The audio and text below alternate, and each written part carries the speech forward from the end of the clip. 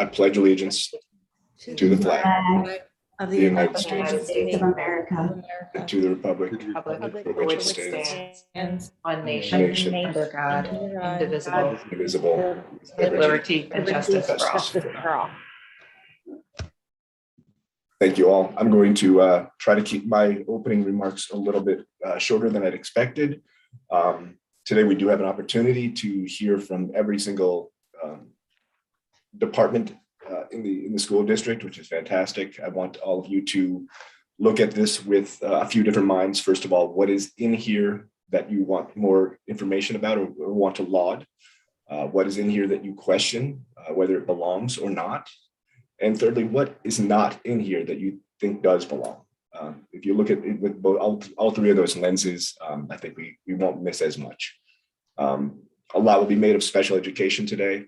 For good reason, it is going up a lot. And looking back over the last 10 years, while our overall classroom teacher count has gone down slightly, special education teachers have gone up by over 26 or 57%. During that 10-year time frame. Para educators have also gone up by 25 during that same time frame. So while the total budget over 10 years has risen by 32%, special education has risen by 79.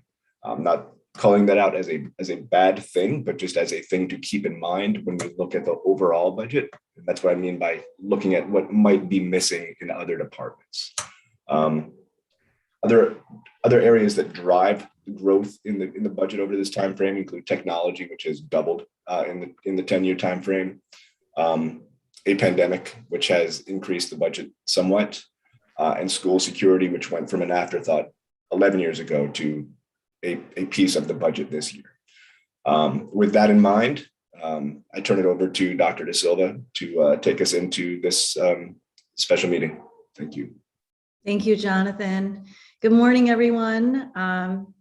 Well, I know it's a Saturday, so I'm sorry about that. But as I shared with my colleagues this morning, I actually very much look forward to this day. I'm proud of the work of all of our team members, our cabinet members, our school-based leaders, our teachers, because they really are incredibly thoughtful, fiscally responsible, and they care so deeply about our students and our families in this community. And that makes me proud. And I know it makes our Board of Education proud. And I'm certain that it does for the community as well. So we have a pretty full day. Structurally, what will happen is each of our cost centers will present. Simultaneously, we will be writing all of the questions down that are asked after the presentation. So we ask that you allow our cost centers to present. And then when their presentations are over, we encourage and know that you will ask lots and lots of questions, and we'll be keeping a memorialized document that we will share with the community and have posted on our website that has the questions and also the answers if we were able to answer them today. In the event that we can't answer them today, that we feel like we need to research that a little bit more, sometimes it's just because of the timing. We'll come back to you either some point today or actually write the question down and answer it hopefully by Monday. There's not a ton of turnaround time, but we will do our best to have questions answered by Monday evening's Board of Education meeting. So in terms of structure, each of our cost centers will present. You'll ask all of your questions. We'll keep a running document with questions and answers, and any questions that we can't answer today, we hope to have those ready for you on Monday evening. If not Monday evening, shortly thereafter, if they require a little bit more work on the part of the administration. We're going to have team members entering the Zoom throughout the day. So sorry for the shifts in your little boxes there. That's going to happen throughout. Folks will text me to see if we're running on time or running late, and allow them to come in and leave and carry on with their Saturdays. There's bathroom breaks built into the calendar, but there is a luxury with Zoom that you can take off your screen for a minute and run to the restroom. We have a lunch break built in, albeit short, to give everybody just a little bit of a walking break and rejuice for the afternoon. So hopefully that's helpful. Again, I'm proud of the work of our team, and I know that today will provide greater context into the district as a whole, which is one of the reasons that we think the Saturday full day is better than 2 weeks of broken up sessions, because it provides you with that global view. We also strategically plan for special education and the curriculum budget presentations to go first. We did that because we felt like that opens up a greater understanding of how those two departments influence and impact the school. And at the end of the day, for the community that's listening, I hope that you feel the way that we feel, in that we work incredibly hard to provide a great experience for our kids, while at the same time doing the best that we can to keep the budget in a way that can be accepted and understood by the community. And we'll continue to do that throughout the budget season. So that being said, I'm going to kick it over to Dawn Norton, who's going to explain this budget book that has lots and lots of numbers and is sometimes hard to follow. And even for myself, I appreciate the refresher each year. So I'll kick it over to you, Dawn. Before you go, I just want to mention to the board members that you should feel free to go off screen occasionally for a couple minutes at a time, but that we'd like you to be in the meeting in general. Thanks. Good morning, everyone. Thank you for spending your Saturday with us. I'd like to start the meeting off by giving you a budget book 101 to help you understand the layout of our budget book and how to read the accounts within each of the cost centers. And a cost center is also known as a department. Next slide, please.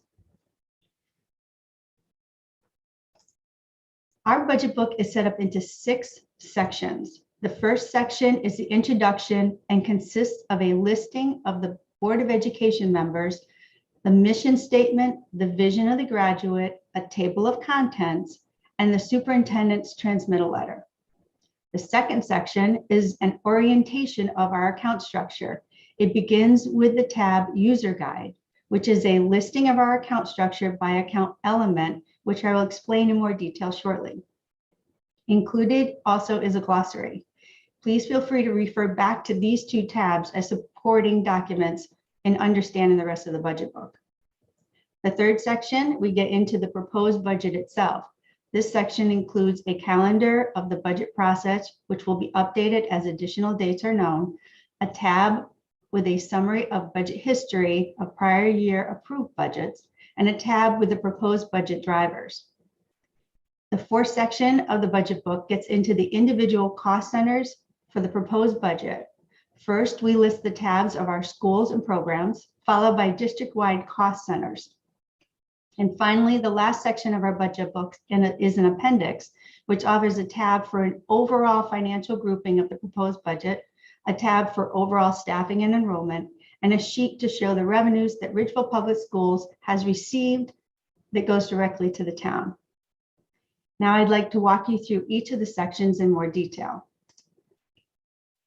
My next 2 slides will walk you through the account structure of the orientation section of our budget book. As mentioned earlier, the user guide tab and the glossary tab of the budget book is a great source to refer back to when trying to understand the account structure as it relates to an expenditure.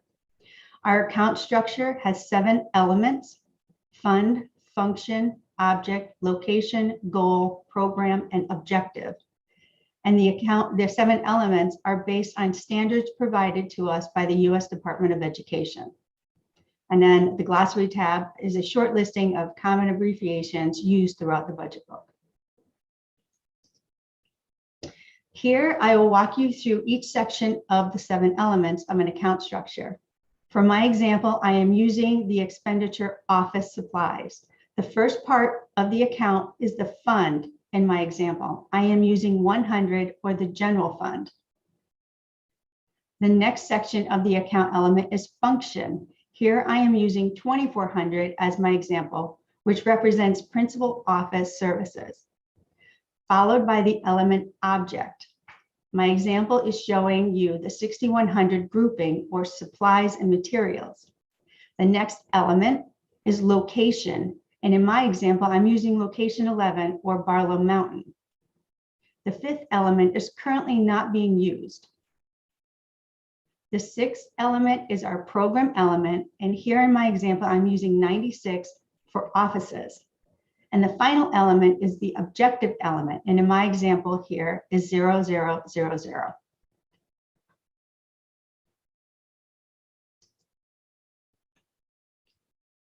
Budget is the third section of the budget book. The budget section includes a financial summary grouping by major categories shown at high-level analysis of the proposed budget. The budget summary tab is a multi-year view of various aspects of our budget. The budget driver tab is a high-level view of the major categories, a more detailed breakout by major object, and the FTE additions and reductions throughout the proposed budget. The fourth section of our budget book is the individual schools and program cost centers, also known as departments.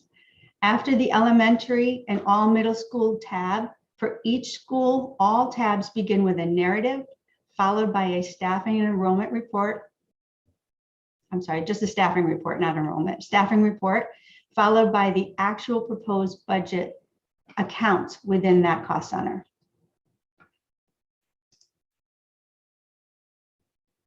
The fifth section of our budget book is the district-wide operation cost centers. Here you'll find a similar setup for these cost centers, a narrative followed by staffing sheet, and finally the cost center's proposed budget, all the accounts associated.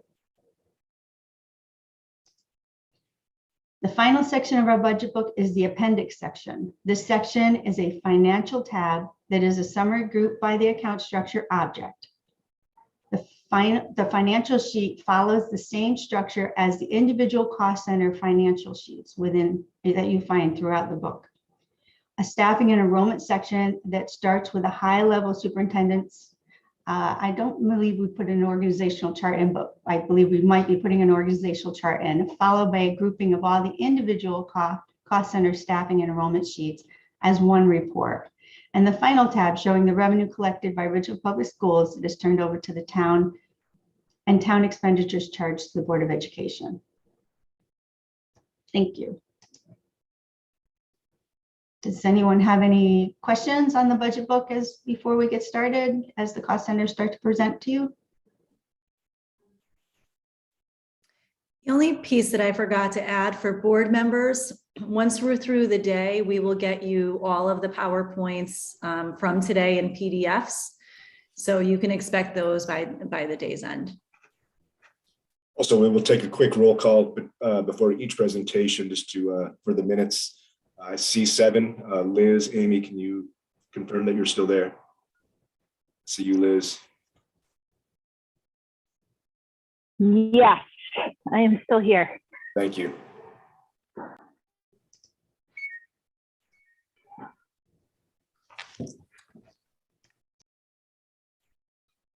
Jonathan, you can see me, right? Selena? Yes, I see everybody. My computer. I apologize for being late. My internet, I'm having internet problems this morning.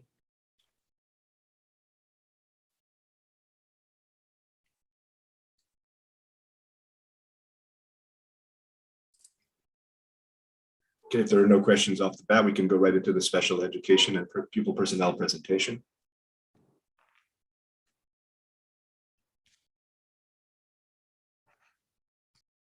Okay. Good morning, everybody. Can you hear me okay? Yes, great. Thank you. So good morning. My name is Liz Hanaway. I am the Assistant Superintendent of Special Services for the Ridgefield Public Schools. And presenting with me this morning is Dr. Anthony Shoa. For new board members, Tony is the Assistant Director of Special Education, and he and I make up the central office leadership team for the Special Services Department. And Special Services includes 2 budgets that we will present today: Special Education, separate from Pupil Personnel.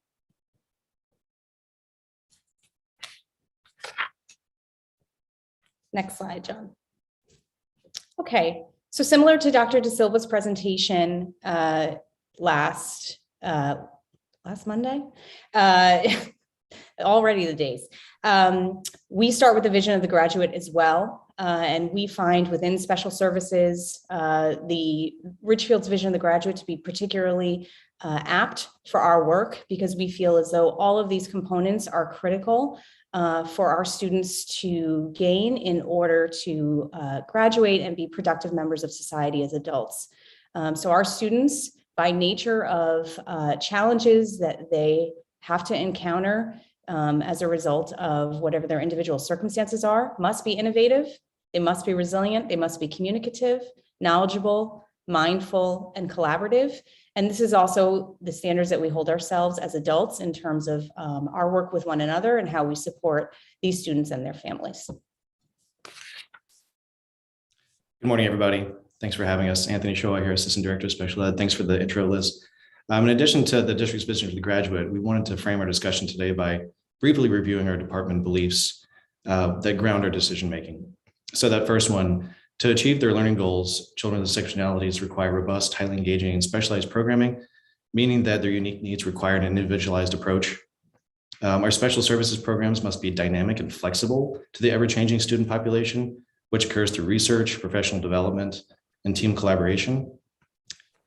Only the most highly qualified and trained special educators and related service providers will be able to meet that.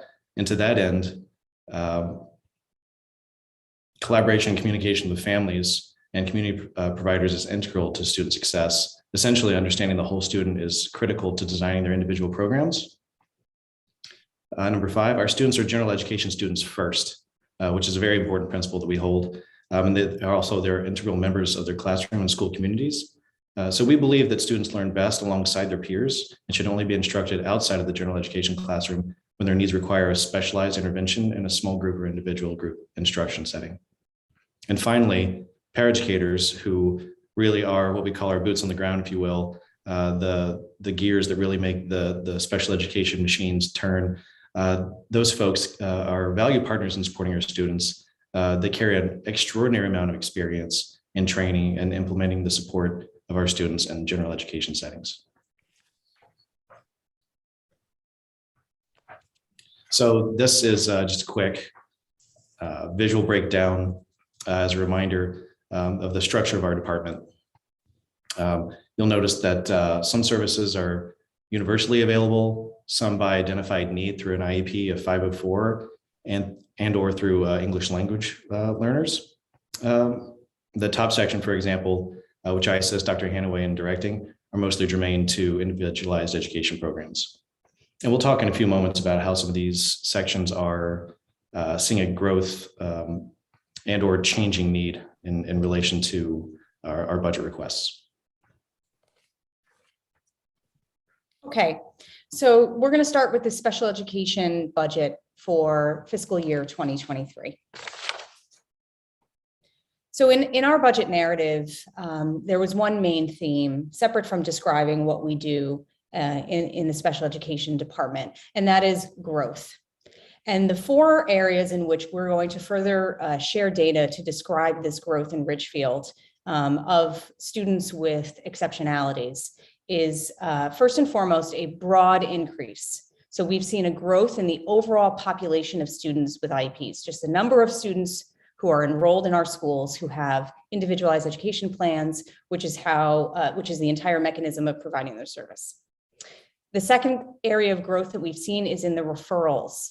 Referrals are the beginning of the process to consider whether or not a student requires special education service. Not all students who are referred qualify for service. However, we have seen an overall growth in the number of new referrals to our special education processes. The third area that we've seen growth in is new students who have moved into Richfield, who had a pre-existing special education plan or IEP from another district or another state. So these are students who are identified elsewhere, who moved into Richfield, and that we have a legal requirement to implement their IEP. They don't go through a new referral process all over again. So they add to our overall population. And we have seen an increase in new students to district who already had IEPs. And the last area of growth that we've seen is just in the provision of services themselves. So we've seen a growth in the volume, type, and intensity of needed IEP services for students who were already enrolled in the district between last school year and this school year. We'll dig into these 4 factors with data in upcoming slides.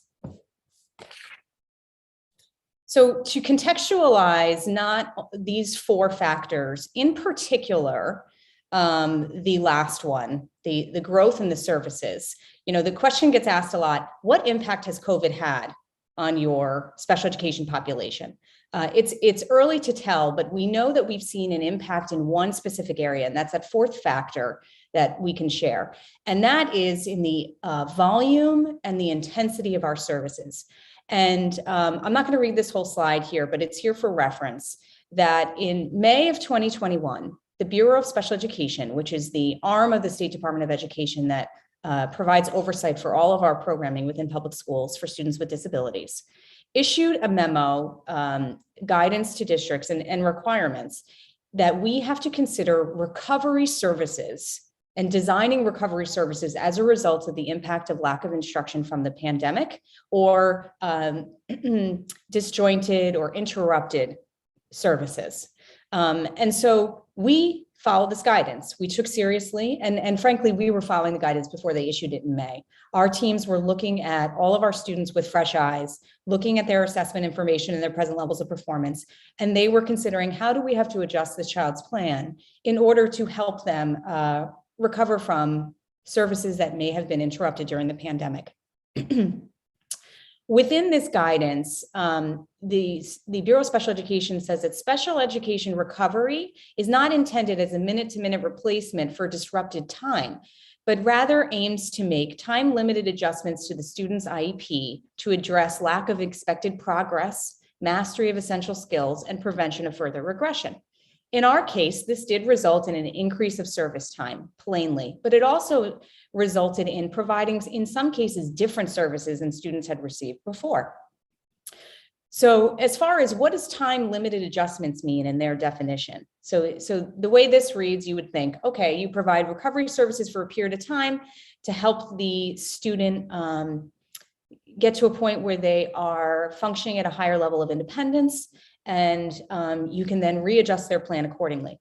Well, we really don't know what time-limited adjustments means. That's going to vary per child. I know that we are too early in the recovery phase from the pandemic to be able to define that. All right, now we're going to take a longitudinal view of that growth and change over time. An initial pressing takeaway that I hope everyone will notice is that the numbers of growth are universally ever increasing, which has absolute funding implications for our programming. We do have to acknowledge, however, that there are a number of variables that go into that growth, which we'll talk a little bit more about. But if we jump to the next slide, you'll see that our neighbors, as part of the district reference group A, all do have over time this five-year table, an increase in their prevalence of students with IEPs. That means that students who have in grades K through 12 been identified as a student with a disability and do have an individualized education program. So you can see Ridgefield along that top line in 16-17 with 9.5% students of the entire population identified with an IEP. And then as of this last school year, 2021, 14.5. And if you look down the table at our neighbors, you'll see that they've all increased as well. The national average for context is approximately 14% as per the most recent analysis. I'll show the total change in this table in the next slide, but for this table, you can see that that universal increase for some is perhaps more dramatic than others. And I did mention that there are a number of factors that go into that. But from these numbers, it's likely that we all know a student who's being affected by the change in intensity that Dr. Hanaway mentioned, and also that no one is immune to the growth in the population of students with IEPs, nor are they immune to the impacts of COVID. So we'll talk a little bit more about that in a few minutes. So the next slide is a simpler one. It just gives a total of that growth from the previous table over 5 years. You can see that Ridgefield from the top line, a 5% growth in students with IEPs as a total percentage of our population is pretty high. It's the highest in our DIRG, the district reference group. But as you can see, our neighbors are all increasing it as well and approaching that national average and the Connecticut average, which is both around 14%. If I could just add to this slide. So this slide shows us in very different from our neighbors right now. We do not yet have a conclusive response to why our growth is faster than that of our neighbors. I do know this, it is not one factor. There are multiple factors. One being the population of the town of Ridgefield in terms of individuals moving here. And I'm not just talking about kids in the K-12 population, but when we dig into our preschool numbers a little bit more coming up, that is a huge indicator of the change in our population, because those are families just moving to town or folks who are already here. But we are taking, strong notice to the fact that we are different from the rest of the districts in our district reference group. And we are working through trying to analyze that data to understand why. There's also a larger factor of identification rates from years ago and what could have been the factors that led to where our starting point was. So this is a number that made our eyebrows rise a little bit, and that we are in the process of trying to analyze better to understand what the factors are that are contributing to this rate of growth. But it's not COVID alone, that's for sure. COVID absolutely plays a role in it, but there are multiple factors. Okay, next slide, please. Okay, so let's dig into this growth by data. So this slide represents our referrals to special education. So these are students who are not identified as having a disability, and either the school, their family, a community, or the community, the community at large could be a daycare provider, it could be a pediatrician, it could be a private therapist, makes a referral to the school district. It says, I'm concerned that this child may have a disability. The top chart shows our pre-K referrals, and none of these come from the school district. We do run what's called a child find process, where we allow parents to sign up and bring their child in for a series of activities across language, social, behavioral domains. And we give parents feedback in terms of students meeting, developmental milestones at the early ages. But on the whole, the vast majority of referrals in preschool come from the community, or they come from the birth to 3 early intervention state system. And so as you can see here, from 17-18 through 2021, a very significant increase in the number of referrals. Again, not all these students are eligible, but this is a really good data point to look at. People are at the families at the young ages are in Ridgefield, whether they are coming to Ridgefield or they were already here and had children. I can't answer that question. The 1920 school year, that is when we had the COVID shutdown from March through June, which slowed referral process down dramatically. But just as of January 15th of this year, we have documented 60 referrals. Again, not all those students may be found eligible, but we are I don't think we're right around the halfway point of the year, or not fully at the halfway point of the year, and we are at 60 referrals. So this is a dramatic increase year over year in preschool. And then at the K-12 levels, we've seen, if you were to plot this out from 17-18 through 2021, again, a slowdown, but in 19-20 because of the COVID shutdown, but a huge increase between 17-18 and 18-19. I'm trying to understand that increase. That's before my and Tony's time, so don't quite have all the answers to perhaps what led to that big jump. But overall, if you were to plot this out over 5 years, the trend on the graph would be a pretty good slope of an increase in referrals for K-12. Extended school year data, ESY, that's our summer programming students who are eligible. There's an eligibility process for extended school year programming for students who have disabilities, but our numbers have increased pretty dramatically. In the spring of 2020, the State Department, the Bureau of Special Education made clear to districts, utilize your extended school year programming to support students who have been impacted by the pandemic. But we've had a pretty dramatic increase since the 2019 ESY.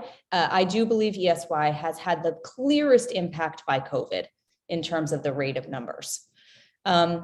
Another data point that's important, and this data point transcends special education and pupil personnel, because students who benefit from this service equally have IEPs and those who don't. And that's our homebound and specialized tutoring. These are students who also should say hospitalized tutoring. So we've seen an increase in that number as well. And then if you look at our cohorts of RISE program students, RISE is our Ridgefield Intensive Special Education Program. That is for our most complex learners that requires usually the highest provision of services and the most coordination of services. It's a very successful, well-designed program in district. Our RISE cohorts have grown from 2021, 55 students this year to 67. The average number of students in a RISE cohort is about 8 due to the nature of the complexity of the group. So a 12 student difference is 1.5 cohorts. Okay, so I mentioned before about the increase in students coming to town with pre-existing IEPs.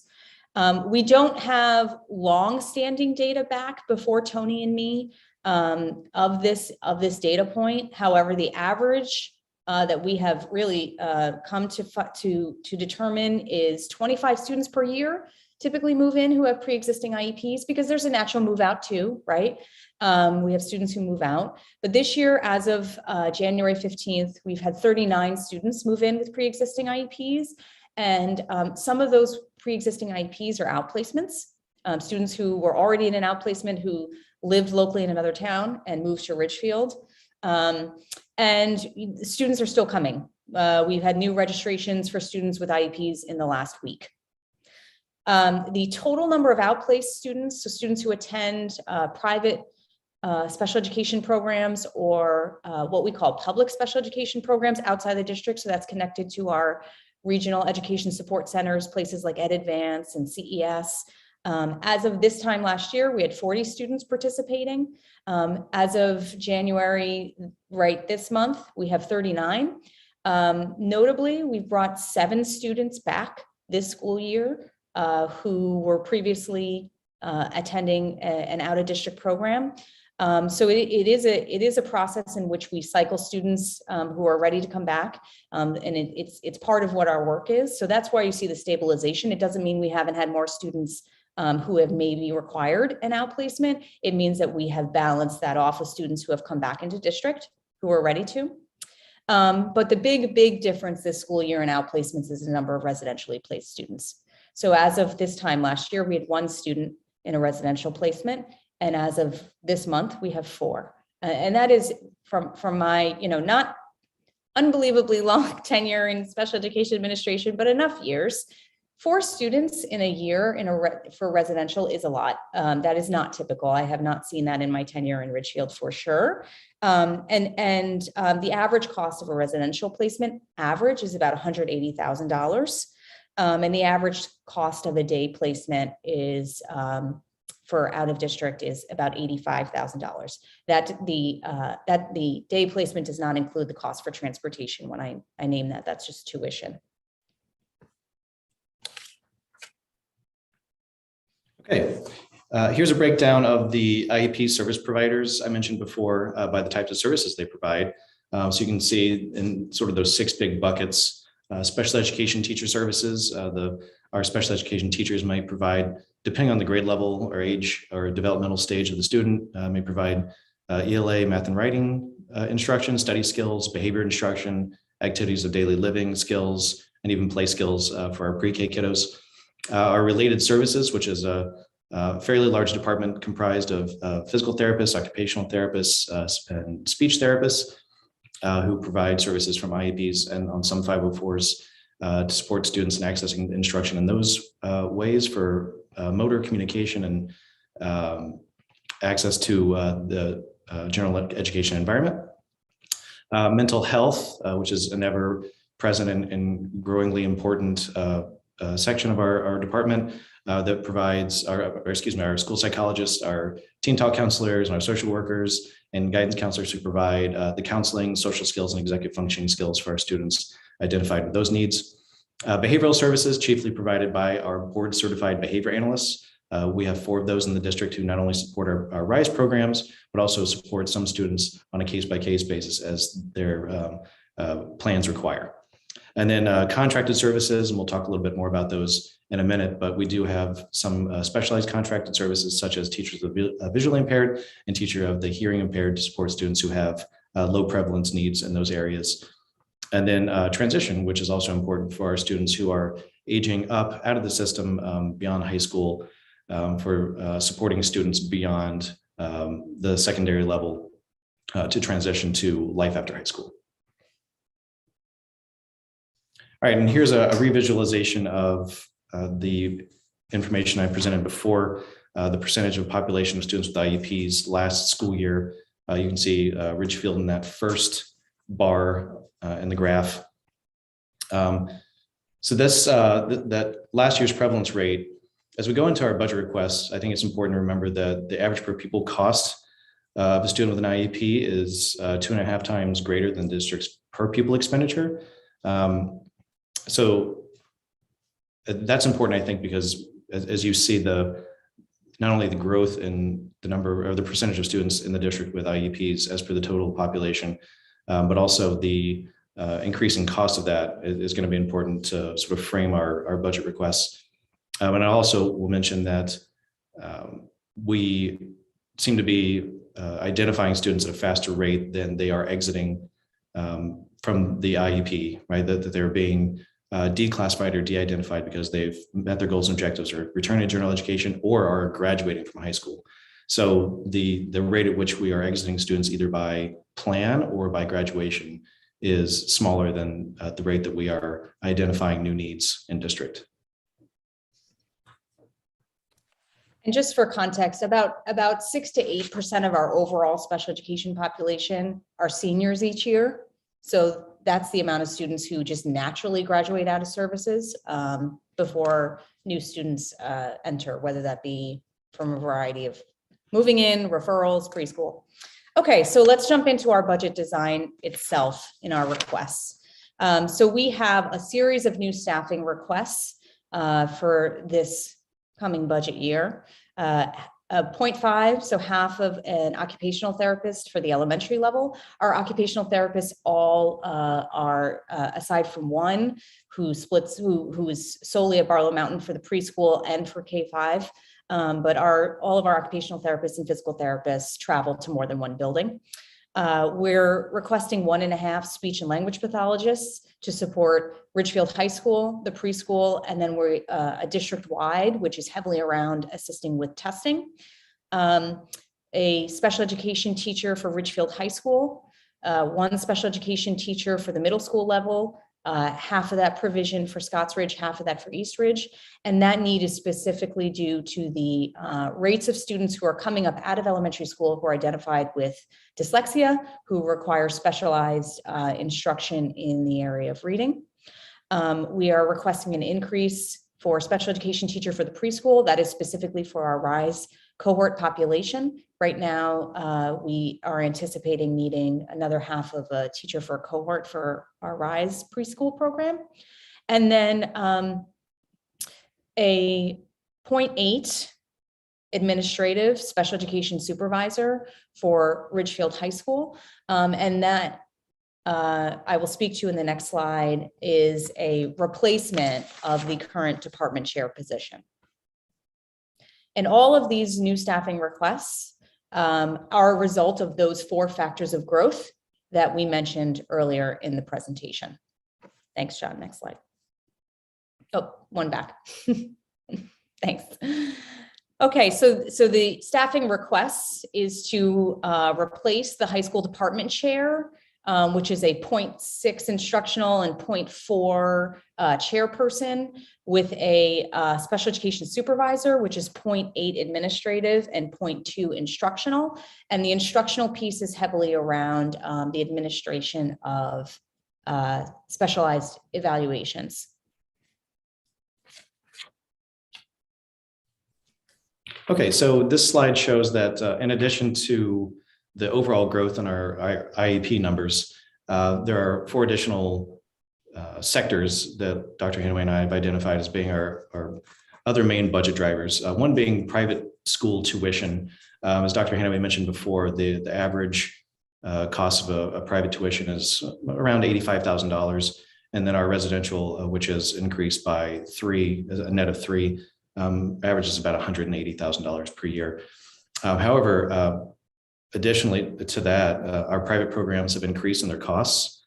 That's partially a product of COVID, partially just because they have payroll needs that cause their overall tuition increases over the year, transportation included, and more students required residential programming, as I mentioned, which is the most costly type.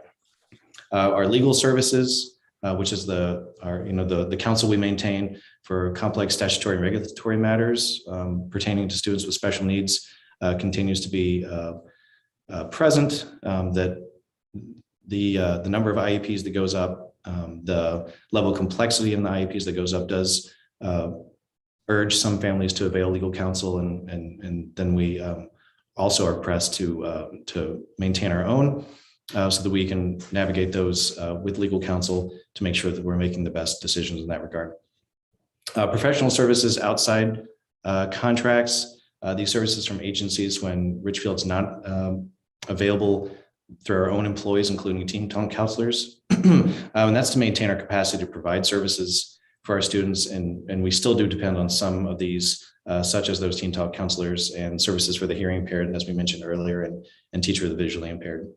And then finally, professional development, as I mentioned before, these specialized trainings that we conduct to make sure that we can program for our more complex learners in district.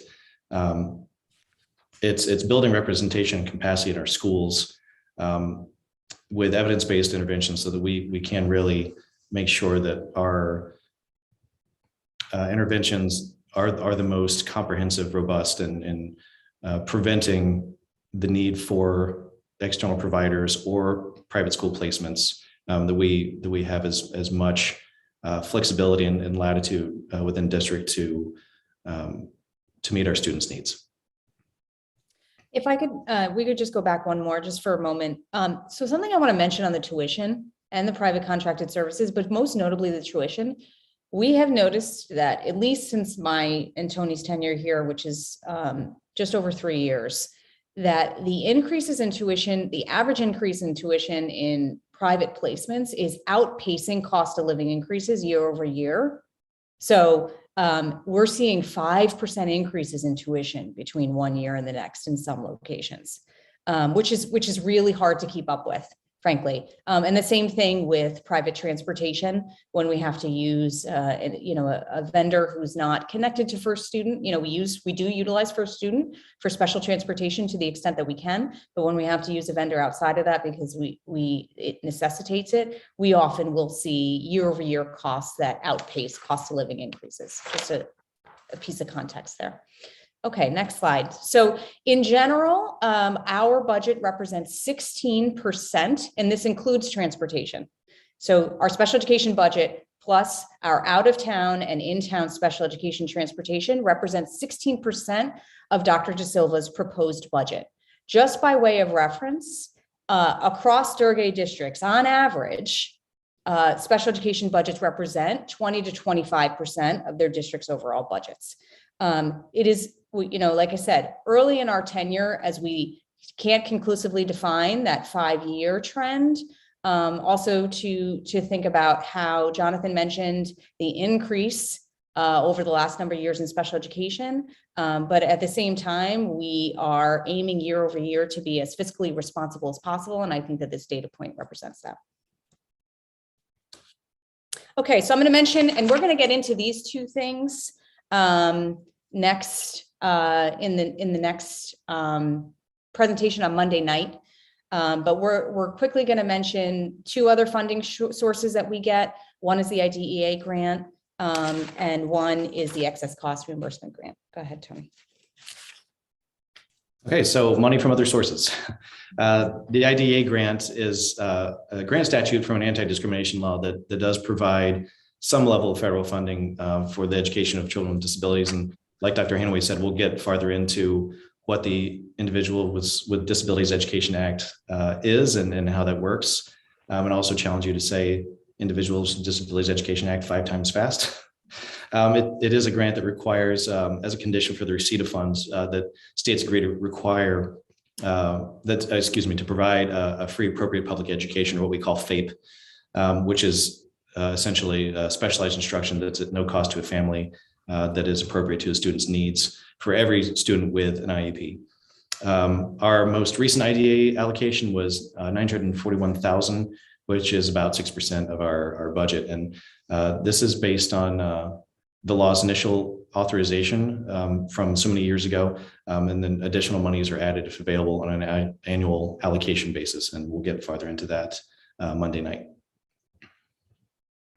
All right, and the other one is our state-based excess cost reimbursement grant. And also say that 5 times fast. ECR is a partial reimbursement grant from the state when the district spends more than 4.5 times per pupil above the for a student with an IEP above the average cost, and that's which is 2 to 2.5 times per pupil. Excess costs is a calculation whose product is a function of our per pupil amount, like I said, creating a funding threshold, which goes up as our per pupil amount increases. For the 21-22 year, our PS threshold for eligibility was $97,000, which is a pretty high mark for students to cost more than that. You can imagine there's not all that many students in district who would, or out of district, who would meet that threshold. And we'll talk a little bit about how that number has increased over the years. This means that we have to spend over that amount prior to receiving any level of reimbursement. Connecticut will reimburse districts a percentage of that amount over the threshold. And we'll be talking about more about this on Monday and how that's changed over time. Based on the reduction that the state of Connecticut has availed to us over the years, we've reduced our own amount in the budget for reimbursement from this due to the variable percentage. And we're expecting and planning for it to be reduced annually over time. Okay. So we have a series of cost containment strategies for the sake of making sure that we get to the pupil personnel budget. I'm not going to read these to you, but there are some tried and true known beneficial cost containment strategies that you're not going to see a big change in strategy year over year that maintain the quality and equity of programming for students. So there's never going to be a cost containment strategy that we ever pursue that comes at the cost of quality and equity of programming for students. However, there are some that have proved beneficial for us over time. I will note that this first one has been one that the district has utilized, particularly with our private contracts in the last 3 years, that we've seen a lot of cost savings for in moving in-house with our services. Sometimes it's possible, sometimes it's not.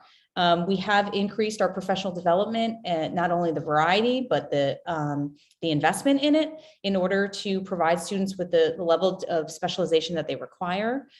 Transportation, Susie had spoken to the board previously that we are looking into owning a vehicle for next school year to see how we can contain some transportation costs as a result. We also pursue ride shares with other districts to the extent that it's possible to control those costs. And in some cases, believe it or not, going with an outside provider for something like a tutor for a homebound ends up costing less money. So long as the quality is the same, then we will consider that. And just generally the negotiation of a rate or a contract. Right, yeah, those are the main cost containment strategies. So I'm going to shift now to the pupil personnel budget, which is far smaller than our special education.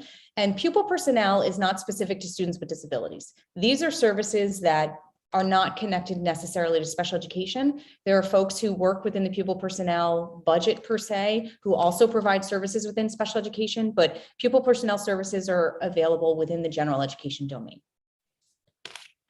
So these are the types of services that are available through pupil personnel. Section 504, which is identified supports, accommodation plans, and in some cases services for individuals who are identified with an impairment who do not require special education services. I will have you take note though, the number of students in district who we have who are eligible through supports under our 504 plan is 510, which is 11% of our population.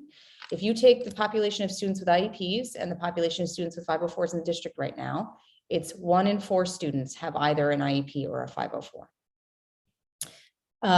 Our English learners is a very small proportion. We have 53 students right now in district who qualify for English learner services. School counseling, which is available at the secondary level and provided for all students. The average students per counselor is about 190, which is right within the average across other middle and high schools in our area. And school nursing also falls within pupil personnel, which we know impacts the whole school and the whole district.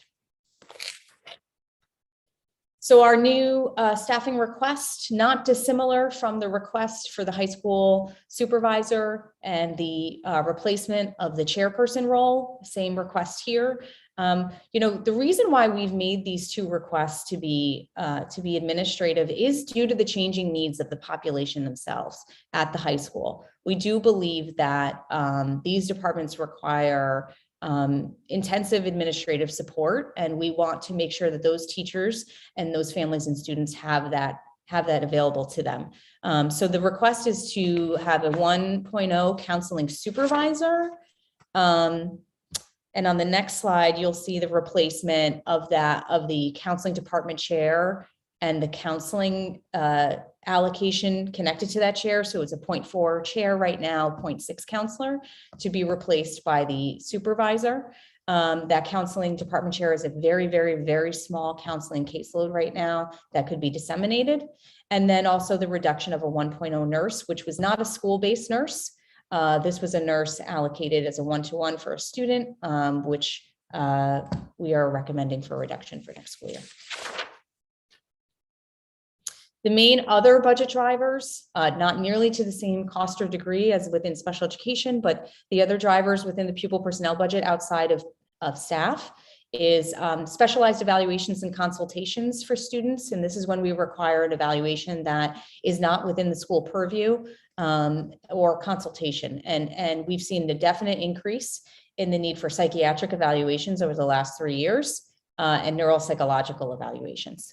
Homebound and hospitalized instruction, while I presented you the data point on that in special education, the actual payment of it goes through pupil personnel. And we've seen a general increase in that, but these are not all school year most of the time. These are temporary. Some of them can be longer term, but it's not a designation of instruction. It's instruction needed while the child is receiving medical services. The protocols and evaluation materials that our own in-district evaluators use are very expensive. And so that is a budget driver within the pupil personnel, heavily for our school psychologists, but also for evaluators in other domains. And then medical supplies for our health offices. This is a consistent cost for the pupil personnel budget each school year. Okay, so Tony made mention of it earlier on, but I want to say again, we are all connected to children who benefit from our special education pupil personnel services in terms of, I mentioned 1 in 4. So that means someone in our home, in our extended family, our neighbors, our kids' friends, somebody who we're connected to in the community. This isn't, another group. This is connected to all of us. And so with that said, I just thank you all for your support. I have found this board to be incredibly thoughtful and supportive around special education, which we know really is a difficult conversation around budget. So we're incredibly grateful for your support. Special education and pupil personnel staff members, though, don't just impact students with exceptionalities. All students benefit. So many of these folks are co-teachers in general education classrooms. And those kids who don't have IEPs benefit from that individual also being in the room. These providers consult and coach with general education teachers to the benefit of all students. General education teacher skills improve as a result of these consultations and collaborations. Our special ed and pupil personnel providers are active members of schools. They advise clubs, they coach, they chaperone school activities, they serve leadership roles in their schools. And they're also a part of the overall school goals. They're not a separate entity. They're a part of the whole school effort towards achieving school and community-wide goals. So I think we got through it with 4 minutes, but I don't know if that 4 minutes was supposed to include the questions too. So It was, Dr. Hammond. shucks. Okay. Do we have some questions? Who wants to start us off here? Sean, I see your hand first. First of all, great job.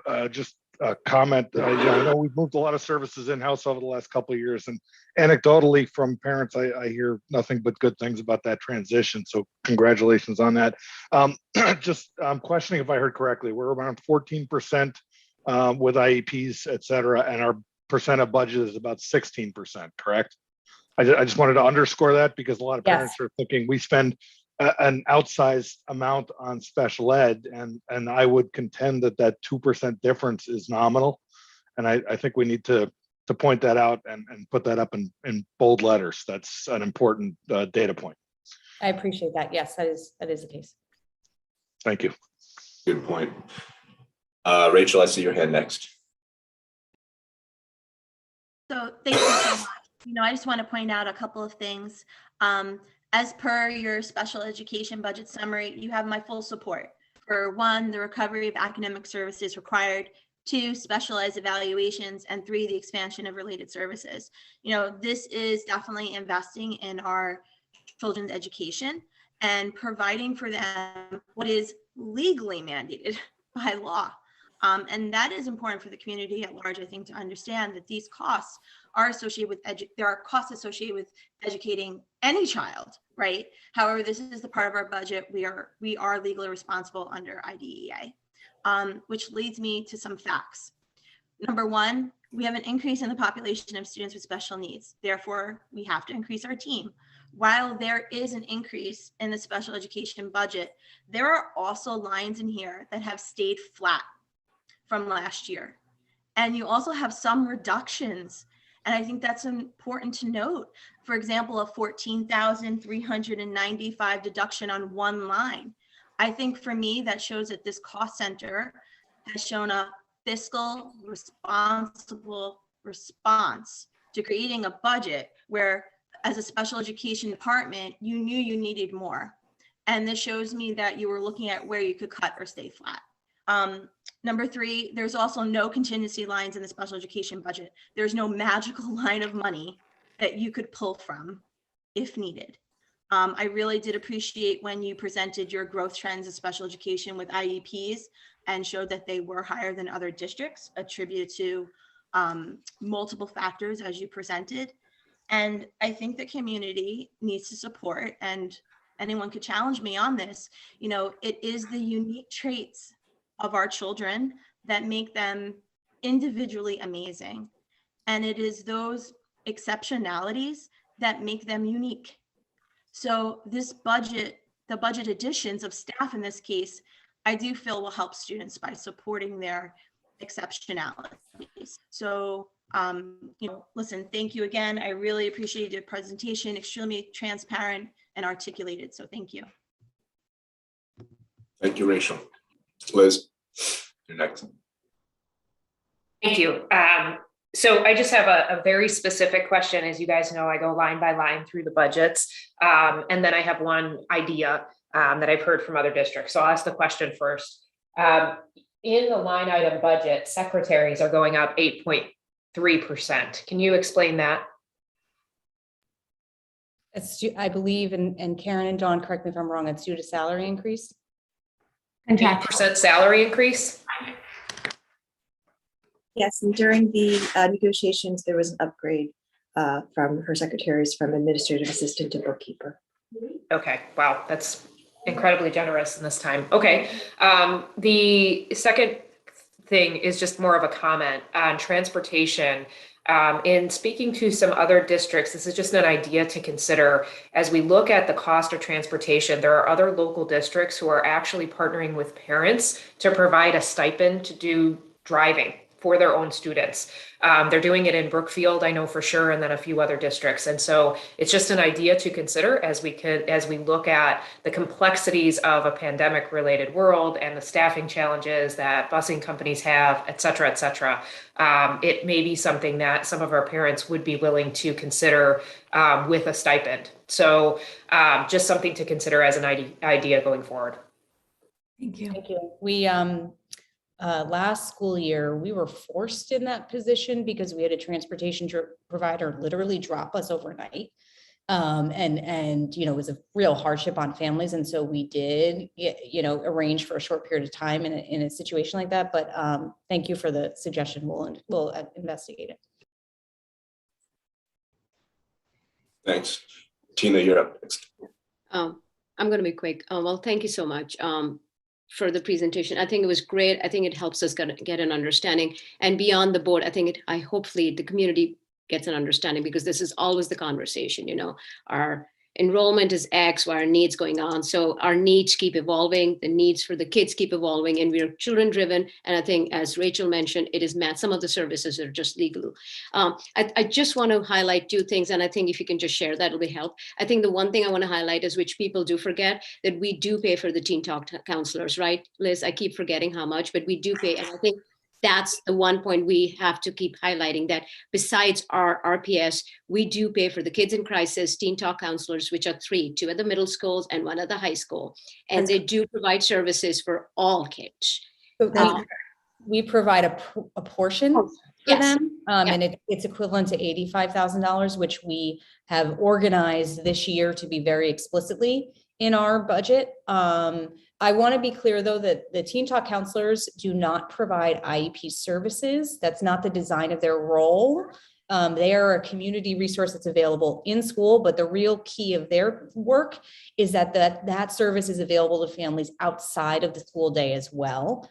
So it is a very unique specified role, but yes, we pay a portion of it. Yes, and I think that's important.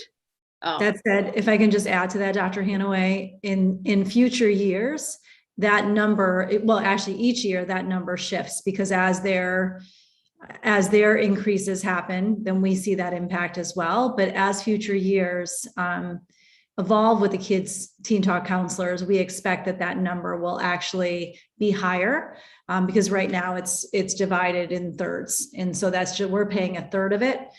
So as that second population no longer pays, and then we'll be paying half alongside the town. So it is something that we're going to have to continue to keep our eye on. And yes, that's what I wanted to highlight, because I do understand that the needs will evolve. I mean, we have heard this, you mentioned this, COVID will have an impact. We just don't know how. And we are seeing something, but, you know, mental health is coming up more and more. So I believe that it's important that we acknowledge that as a board, and as, you know, when the Board of Selectmen and Board of Finance look at our budget, they understand that too, that our needs are organic. Our kids will require services or help as and when. So it's almost impossible to predict. My other quick question is, just for the sake of everybody listening, what is the role of the counseling supervisor at RHS? Is it better if I ask it when the high school presents, just so that we understand how it affects, how it links to children and the school as such? I do think the high school can elaborate further, but I'll answer briefly. I think what you saw the last board meeting, in terms of what the content of the presentation was and the initiatives of the department, we believe that even more expansion and the quality of the programming could be achieved, and the goals, if that position was shifted to a supervisor role. It also then expands that position to be 12 months, which is an important factor, because much of the work around that happens during outside of the school year. But I'll let the high school expand even further when they speak. If I may, just for a moment, the decision around the high school assistant principal, the shift from the high school assistant principal and the 2 12-month positions that are in Dr. Hanaway's budget did yield a budget savings, there's no doubt. And that's important. And we did look at creative options to save money, while at the same time, we looked at the needs of the high school, whether that was in special education, whether that was in the school counseling department, whether that's a 10 months versus 12-month need. And what we found is that school counseling isn't just September to June. Families are asking a lot of questions, whether that's around scheduling or the placement process for college, et cetera, in addition to just additional supports. And so, you know, I know that Dr. Greenwood will speak about that, and it is sitting in Dr. Hanaway's budget, which can be a little bit confusing. But at the same time, the reason that we felt comfortable and confident making this recommendation while we were removing an assistant principal at the high school when enrollment isn't changing is because we really believe that it was tailored to what we're seeing as the greatest need at this moment in time. And that is what school districts do, good ones, is they continue to look at their data and just aren't in a fixed mindset of this is the model we have. This could shift 5 years from now as well, when we're seeing a different trend in education. But this is the trend that we're seeing now. This is what our population of families need.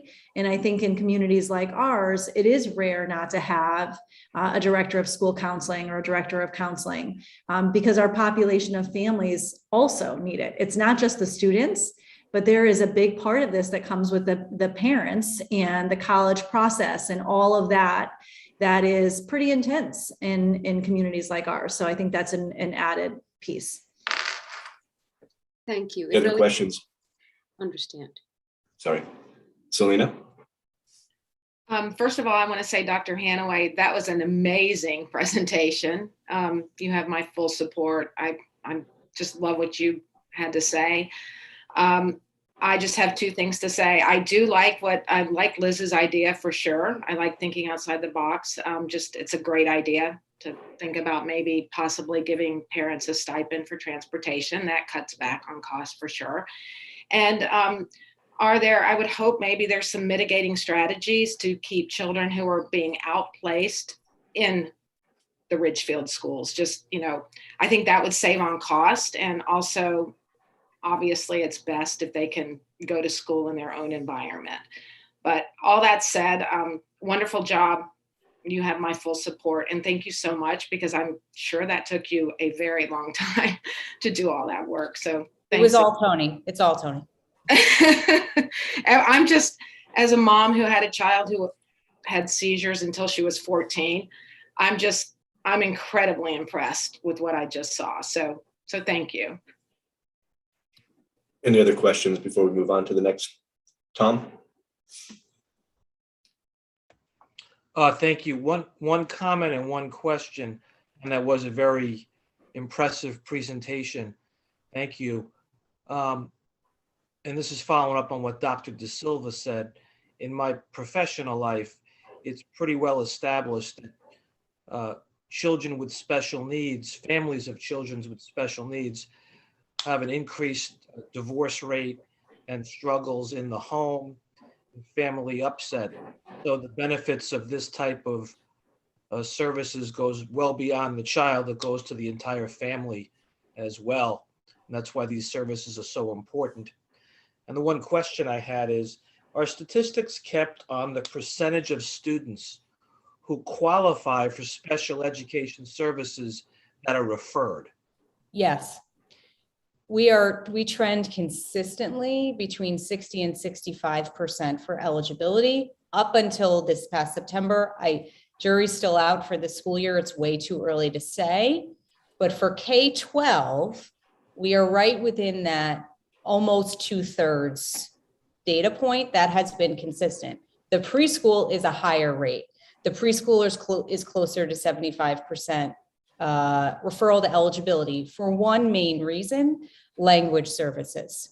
At the preschool level, the vast majority of students who qualify require some level of language services, but we provide what's called itinerant service, which means they don't require our full preschool program. They require direct language service. So maybe 1 time a week or 2 times a week, the student will receive that itinerant service.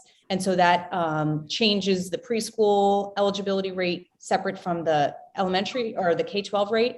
But what I would counter that with is our preschool also has a higher rate of exiting students out of special education when they get into elementary school because of that early language need. They got what they needed and they often move on. But we are consistently in the realm of just under 2/3 eligibility for K-12.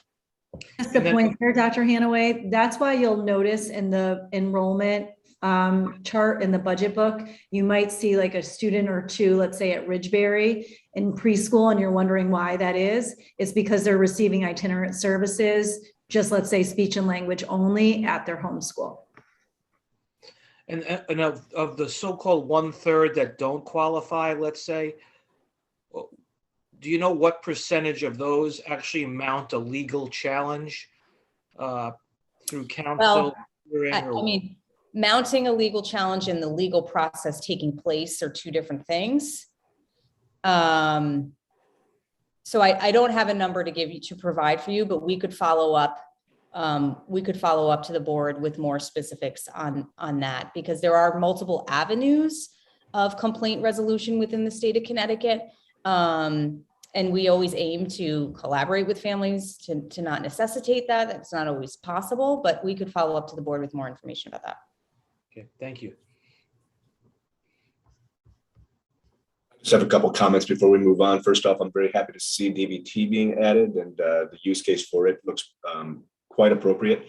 And second, the whole 16% of budget versus 20 to 25 across the DIRG, I think, depending on how heavy a lift it is, it could be useful as we speak with others in the community and other boards to show how we are achieving that, roughly $5 million savings in the department.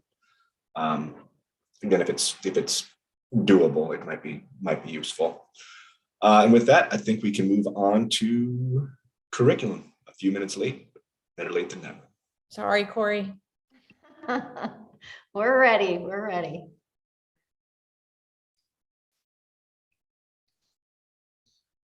So good morning, everybody. My name is Corey Gillette. I'm the Assistant Superintendent for Curriculum and Instruction. And we are, as Dr. De Silva said, really excited to present our budget to you today, because we are so proud of all the work of our central office team and our building teams. So before we begin, I'd like to have my staff take a minute to introduce themselves, because they are a pivotal part of this process and were key in developing this budget. Good morning, everyone. I'm Linda Johnson, Director of Elementary Education. Good morning, everyone. I'm Jeff Corbishley, the 612 Math and Science Supervisor. Good morning, everyone. I'm Dr. Annie Tucci, 612 Humanities Supervisor. Great. Next slide, please. So the purpose of our presentation today is to provide a clear understanding of the proposed curriculum budget for fiscal year 23.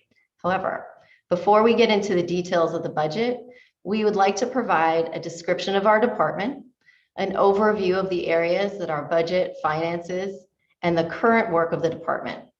When we move into an explanation of the fiscal year 23 budget request, we will break down how the budget was built and what themes are driving the budget.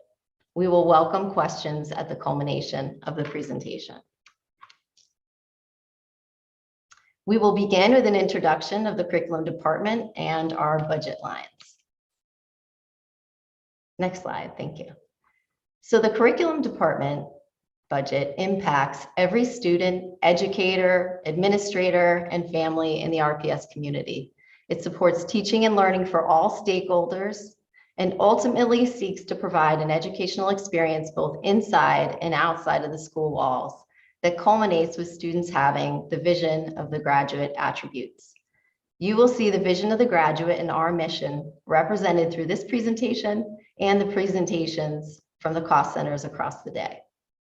The mission and the vision of the graduate, as Dr. De Silva said, as Dr. Hanaway said, both serve as Ridgefield Public Schools' North Star as we make plans for moving forward into ever better practices and experiences for our students.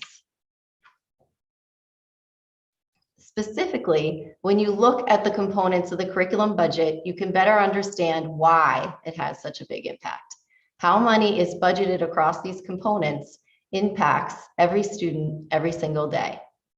So to break it down, professional learning This budget holds all of the professional learning opportunities for teachers and administrators K-12.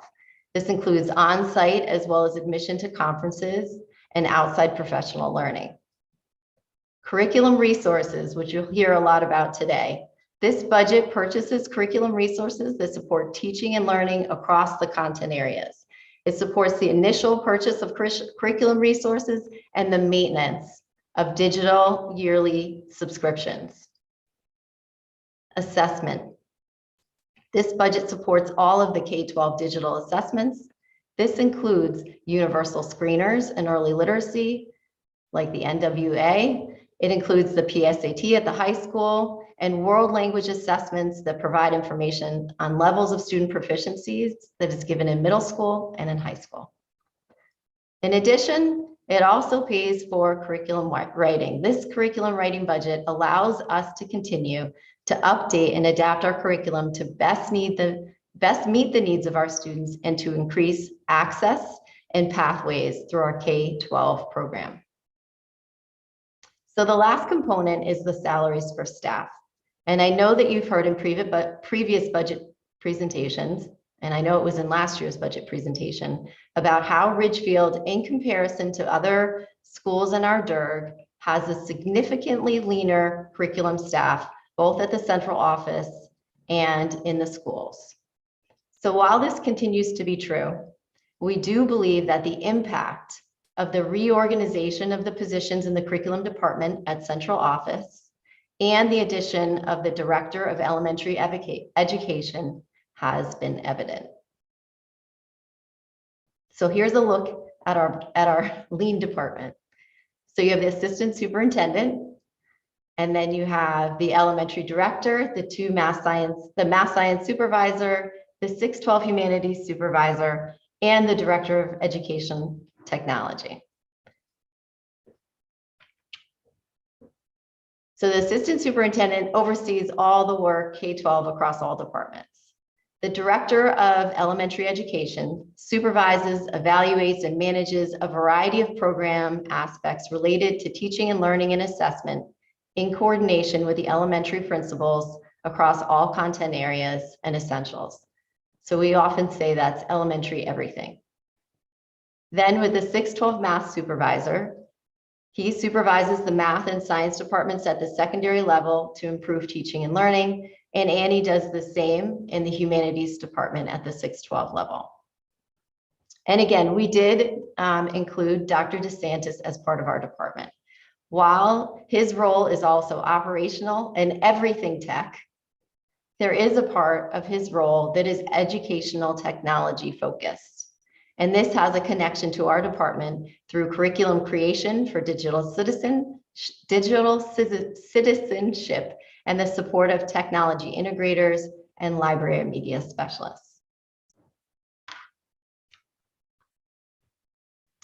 So in order to provide context for the budget requests that we're asking for in fiscal year 23, we want to take a minute to give you a quick overview of the current work of the department as we implement the budget and district priorities for fiscal year 22. The 21-22 school year district priority presented to the Board of Education at the beginning of the year for our department is to create an equitable, aligned, high-quality experience for all students pre-K-12 with the support of a comprehensive memorialized curriculum. So this central priority is representative of the other priorities you see here. To highlight a few, technology initiatives to support access and develop digital literacy skills, a study of our existing tools for social emotional learning in order to determine if our learning environments are welcoming for all students, and the continued engagement in the study of innovations across our field. When you look at the goals that were presented to you last year during the budget process, during this exact same budget presentation last year, you can see that our central office and building-based teams are already hard at work realizing the outcomes from those goals. To highlight a few, we have implemented a phonemic awareness curriculum resource and are about to select a phonics resource that will be used across all of our 6 elementary schools. We have dedicated professional learning time for departments to address missed learning, to make plans to meet students where they are, as well as common access to curriculum materials and pacing guides. We've provided staff development around intervention tools and calibrated structures for intervention. We've given all departments repeated and equal access to collaboration time and professional learning opportunities. So here we go. Fiscal year 23 budget themes and focus points. With a new team in place, we spent a lot of time reflecting on where we are as a district, collecting feedback from different stakeholders, studying past budgets down to specific budget lines in order to fully understand where we are as a district and a department before we created a plan to move us forward into the proposed budget for fiscal year 23. So here is a breakdown of our process. We gathered information, sorted it, assessed it, and then prioritized. We gathered information from stakeholders on needs, studied information from state mandates and recommendations. We sorted requests, looking for opportunities to share and maximize efficiencies. We assessed past and current purchases and professional learning opportunities. And finally, we prioritized by determining what we feel will have the biggest impact on our goals moving forward and what focus points are for now and which are for later. In our curriculum presentations to the Board of Education, we always conclude our presentation by offering suggestions for innovations and next steps for the department. While we have, and you've heard, many ideas for innovations across departments that we plan to implement, we also have an understanding of the entire budget landscape and the needs and requirement that this budget, fiscal year 23, already holds. Therefore, this budget includes, that we're presenting now, all of the first steps as we move forwards to larger innovations represented in budgets to come. So after going through that process, we identified 3 different themes for our fiscal year 23 budget. Focused. The budget is focused on current student needs, moving past initiatives forward, and this budget is designed for long-term investment in teaching and learning. It's equitable. This budget provides equitably distributed professional learning and curriculum revision and creation opportunities across all departments and all levels. Transparent. We work to make this budget transparent by revising and adding lines and descriptions in order to offer more transparency into the spending of the department and the district. So from these themes, we generated the following focus points. Social emotional learning continues to be an area of focus. And I know you've heard about this in previous presentations and you will moving forward today. The budget supports the continuation of the work in this area.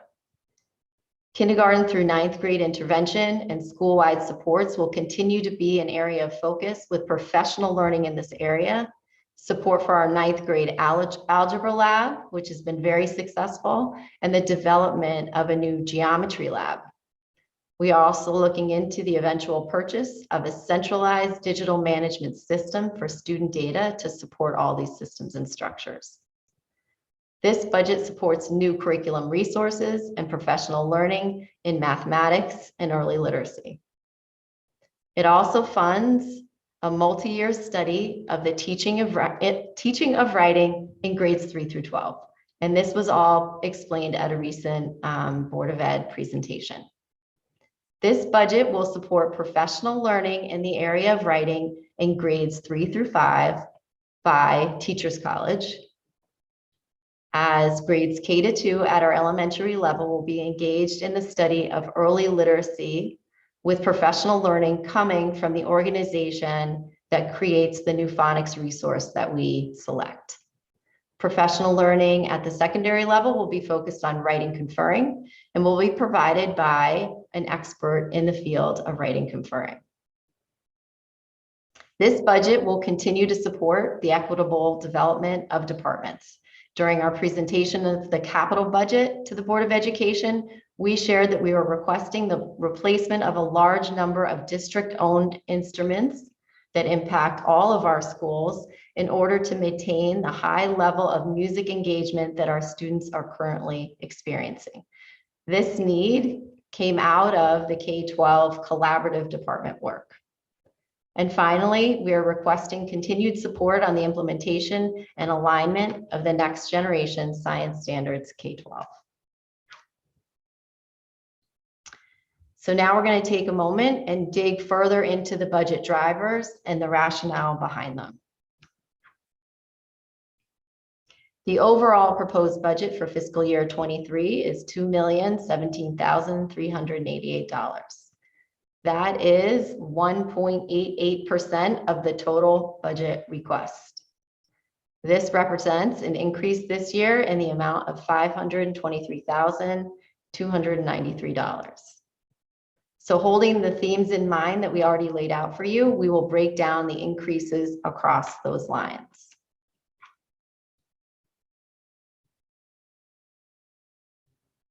As a result of focusing on current student needs, moving past initiatives forward, and designing for long-term investments in teaching and learning, we are requesting increases in math and social studies resources, as well as initial purchases.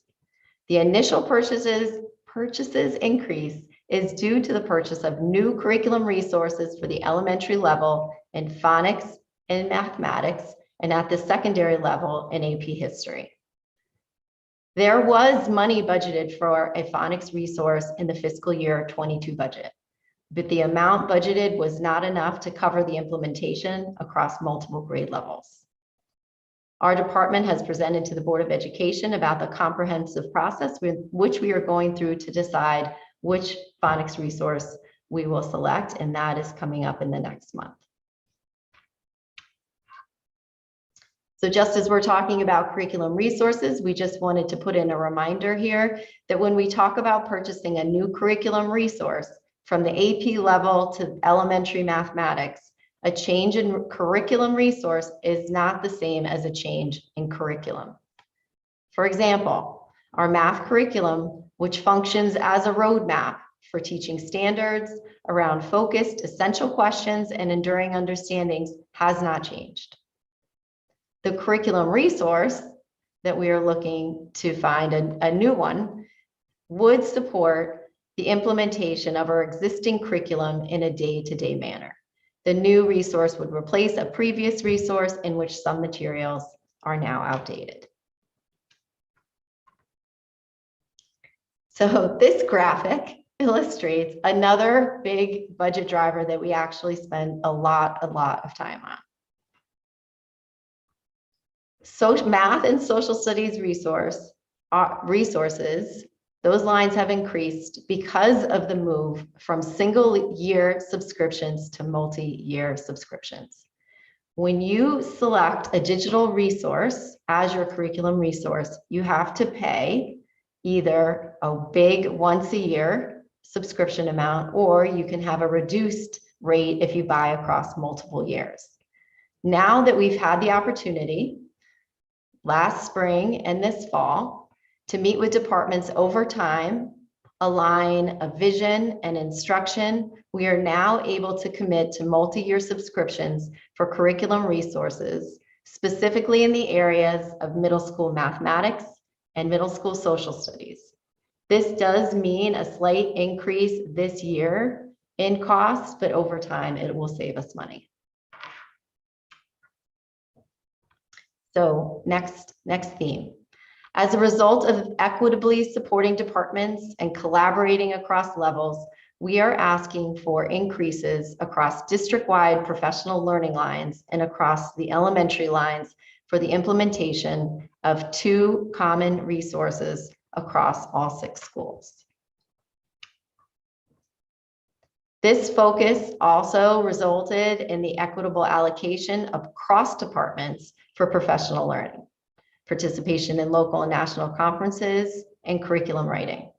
We believe very strongly that our current students should not have to wait for us to focus on a department in order for those teachers to have access to professional learning and the time to collaboratively grow their departments. Finally, and in order to be transparent, we revised and added lines and descriptions to offer more transparency into the spending of the department. An important and very time-consuming part of this budget process is that sorting. We engaged in a massive sorting project around digital resources and assessments. As a result of the pandemic, we were given lots of free access to digital tools that then quickly became much higher priced and no longer free. So we equated this sorting process to the untangling of Christmas lights before the holiday season when you pull them out of the basement and they are in a huge tangled ball. We assessed each resource and asked ourselves if it delivered curriculum or held content. If it delivered content, we moved it out of the tech department line and into the new digital instructional tools line and curriculum that we created. This would include a tool like Dreambox that we use to support elementary mathematics, or a tool like Newsella, which is a social studies tool, which is used in grades 2 through 12 to support current events and nonfiction reading. So while those were previously paid under the tech line, we have now moved them under curriculum because they support curriculum and instruction. If it held content, we left it in the technology department budget.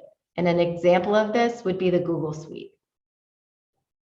We did the same untangling process with any of the digital assessments that support teaching and learning that were previously paid by the technology department.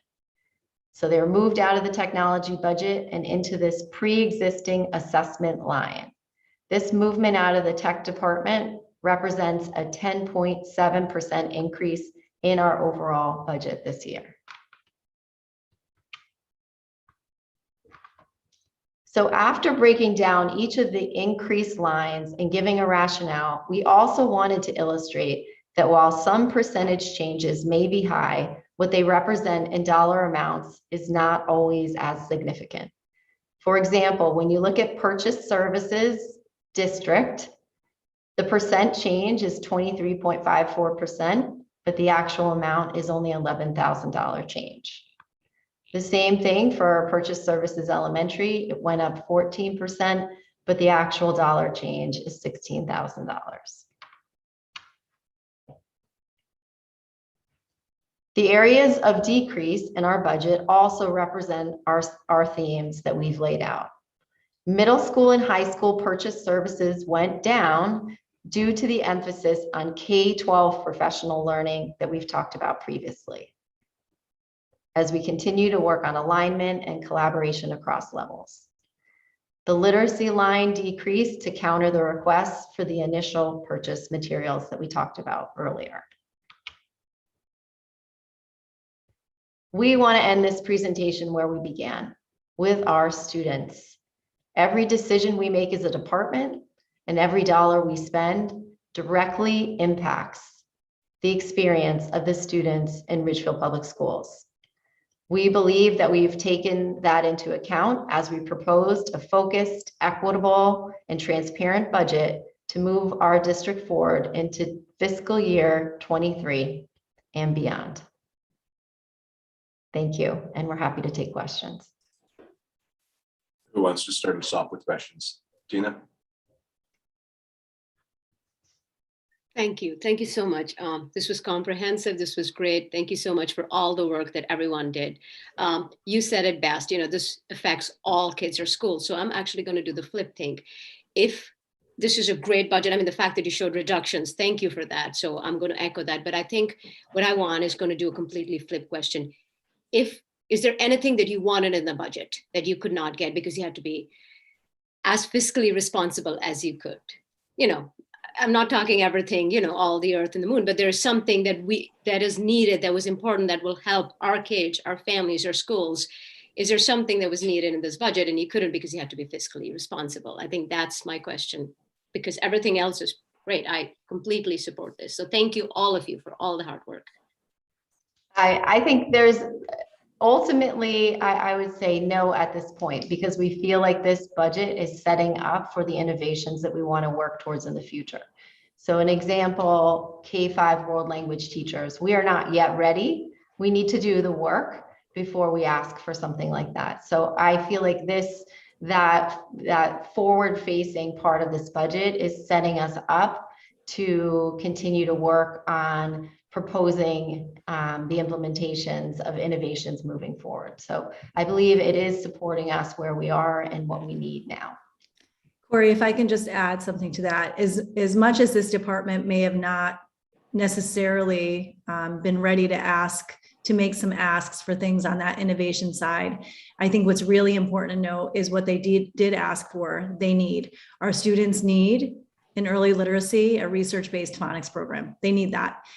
It comes off of the conversation we had with Dr. Hanaway a little while ago, but it's necessary, it's required. And so that, in my opinion, has to happen. We have an outdated math resource that you'll hear more about on Monday evening that is no longer appropriate in our opinion. And so we need to start making that shift. So for as much as I think there are things that we certainly say, okay, we're in a position to hold while we continue to study and make sure we do it right. And I think that's what excites me most about our leadership team, our teachers in this cabinet. At the same time, what is in this budget is absolutely necessary to keep us moving forward. You want to follow up? Yes, I just want to say thank you for that. I think it's so important that the community, the board, and all the other people who are listening understand that we're doing our best, but we're also thinking about innovation, right? We're thinking forward. There is a future plan to all this while currently trying to do the best for our kids. I think this is so important. Thank you for saying that, Dr. De Silva. We need to keep highlighting that all the time, that this is, yes, doing the best for our kids, but it's also forward facing, if you will. So thank you. Yes. Thanks, Sean, you're up. Yeah, I've said multiple times in multiple meetings, I'm thrilled we're finally investing in curriculum after screaming that we need that for a few years. So the infrastructure that you built is good. I love to hear things about forward thinking, like, languages in the elementary schools. Bringing that back would be huge. I get we're not ready. The math investment, really, really important. Love to see that. I know, Jeff, you're a big part of that, and I'm glad you're on the team for that. And the budget seems appropriate. The literacy thing, I'm not smart enough to know all the ins and outs, but I expect some heated inbound emails on the teachers college thing, just putting that out there. But I know that we're working in the best interest and we've got the right people in place to vet a proper literacy program. And I trust the judgment of this team to move that forward. Thank you, Sean. I do want to note that the plan for professional development next year from Teachers College is around writing. The early literacy work will come from whichever phonics program Linda Johnson and her elementary team select. So usually that is the question around reading as opposed to writing. We are engaged in that writing study that you saw presented to you. I think it was last week. I have no idea. Can't remember. Last week or the week before. Ken, you're up, and then Rachel next. So on the multi-year licenses, so we can expect in subsequent years to see reductions in those line items because we purchased, I'm presuming we purchased upfront. Is there a way to quantify what the savings are going to be in future years? Like, are they, and I'm presuming they're all different linear, like one might be a 3-year, one might be a 5-year. I don't know if they would go farther than that. Yes, I know that either Annie or Jeff would love to share the intensive work and conversations with reps that they had, because we're actually really proud of this. So Jeff or Annie, do you want to give some more detail on that? Yeah, I'll jump in and then I'll have Annie just add on if that's all right. So yeah, Annie and I spend a lot of time talking to reps trying to get the best deal. And we really determine these single year licenses just in the long term. You know, as you heard, they don't help the district in the long term in terms of financial responsibility. So I can speak for the math textbook resource. So the past 3-year average, we've been around that 40,000 if we look at the 3-year trend. And so if you look at, for the math resource, a 1-year license is about $25,000. A 3-year license is about $55,000. So you almost gain an entire year of a resource use. And that's just in math alone. I know Annie had similar findings when she looked at her resources. So for social studies, when I was looking at the resources that we have for 6th grade through 8th grade, we have currently a 1-year subscription with National Geographic and Cengage for the online subscription. And that does not include having any class set texts either, right? And our students, from some polled information from the teachers, the kids do like to use the class sets because there are primary sources in there and there are data sets. And, you know, when you're looking at your worksheet and you have a book and you have a computer open, you know, shifting between tabs can get frustrating. But then our students also have access to the full text online at home. So when I spoke to our rep, we looked at a 6-year license because the online resources will update with geographic changes, right? Because our curriculum is geography based in 6th and 7th grade and US history curriculum for 8th grade. It also includes a purchase of class text sets for each classroom. The annual cost that was sent to me for a quote of just the online subscription was $58,000 for the online access only. And I spoke to Cengage to have it broken down into 2 payments for a 6-year license at $62,000 about, right? And some change for over 2 years. So we're getting a 6-year license with a split payment and also class text sets. So essentially we're basically getting 4 years extra for the price of 2 years. So it's a major savings in terms of a long-term investment for the resources that our teachers do use. And the sources that I vetted with National Geographic include maps, graphs, diagrams, data sets, primary sources, tertiary background, like knowledge building sources. So I'm confident in this purchase to be a long-term investment for us. Just to add to what Dr. Tucci said, you know, in this process, the team has to be cautious about how long of an investment you're taking on, because there are resources that we may not want in 6 years. While at the same time, if you're going to be paying $7,000 more to have them for 6 years, and you know you're going to have them at least for 2 or 3, then it's worth making that shift. But there is a bit of a balance to make sure that you're not investing, that the cost, albeit a savings, is significant enough that if you were to change the resource or need to change the resource for a particular reason, that you could. As Dr. Tucci mentioned, the other piece of it is that we have the benefit to looking at the resources and seeing which ones will adjust based on changes, whether that's historical changes, geographic changes, whatever that is, to align themselves to what our needs are for our kids. And I just wanted to add to that this was possible because of the alignment work, for example, across the middle schools. So alignment, restudying and re-vetting that resource to make sure that this is a curriculum resource, not the curriculum, but a curriculum resource that supports the curriculum that's already in place, and engaging both schools in using that as their primary curriculum resource. Thank you. Rachel and then Liz. I had one more. Should I ask? Oh, I'm sorry. Can you go ahead with a follow-up?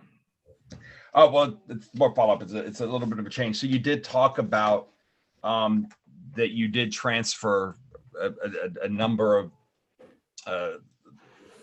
of these expenses you did transfer from the technology department. So then we would expect to see corresponding savings on that end. Are we going to draw a more direct correlation to that? Like an increase of $200,000 here was a savings in technology, because the technology budget understandably also increased. As a percentage, maybe not as much, but as a dollar amount, it also increased. But I'm presuming there are savings built into that. Yes, there were reductions that are evident in Dr. DeSantis's budget. Jeff, I think you have those exact numbers. You're saying the deductions in the tech budget or just the savings in that we're pulling in? So how much we pulled in? We have about 217,000 about is what we pulled in directly from the tech bond. And I think it's good to emphasize that that is for curricular focused instructional materials. So I know Dr. DeSantis will talk later about his investment in his lines, but I think just to be clear, the ones that were transferred are really meant to support the curriculum we have in place here in Ridgefield.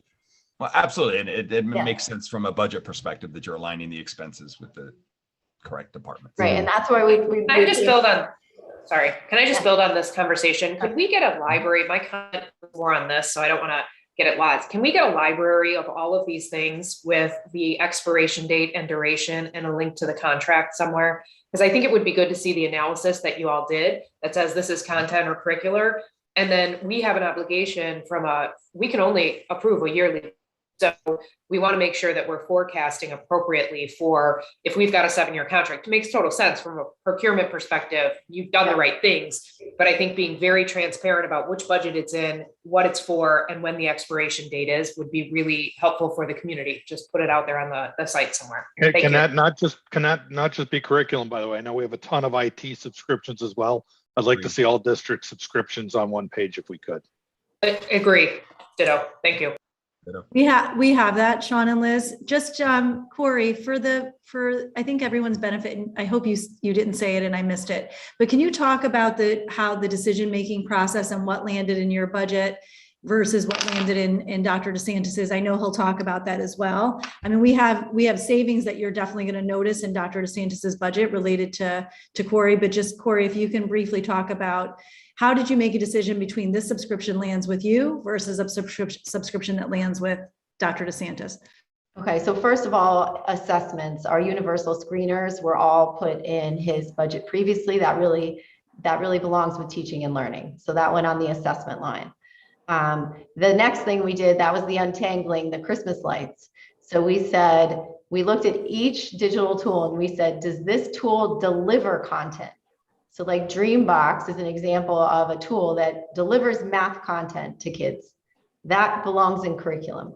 But if it's a tool that holds content, so like Google Classroom or Edpuzzle, that belongs with technology.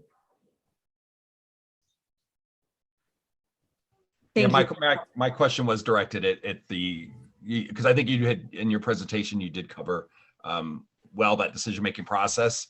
It was more, I'm like, again, because we're doing the budget, I was looking at more what was the dollar impact of those decisions. So you're going to see that the 134,000, almost 135,000 difference in Dr. DeSantis's budget. So you'll see that in a little bit. Rachel, do you still have a question? No, you're good. Anybody else? Okay, let's take a brief break, come back at 10:45.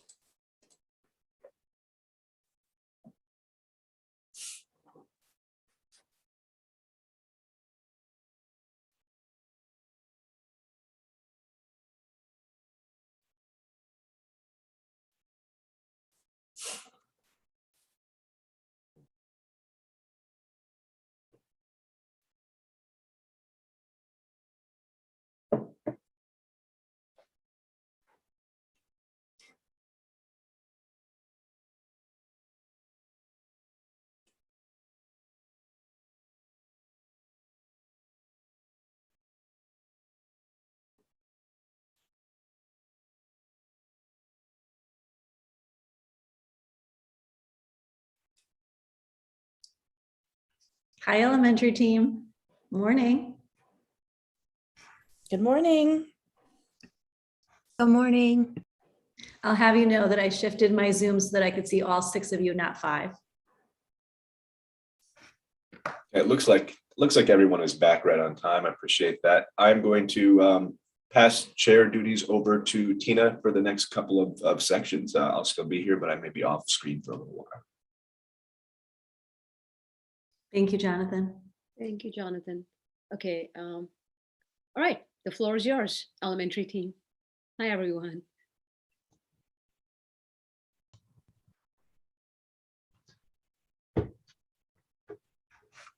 Thanks, Tina. We'd like to thank the Board of Ed for the opportunity to share some of the priorities and work that make up our elementary schools, that make it a place where students want to go every day, where they can experience purposeful and joyful learning. My colleagues and I are excited to present to you our budget recommendations for the 2022-23 school year. Before I hand it over to Linda Johnson, I thought the team could introduce themselves. Good morning, everybody. I'm Becky Loss, the principal at Barlow Mountain. Good morning, everyone. I'm Keith Margolis, the principal at Branchville Elementary School. Good morning. I'm Nancy Karen. I'm the principal at Farmingville. And I'm Jamie Palladino, the principal at Ridgeberry. Good morning, I'm Jill Katkosin, and I'm the principal at Scotland Elementary School. Good morning, everyone. I'm Ellen Tuckner, principal at Veterans Park Elementary School. And good morning, everyone. Once again, Linda Johnson, Director of Elementary Education. And I'm going to start us off this morning by making some connections to our mission statement and the vision of the graduate. So John, if you could please give us next slide, please. Great. As we were working on preparing our budget proposal, we kept 2 very important things in mind that act as anchors to several aspects of our work with all elementary students. And those are our mission statement and vision of the graduate. The mission statement represents the values and purposes of the district. Our commitment to the mission statement is evident in our work with young learners when working toward developing purposeful and personalized learning experiences while keeping their physical and emotional well-being in mind. To accomplish this, we believe in partnering with fellow educators, community members, and family members. The vision of the graduate, as you heard about during earlier presentations, is also important to our work with all students, which begins at the preschool and elementary levels. In our elementary schools, the vision of the graduate provides outcomes and brings meaning to what we expect from the graduates of our district at a very young age. And we do take pride in linking our work and priorities with the qualities and outcomes of the mission and the vision of the graduate. Next slide, please. In addition to the building-based budget that we are going to speak about next, the elementary budget is supported by other facets of the budget, which is what is represented here on this slide. This visual may look familiar to some of you, as it has been referred to in past presentations. It shows how different parts of the budget contribute to the highest level of achievement for all of our students, academically, socially, emotionally, and physically. So for example, this morning, during the curriculum presentation, you heard about requests for curriculum development, professional learning, and curriculum resources. And then during the special education presentation, you heard about requests for student supports. These examples, along with other budget line items, contribute to the success of student achievement in all 6 elementary schools. Next, Becky is going to talk a little bit more about our budget and some of the requests that we have this year. Thank you, Linda. So as we allocated our supply budget, we took into consideration the achievement and best practices that Linda was just speaking about. The supply budget includes instructional materials and books, which are aligned to the curriculum to provide students with everything they need in their classrooms, at their essentials, and in our library media center. So this year, you may notice there were some shifts in our line items from last year. And it's very important to us as elementary schools, and it is a district priority to provide an ensured experience for all of our elementary school students. Together, we looked at a 3 to 5 year history and created a formula for per pupil expenditure across each line item. So in some instances, if a school needed to increase one line item based on our own need, we might have adjusted another line item to compensate. Again, one of our district priorities is to provide an assured experience for our children across all schools. So we wanted to ensure our resources were distributed equitably.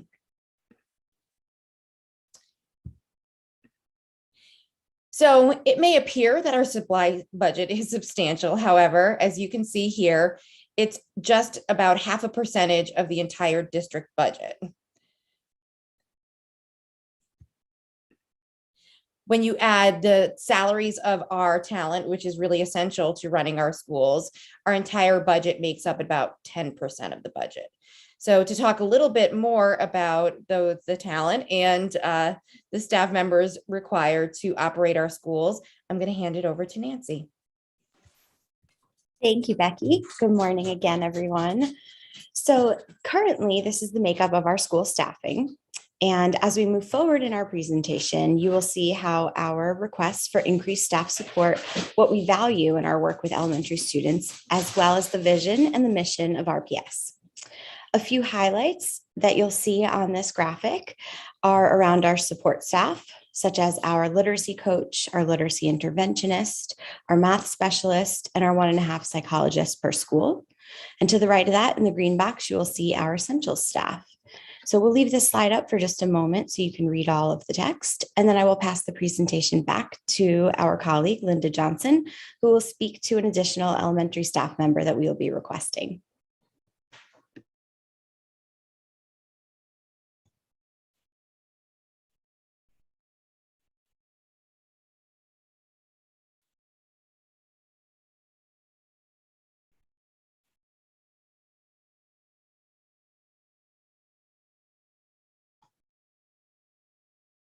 Okay, John, next slide, please. Because we have identified an increased need for achievement in mathematics, we do have a new budget request for next school year, and that is for a 1.0 district-wide math coach. Originally, and in years past, we have asked for more support in each elementary school. But as we looked at other areas of need in the budget, we felt it would be fiscally responsible to submit this request this year, knowing that it is a step in the right direction.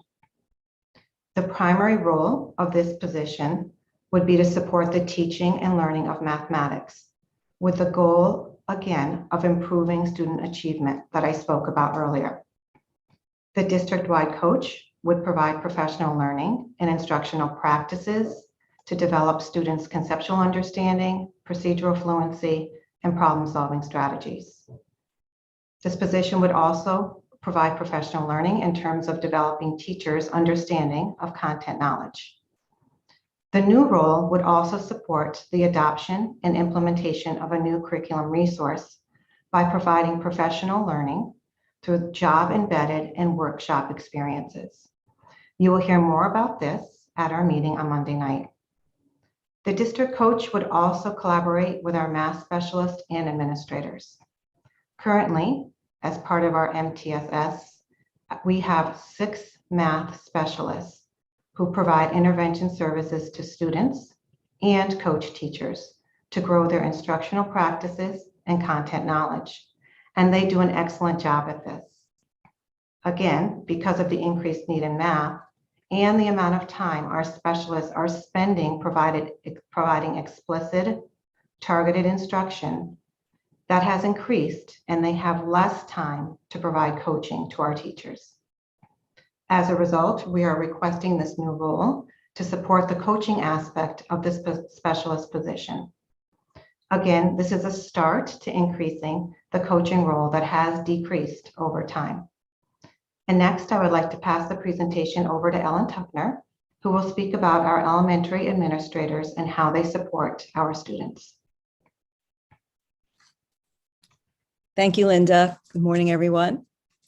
As a means of setting the stage for the next part of our presentation and request, I'd like to highlight this quote from a report from the National Association of Secondary and Elementary School Principals about the importance and impact of effective leadership on student achievement. This report addressed the increased complexity of this role over the past years, from one of mostly operations to the deep work of leading in instruction, assessment, supporting the special education process, social emotional support for our students, PR, increased demands on teacher observation and evaluation, just to name a few, and you could take a closer look at the slide for more insight into this. This demand on the time and change in the elementary leadership role has led us to this request of an additional 1.4 FTE for the elementary supervisor role. My colleagues, Jamie Palladino and Keith Margolis, will elaborate more on how the needs of this elementary supervisor position has shifted over time. Jamie? Thanks, Ellen. We thought it would be important to share with you the history and the evolution of the elementary supervisor position.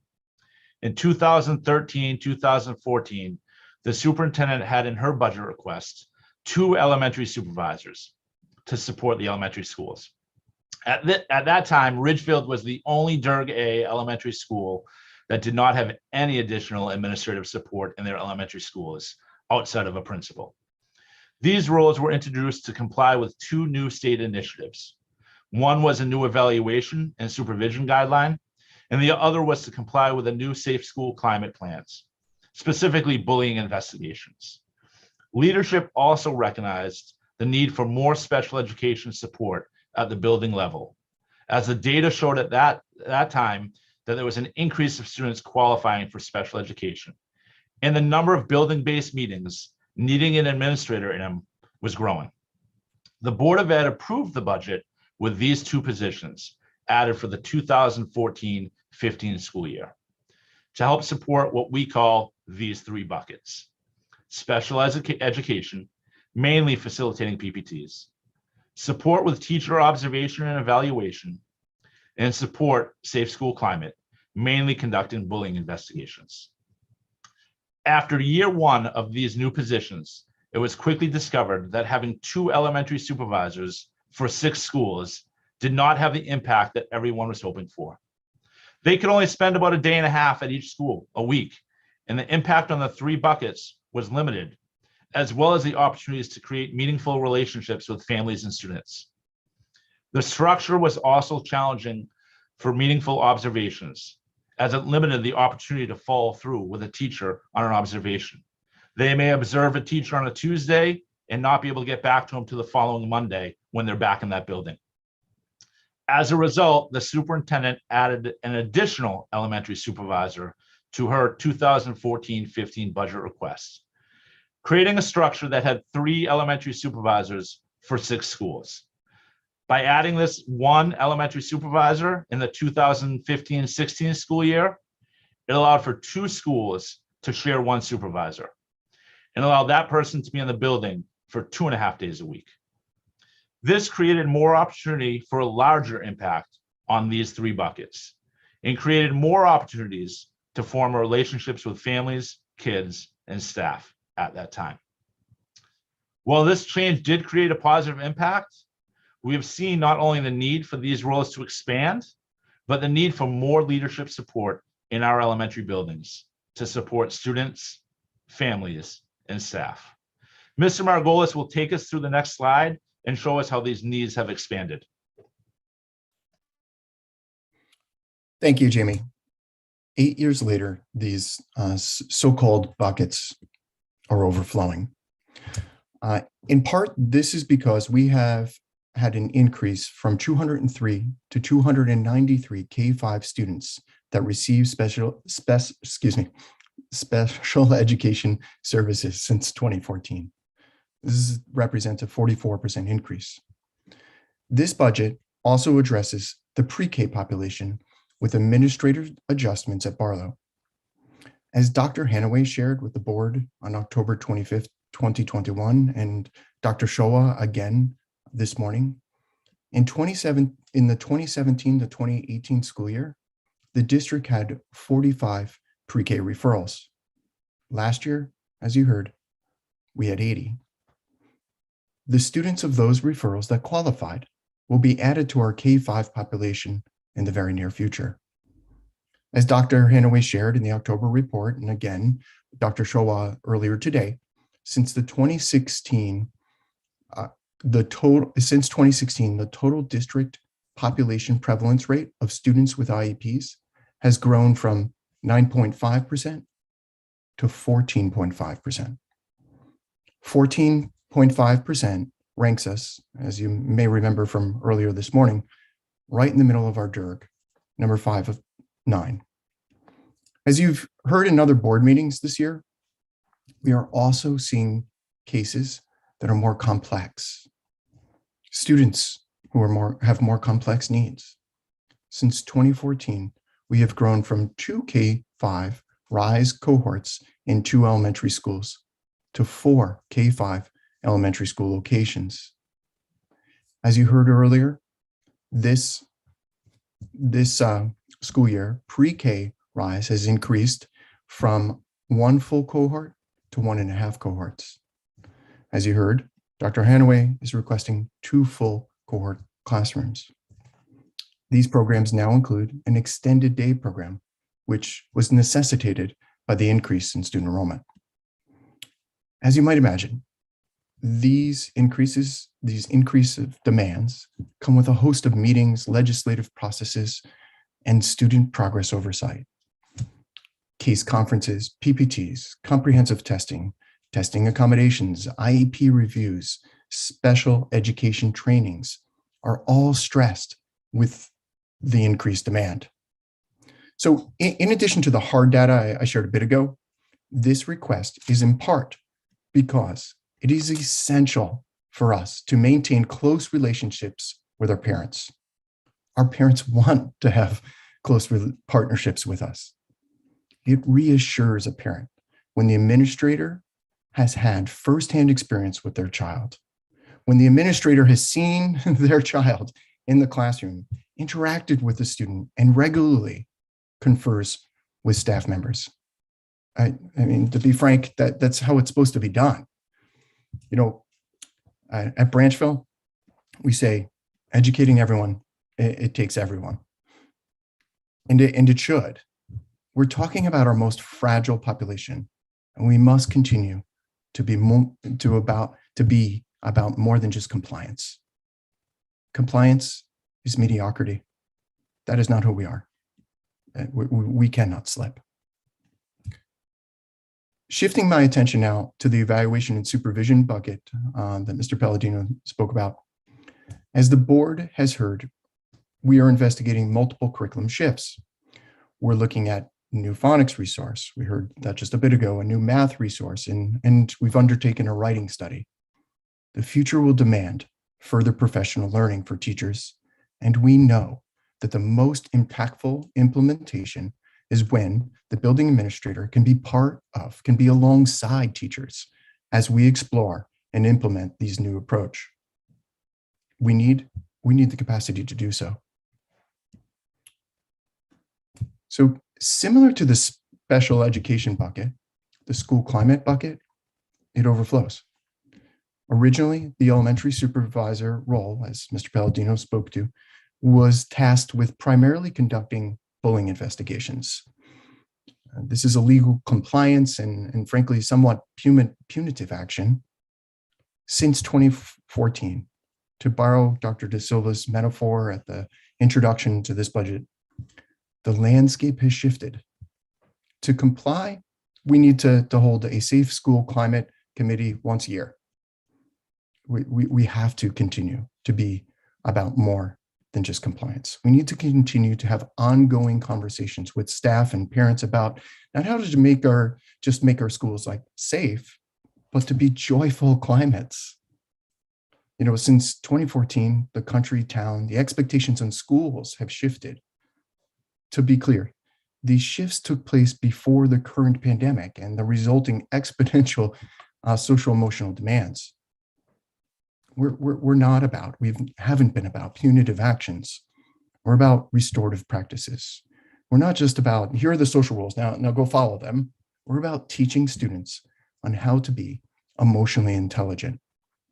You know, this is probably something that you know, that it's a household term now, right? Emotional intelligence since 2014. In 2018 World Economic Forum report on jobs futures, it recognized it as a key skill, emotional intelligence. So with programs like Ruler from the Yale Center of Emotional Intelligence, we teach emotional intelligence. These are the responsibilities and characteristics of our elementary schools. And I want to emphasize, this was the role pre-pandemic. It is now not a fluffy nice to have, it's a have. These new demands require building level leadership to achieve success. Now, today, more than ever.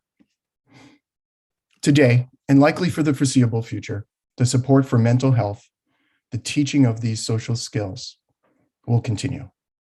As has been shared with the board in other meetings with our youngest population, our elementary students, we have been in crisis situations necessitating restraints, call to 911, calls to 211 to support our elementary students. Yes, we find ourselves in exceptional circumstances, and the needs for additional support, additional leadership, it has never been greater. A single crisis has days of aftermath, let alone the moment-to-moment leadership that is needed at that moment in the crisis. This is more than a one-person job to see through. The elementary supervisors are called on to directly act as support in these situations, or the aftermath, or to maintain the building operations. When it comes down to it, this request, it's also a matter of basic safety.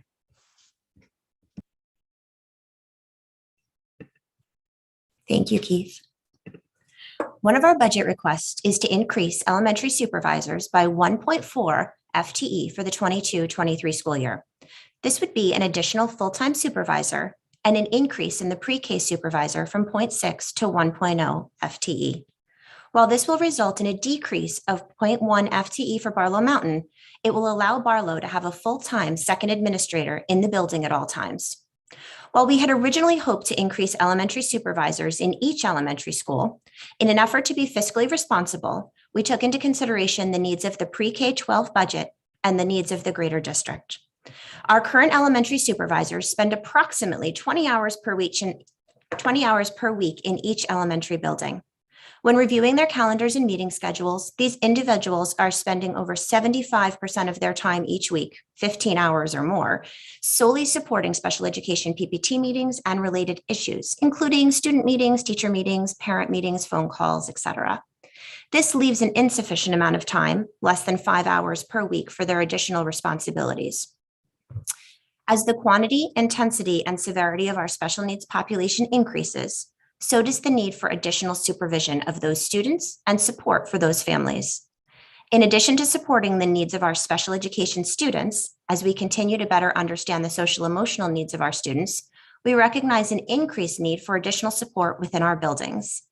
Increasing our elementary supervisors would allow us to support the growing role of special education and MTSS populations within our building, provide support to parents navigating the special education process and their child's needs, actively engage in the work to support the physical and emotional well-being of our students, provide a variety of student-related resources, such as conflict resolution and restorative practices, attendance monitoring and preventative measures, monitoring student engagement, and nurturing the culture and climate of the individual school buildings by engaging with students and families, It would allow them to provide professional learning opportunities for our staff and respond to crisis as needed.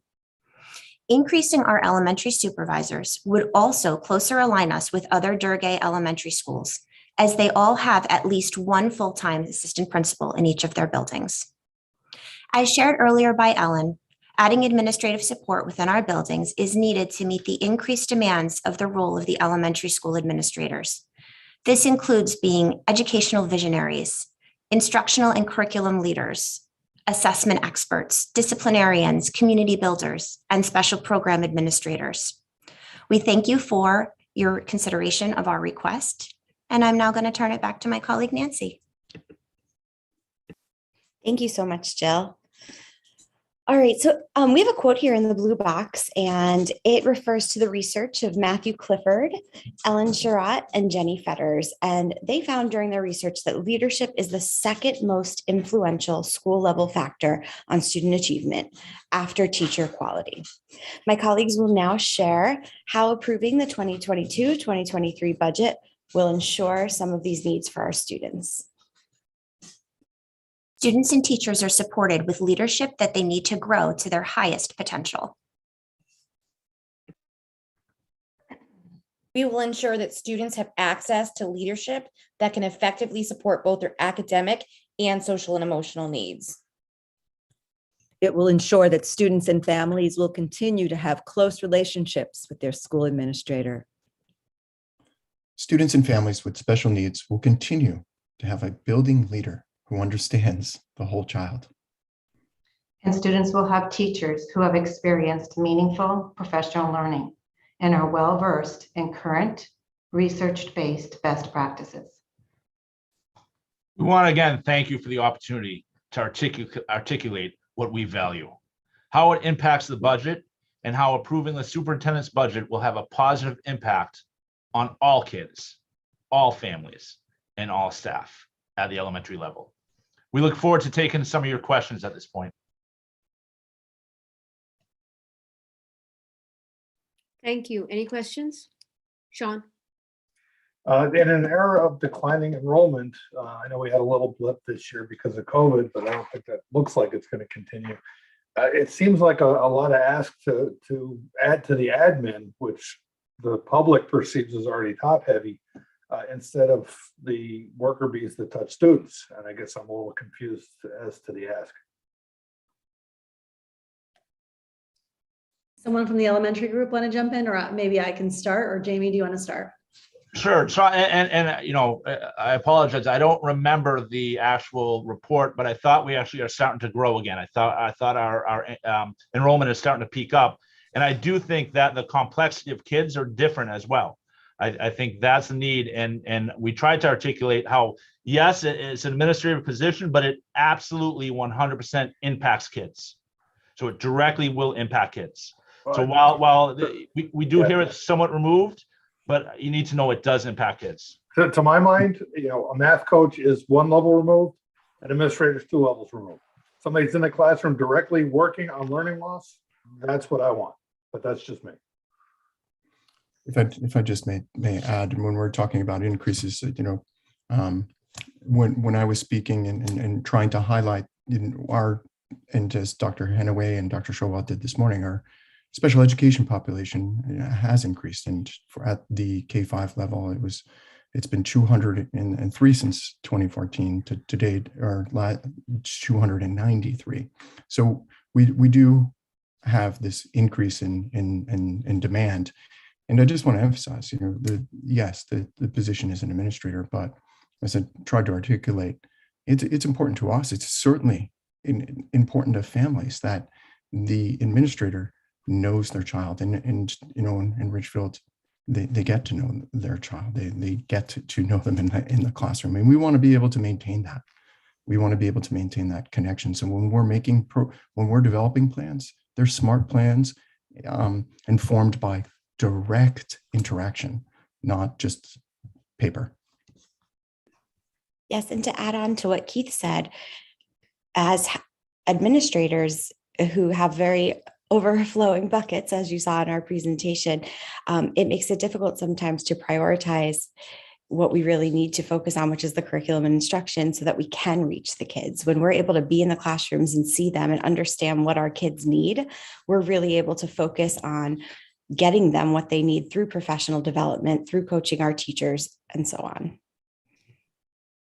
Just if I can just go back to something concrete, if I may, is that, and Keith, you definitely referenced it in your aspect of the presentation. There's a big part of this ask that is compliance.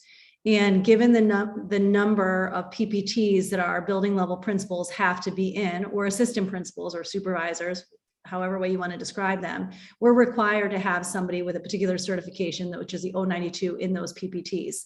You heard Jill talk about how 75% of the supervisor's time is in PPTs. Luckily, I am very connected to our schools, and our schools are connected to me. And I've seen it firsthand, where we have one principal in the building who's navigating an issue with a student and is supposed to be in a PPT, and they're pausing the PPT or postponing the PPT because they have to navigate a discipline issue or a health issue or a crisis issue. Ultimately, it does boil down to being able to comply with the responsibilities that we have. I think what you also heard from Keith's aspect of the presentation is that we want to be beyond that. But at the end of the day, there is that level of compliance that we're required to navigate in our schools. So this is another unfunded mandate, is what you're saying. Well, special education is complex, Sean, and is it an unfunded mandate? I would say things like SRBI are. I think special education is something that can be seen a little bit different than that. In terms of leadership in those PPTs, it is important that you have a school-based leader in those PPTs. It's not something that we don't want to be a part of. We want to be a part of that.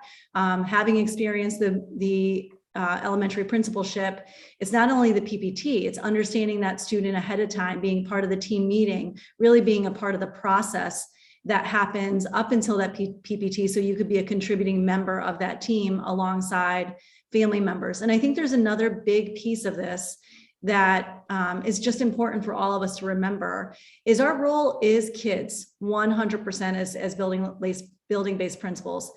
100% kids, 100% teachers, and supporting them through the teacher and evaluation process.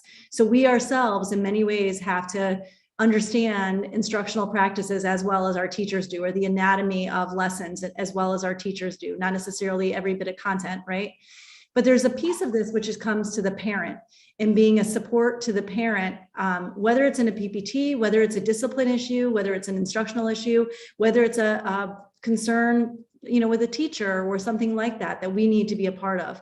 And what I know that our principals have described over the past several years, and the reason that you're hearing about 1.4 rather than more, is we are continuing to struggle day by day with the number of hours in a day and being all of these things. When you're literally one person, the other person is there 2.5 days, or they could be flip-flopping a 3 and a 2. But if it's only you and you have a PPT and a health crisis or a teacher issue or a seizure, it's only you. And that's hard. That is hard to ask of any human. And I think we have a lot of heroes in our schools. Our principals are part of that group. But at the end of the day, the impact is far more reaching than just being, what someone might see as like someone sitting, a managerial person or sitting checking emails. That's not what we do. It's different. The capacity is different. The need is different. And I'm proud of the group that has been able to navigate this so far. And, for our smaller schools, and actually, you heard the 1.4, and it's a little bit confusing. So I'll just try to clarify that a little bit. For our smaller schools, they are looking at ways to restructure teacher leadership to help them, so that we didn't come with a greater budget asked. And I know the board is known for asking us, what didn't you ask for? And I'm sure that question will come up, but I'll speak specifically to this ask. They all asked for additional support because they all need it. And we knew that we couldn't come in with a bigger ask than we already did. So we restructured and said, okay, how can we revisit this? Look at a possible, other model in some of the smaller schools where you have less student population. The 1.4 is a little bit different in that what would happen with this is our larger schools, Ridgeberry, Branchville, in Scotland would be receiving the additional 0.5. So they'd have a full-time supervisor 5 days a week. The difference with Becky, and in fact, she loses a little bit. She loses the 0.1 that she is currently at 0.5. She'd be losing 0.1, but what she'd be gaining and what the preschool program would be gaining is a full-time person in the building. So currently we have a 0.6 preschool supervisor. 0.6 basically means 3 days, right? So if a parent or a child or a teacher needs the preschool director on Wednesday, but she's not slated to come in until Thursday, you can see what the problem would be there. And Becky obviously has a 0.5 supervisor now. So the shift would make that individual full-time, allowing for some flexibility in that individual schedule with the preschool program and their parents. Remember how young these children are. And also give Becky the ability to have somebody there 5 days a week to support the K-5 program. So I think that could be a little bit confusing. So I just wanted to take a moment to clarify that. That's why it's not a 1.5 ask, but rather a 1.4. If I could just add just one piece to in addition to that, there's no, the reason Tony and I can function as the only administrators and the growing population is through our work with the buildings. So we work so closely with these elementary supervisors. They are part of our special education district leadership team. So we have, the question has come up, well, administratively, we do, the special education and pupil personnel department is 2 people for a very high increasing student population. Well, the reason we can function is because of the nature of these roles at the building level. And so I want to make clear that this is a larger plan. It's not the elementary schools divorced of how the rest of the district functions. Tony and I are able to be 2 of us alone without anything else at the central office level because of the level of connection that we have with a role like the elementary supervisor. Well, so far 3 people have mentioned special ed as a comeback to my contention. Are these roles in the wrong budget? So that's a good question, Sean. In some districts, you might see they call them assistant principals in the special education budget. Sometimes that's because they have 2 assistant principals, which is a model that we see in Durgay. Again, their schools might be slightly bigger. So it could possibly be that when we look at the responsibilities, they're not solely special ed. Obviously, our principals also take on special ed. I think we all see our responsibilities somewhat diverse in that way. But to answer your question, is their role primarily special ed? Yes, in terms of the number of PPTs and managing some of the special education staff and the pieces that come with that. But it's not only special ed. So we'd be putting in pieces. There's a safe school climate responsibility that's pretty big that comes with some of the discipline and proactive work and professional development. And they also evaluate, all teachers alongside their principals. Okay, sorry, Selena, you had your hand first before Liz. Do you want to ask or you're okay? That was exactly my question, what Sean just asked about the special ed budget. Like, should it go in that budget? Because I know, we have what did somebody said, 1 in 4, I think, people are on a 504 or IEP. So that means those meetings have increased, which is why we need these elementary supervisors. I guess you could also call them assistant principals. So should we split the cost in the special ed? So Sean answered that for me, or you all answered it. So I think it's a good question that we should probably consider in the next budget cycle. I think you'd see divisions, and we do, this is my second budget really. And we do try to clarify and be transparent as much as possible so folks can understand what is impacting what financially. This one I think is a little bit trickier to put the entire piece, let's just say, in one particular bucket in special education. But you brought up another point, Selena, with respect to 504s, individual healthcare meetings, which basically it's almost like if not, sometimes they are 504s, but those are meetings that our building level leadership takes a part of, a significant role in. And so, where all of it, which bucket it lands in best, I think is food for thought, perhaps for next budget cycle. The way it's designed right now, it is special education. that is the point of the request, I think, is that the way it's designed right now, it is, rather than what the role could be, rather than just an administrator for meetings. Liz? Yeah, so look, I have a couple of comments on this. I know that we've said repeatedly in this discussion that the overall budget is quote unquote conservative. If you look at the raise of the overall RPS request for budget, it's by no means conservative. We haven't had a budget with this much of an increase in several years. I want to go back to maybe 2014. So in a year with unprecedented inflation, with additional property tax increases, I'm not done, and all of us are being asked to do more with less across all of our components of the world. And I empathize as leaders that you guys are pulled in different directions as principals. I get it. I have a team of my own in my day job. But that's what being a leader is. It's prioritizing. And I get it. There can be an emergency situation. And I get it. It can be very emotional because there's children involved and parents and families. But frankly, our enrollment has not peaked that much. And I get the mix of special ed. We've already discussed that budget needing additional support.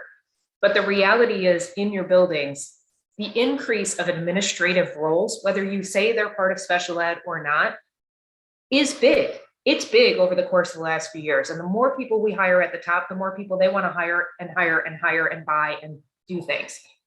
People are going to need things. Once they get here, it's not like just they're hired and then it's done. So I would encourage each of the principals to really think about that as it's a leadership criteria of any role. The other piece here is the comment that we want to be better than just better. We want to be better than compliant. Where is that? Well, I agree conceptually. Of course, we're Ridgefield, we want to be better, but at what cost? And our taxpayers do deserve that answer of what does better even mean? What is our real vision there and why? Compliance is there for a reason. It is your base. I know we want everything, but we can't afford everything.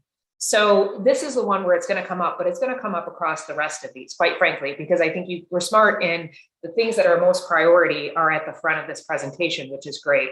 But for me, I can't support additional headcount at the administrative level. And you can say all day long that it's about you guys having more time with parents and kids.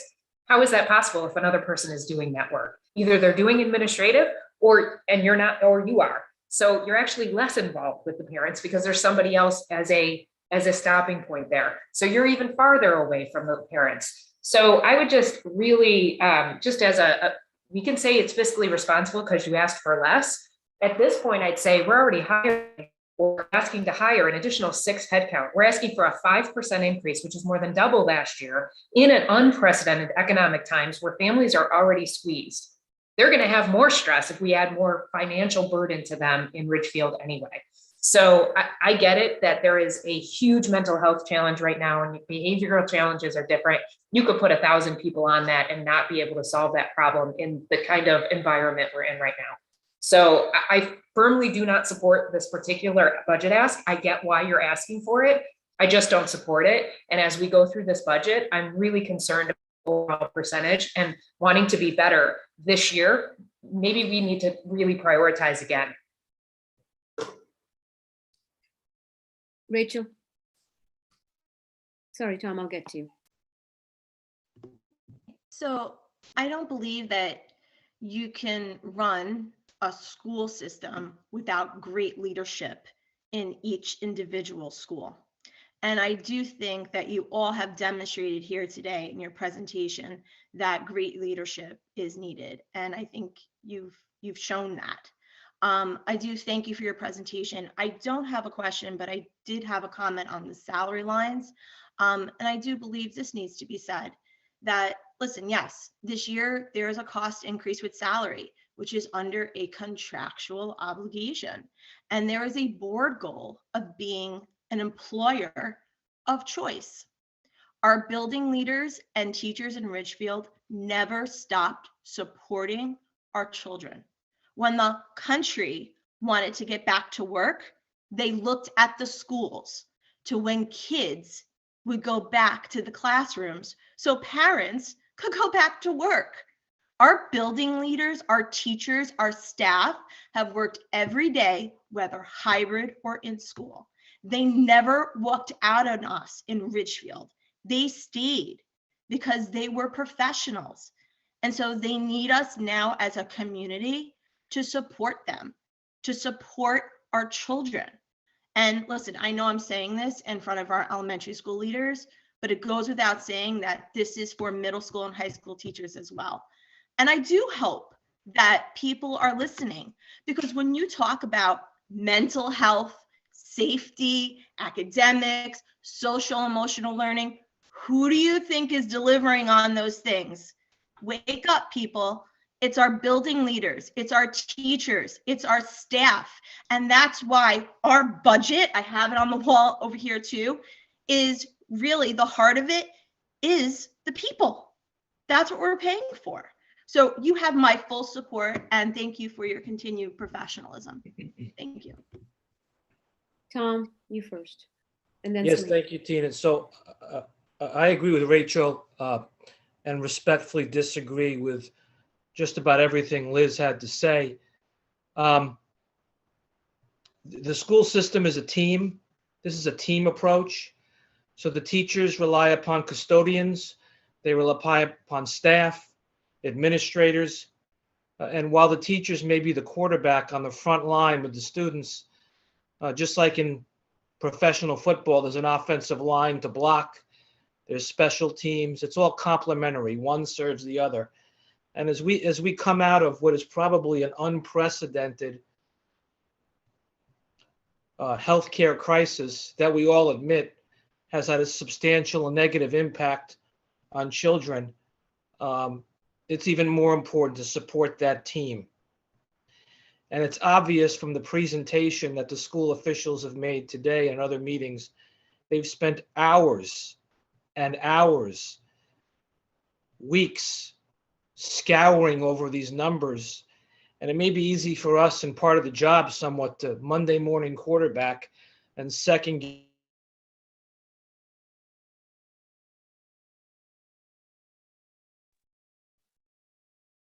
Did we lose Tom? He's talking.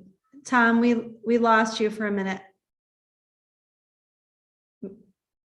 Tom, why don't you unmute and try again? Oh, was I cut out? A little. Yep. Yeah, did you hear any of it or none of it? A little. After Monday, Yeah. quarterback. Yeah, so bottom line is, it should be obvious to anyone who's watching this meeting how skilled and how much time you all spent on this budget. And again, it may be easy for us to second guess and part of the job to review every line item. But if you're saying we need it, I trust your judgment, especially in light of the very modest budget requests of prior years.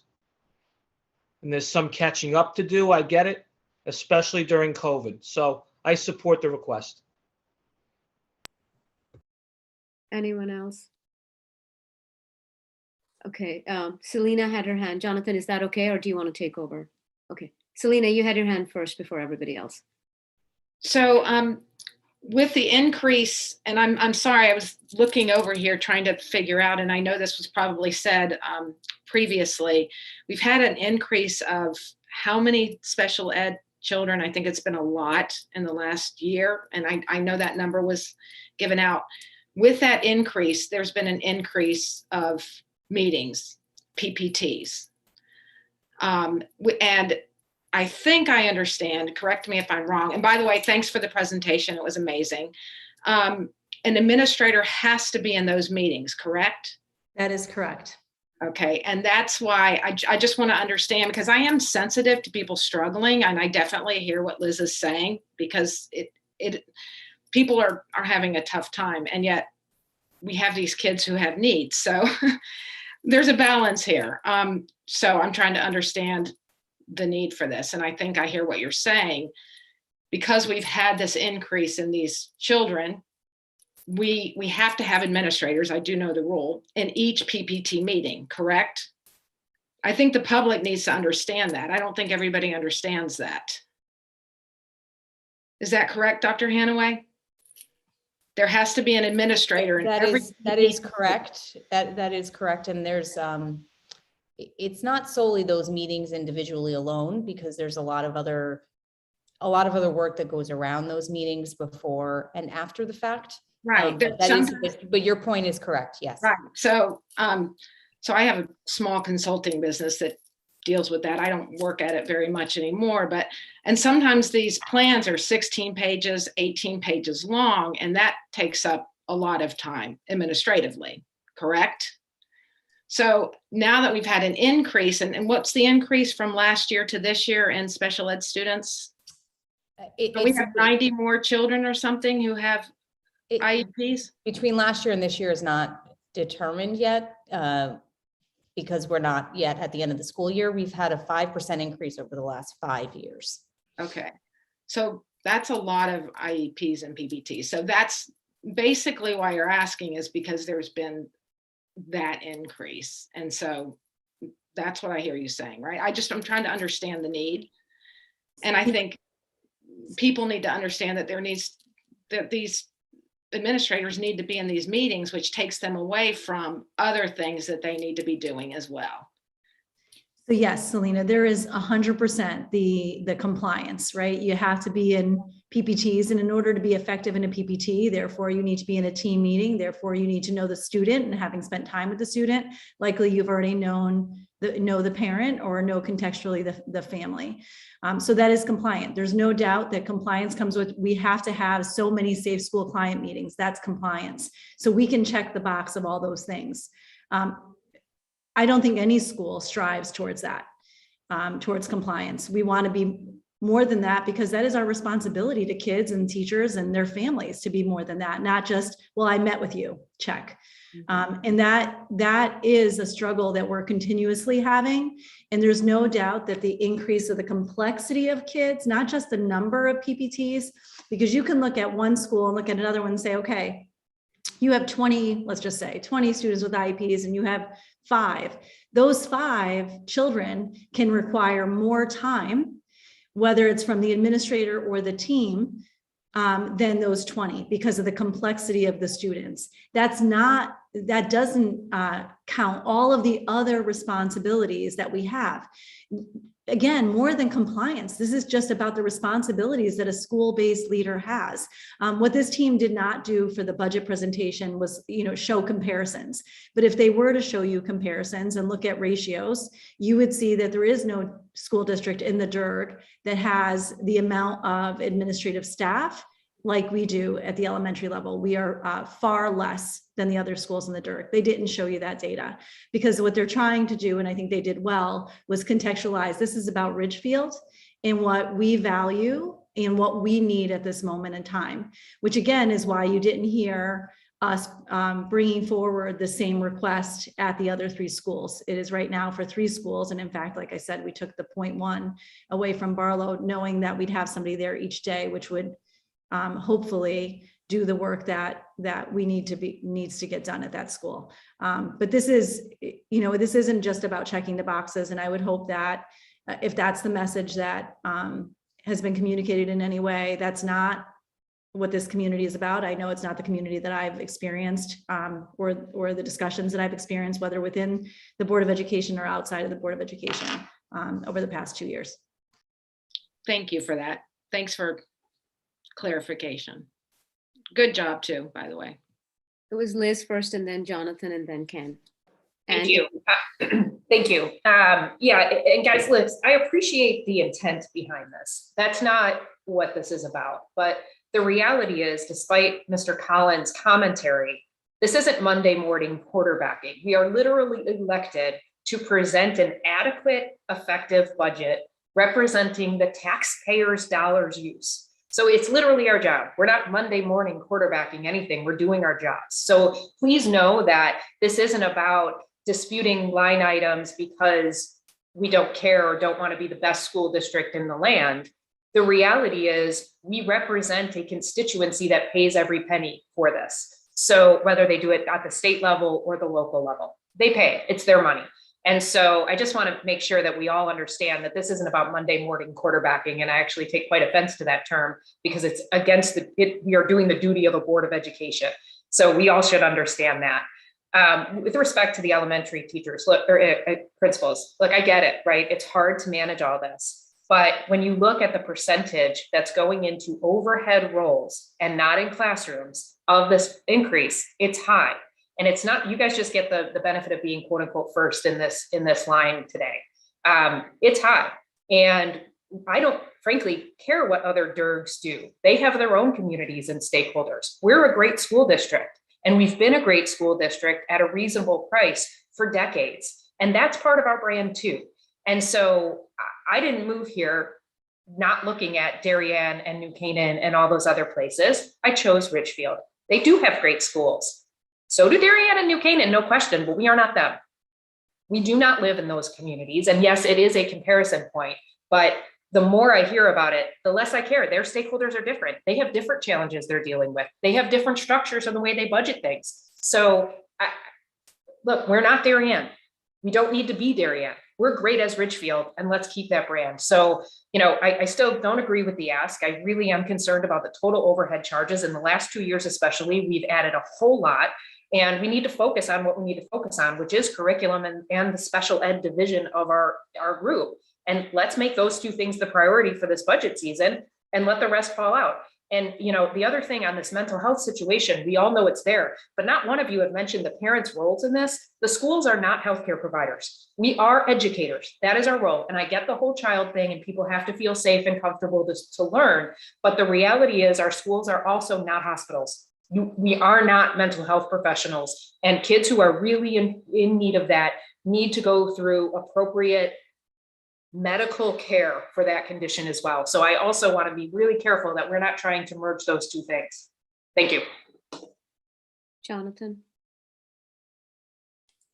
Not a question, just wanted to say that I do fully support this ask. I do think it's powerful that it was a united front on this ask, that all of you felt that this was the same thing needed. However, I do want to add that Liz's line of questioning is important for this board to listen to and to take heart from. It is important that we keep an eye on the overall costs on any ask. So I don't want this to be at all confrontational when it doesn't have to be. We do appreciate and expect differing opinions on a lot of topics. Agreed.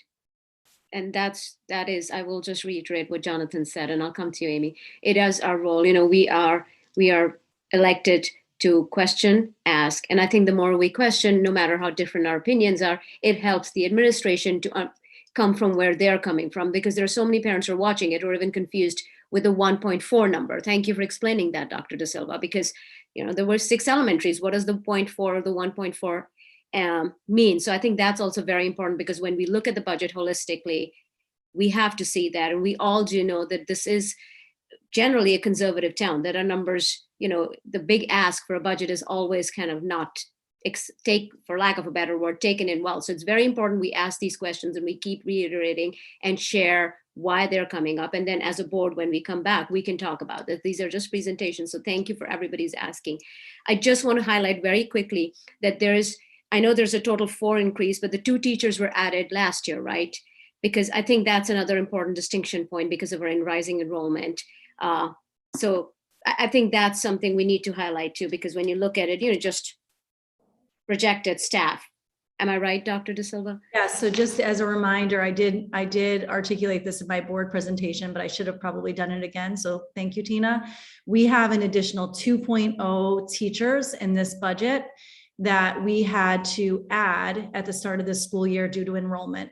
Similarly, we have 2.5 in special education that are in this budget that we had to add over the summer or in preparation for the school year due to rising special education needs. So there is an additional 4.5 staffing that budget to budget weren't there, obviously. And so that's an important note. And I think it just also as a reminder, we don't have contingency in our budget, which certainly adds to a level of challenge, whether that's in special education or quite honestly, other services. So for example, MTSS, if all of a sudden we saw an increase in students who required MTSS supports in November, I'd probably be coming to this board to say I need an additional 1.0 or 0.5 or whatever that is to support the kids, because that's not built into the budget. So, a quote unquote safety net isn't there, which in many ways leaves us feeling, as I know, as a cabinet, vulnerable, right? Because you can theoretically start off the school year, as we did this year, in a negative. If you don't make your turnover, which we didn't, in a negative. So I do think, those two important pieces is that we do stay the course with our class size guidelines. And so there's a pretty tight structure K-8 there. Obviously 9 through 12 is a little bit different, but we do stay the course with our class size guidelines. So families don't need to worry about that. Should changes happen with the budget, that's a different discussion. But right now, that is something that we feel proud about too, is that we didn't have to change in order to bring the budget in. Whether we agree or disagree on conservative or not, to bring the budget into this number, no changes were made there. Thank you. And I will echo just something that Jonathan and Tina said. Hard or not, we appreciate the questions, because ultimately it does push us to think in a particularly different way, or just gives us another lens into our asks. It doesn't mean that we agree with them, but it does mean that we have another perspective that we may have not had. Ken. Okay, sorry about that. And maybe I'm jumping the gun, or I'm not talking at the right part of the presentation, but I didn't hear anything about the essentials being addressed. And I do notice that we're still sharing art teachers among the elementary schools. So I'm not sure if this is the right space for that. It's the right space, and I'll let Ms. Gillette or Dr. Hanaway speak to it. I know for sure that at this point, we feel comfortable in the additional staff member that we added last year. There was not at that point when we made, if you remember, we came with one presentation. The board asked us to look at a different presentation. We met with the art teachers, by the way, as we continue to do. So it's not a one and done. We are always with every department, and certainly the art department. We continue to meet, we continue to assess, we continue to say, what about this or what about that? But we are comfortable and confident with the structure that we currently have, and we are not making a recommendation because it's not necessary for us to add additional FTE into the budget around art. We are consistent. I think that's the one thing that we are really, really proud.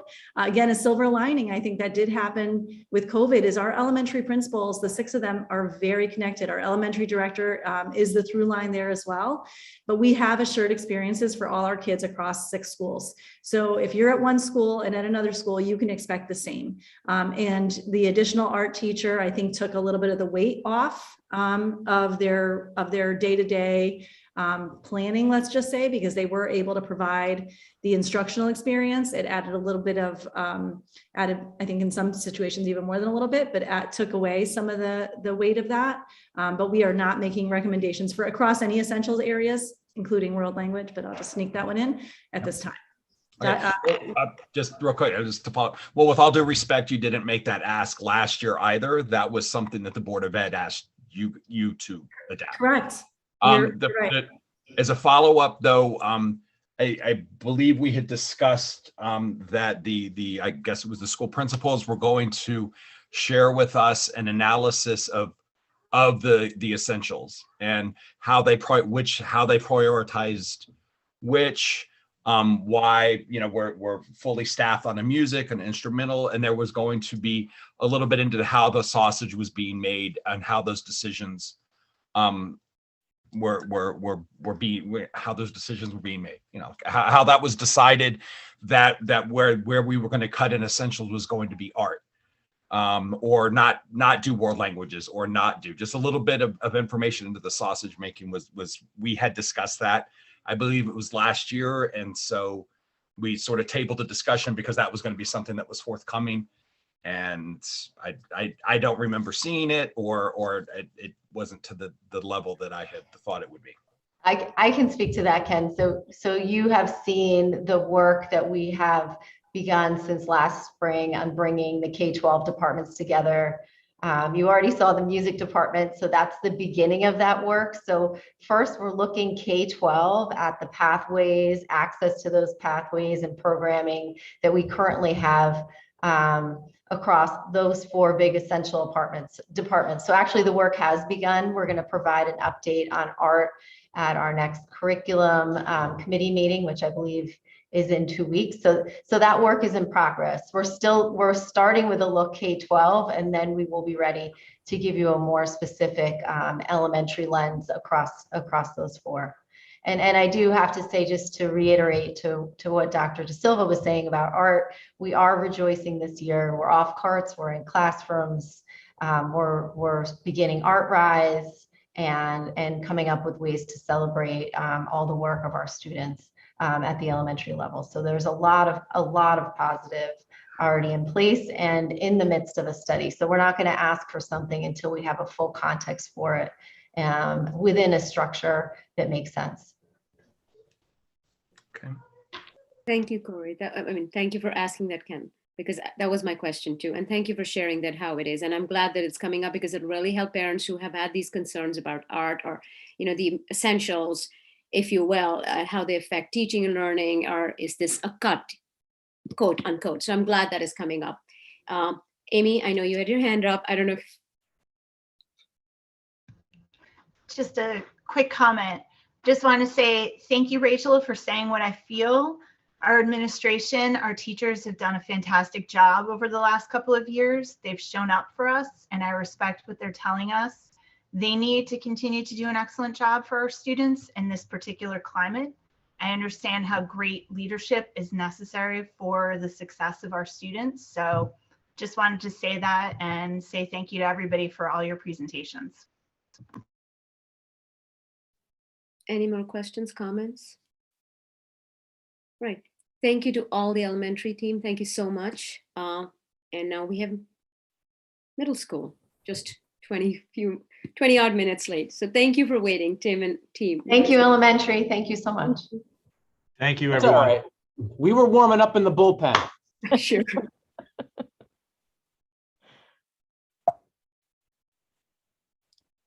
So while John is queuing our slides, I'd just like to make some introductions. First, thank you to the board for permitting us this opportunity today to present an overview of the middle school budget.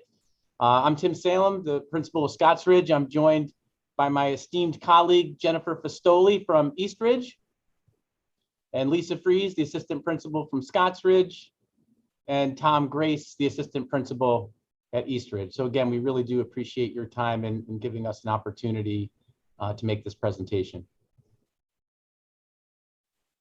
All right, John, we're ready.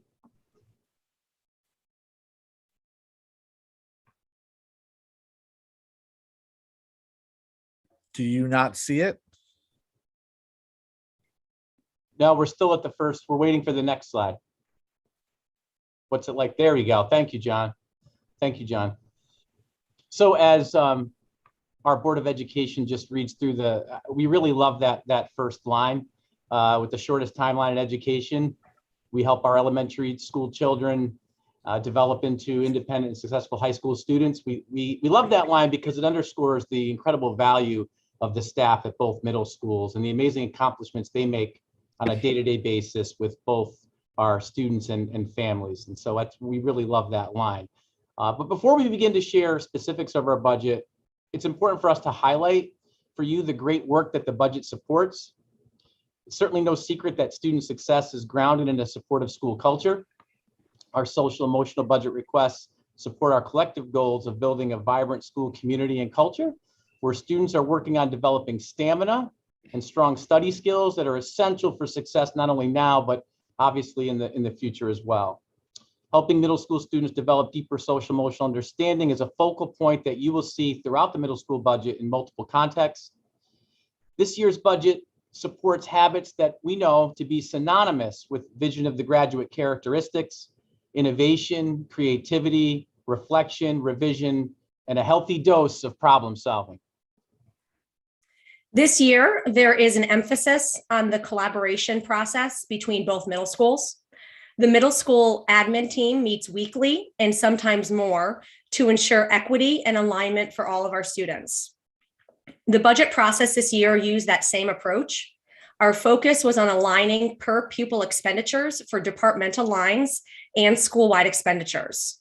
You will also notice that there are still some small differences in the line items for each school and between the budget for individual line items. However, the per pupil expenditures for departments and for school-wide requests are very similar across the both schools. Collaboratively, we took the time to analyze the per pupil expenditure and are able to articulate the differences between schools based on the unique needs and responsibilities of the specific school. If I could just add quickly, as the, can't believe I'm saying this, but as the elder statesman of this group, how awesome and amazing it has been to work with Eastridge this year. We've collaborated, I mean, this is my 12th year at Scotts Ridge, been here a while, and I don't know that we've ever worked more closely than we did this year, and that's really a credit to Jen and Tom for pushing us to make sure that, you know, we were meeting and having these conversations.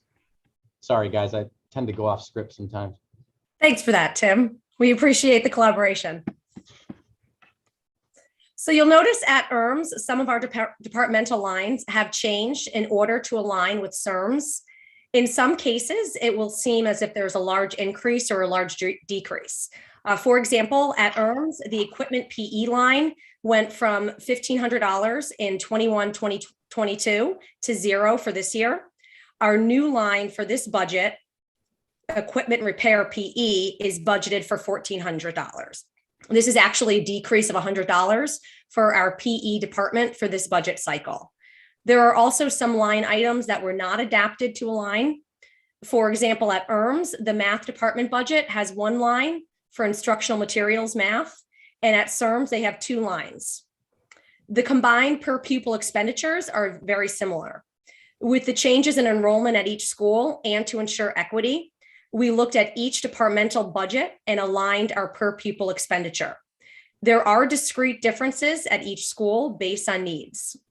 For instance, the age of music equipment by instrument at each school was assessed. And as you saw in the capital budget, a repair and replacement cycle was established for music program 6 through 12. And as each department, they are responsible and tasked with assessing the resources and needs based on both enrollment and curriculum costs. Then there's collaboration between the departments at both middle schools for collaboration and consistency. The projected enrollment at Scotts Ridge for next year, just to give you some insight, is 524 students, and for ERMS, it's 480 students.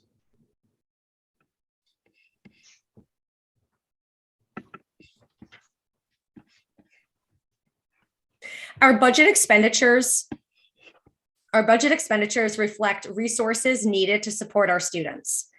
Students are demonstrating a tremendous increase in social emotional deficiencies and needs as a result of the pandemic, as well as increased access to social media platforms. Both social emotional learning and SRBI are grounded in the idea of supporting the whole child. SRBI requires us to deeply understand how our students are doing academically and social emotionally, so we can deliver the right intervention at the right time. SEL and SRBI require extensive planning and programming, as well as the resources to support a more complex student. All of this is reflected in our 2022-2023 requests. The request for an SRBI behavioral interventionist is focused on providing proactive, specific intervention for our students who are experiencing acute needs in crisis and support for students who are exhibiting behavioral concerns. We're also continuing to implement the district's commitment to the Yale Center for Emotional Intelligence Ruler Program for social emotional programming and tiered interventions that complement our SRBI programming. As Dr. Hanaway discussed, both middle schools will also share a special education teacher with a specialty in teaching reading to students that require services for dyslexia to meet the increasing needs of students in this area. In addition, we're specifically increasing our student assembly line at both schools so we can create a comprehensive program that focuses on all of our SEL initiatives and character education. We will continue to work with the Anti-Defamation League's No Place for Hate initiative, Ruler, which was mentioned, obviously, advisory, and our intra-school book study.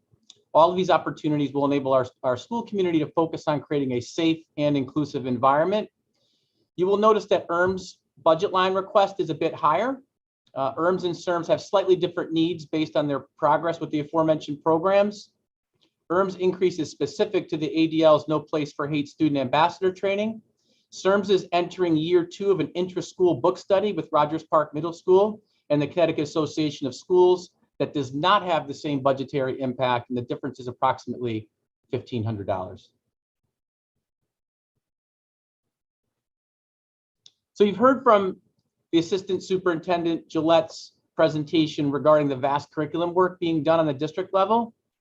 We value the professional learning opportunities the budget provides to support all of this incredible work.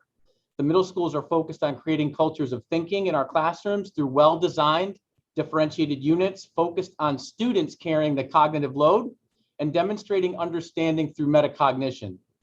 Many units of study require consumable materials that you will see reflected in the instructional supplies line in each school. You will see that the middle school budgets are consistently lean and efficient. The majority of our budget is staffing. There are no extras in any of our budget lines. Our wonderfully talented staff are our greatest asset, our human capital, and the implementers of this great work.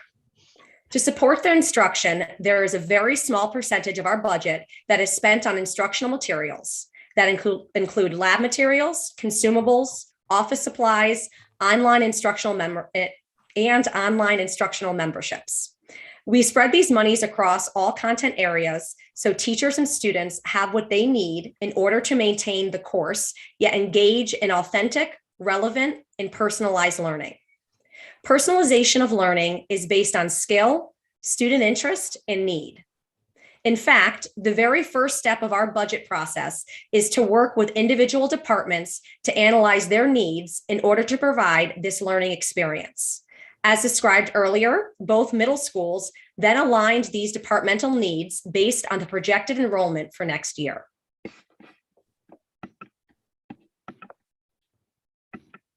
And as you're reading this, here are some examples of how curricular shifts impact our middle school budget requests. Middle school administration department leaders meet regularly to collaborate in order to plan curriculum and instructional priorities, professional learning, and also to order consumable materials based on enrollment. Though we have these goals in common, as Jen mentioned earlier, there are still individual differences requested in our budgets. Some of these are due to enrollment, student choice, and the sharing of staff between buildings. However, our overall expenditures are in full alignment and reflect the enrollment of both middle schools. The monies are then distributed across all content areas based on units of study. Listed here for you are some of the content areas that have implications reflected in this year's budget requests. In world language, there is no one textbook that meets the needs of our world language programming. So the monies in this area is used to support supplemental materials that will support more opportunities for speaking and listening in the target language 95% of the time. Specifically, readers for each proficiency level for both French and Spanish. This is reflected in an increase in the textbook line items at both schools for world language. Monies for this line are used to purchase these readers. In science, the middle schools continue to develop and fine-tune the NGSS model of instruction for our students in science. Due to the personalized nature of the bundles they engage in, they are based on student curiosity and questions, and our budget reflects the teacher's continued need to purchase hand-on consumable supplies, such as lab materials, which includes probes for collecting data such as temperature, pH, force, acceleration, etc., and exploration-specific materials throughout the year. Equipment repair, such as our microscopes and balances, require servicing every other year and is a recurring expense. You will notice that there are different lines in the budget for science at Scotts Ridge and East Ridge. Scotts Ridge total for science is $10,300 East Ridge 10,600, and reflect individual school needs. The literacy budget reflects the middle school's focus on acquiring differentiated materials for our students, primarily reading materials that are written in multiple levels of difficulty and accessibility. These resources will be used to supplement instruction in science, social studies, as well as literacy. This also supports our co-teaching and inclusion classes that are aligned with our special education priorities. You'll see a decrease in the East Ridge reading line that reflects the purchase of resources that occurred last year. In addition, it reflects a partnering with the library and English department budgets for resources to support differentiated literacy in the middle schools. And once again, just to go back to music, and I know this was highlighted in the assistant superintendent's presentation, and I know that Jen mentioned it, but just to reiterate, we have instituted a centralized process for instrument replacement. This creates better alignment between all of the secondary schools to be sure we're taking a more critical look at our instruments and needs. So there's both efficiency between instrument repair and replacement. And so it's just important to highlight. And art and family consumer science are also personalized based on the student's interest, voice, and choice in their projects. You may notice that there's a slight increase in supplies in the CERMS budget for consumables based on increased prices that need to be for items that need to be replaced or refreshed regularly. At CERMS, there's a slight decrease in those lines to reflect their projected enrollment. Social emotional learning, math, and literacy intervention has been an ongoing focus of the middle school education, especially in light of the challenges faced with the pandemic and other factors, such as an increase of student interactions on social media. Our budget requests include monies that support this focus. You heard from Dr. Hanaway about the importance of our school psychologists, counselors, and kids in crisis counselor in support of teaching students coping strategies through DBT and other strategies, as well as supporting families in crisis, such as through mandated counseling, through IEPs, as well as 504s, as well as direct instruction of social skills. A requested SRBI interventionist that we described in a previous slide will be a valuable part of our support for students as they grow and mature in the middle schools. At each middle school, we staff for both a literacy and numeracy interventionist to provide direct instruction for students in those content areas. This approach, including the addition of the SRBI behavioral interventionist as requested in this budget, is grounded in the idea of supporting the whole child. We need to develop and have a deep understanding of how our students are doing academically, socially, and emotionally, so we can deliver the right intervention at the right time, but more importantly, for the right amount of time.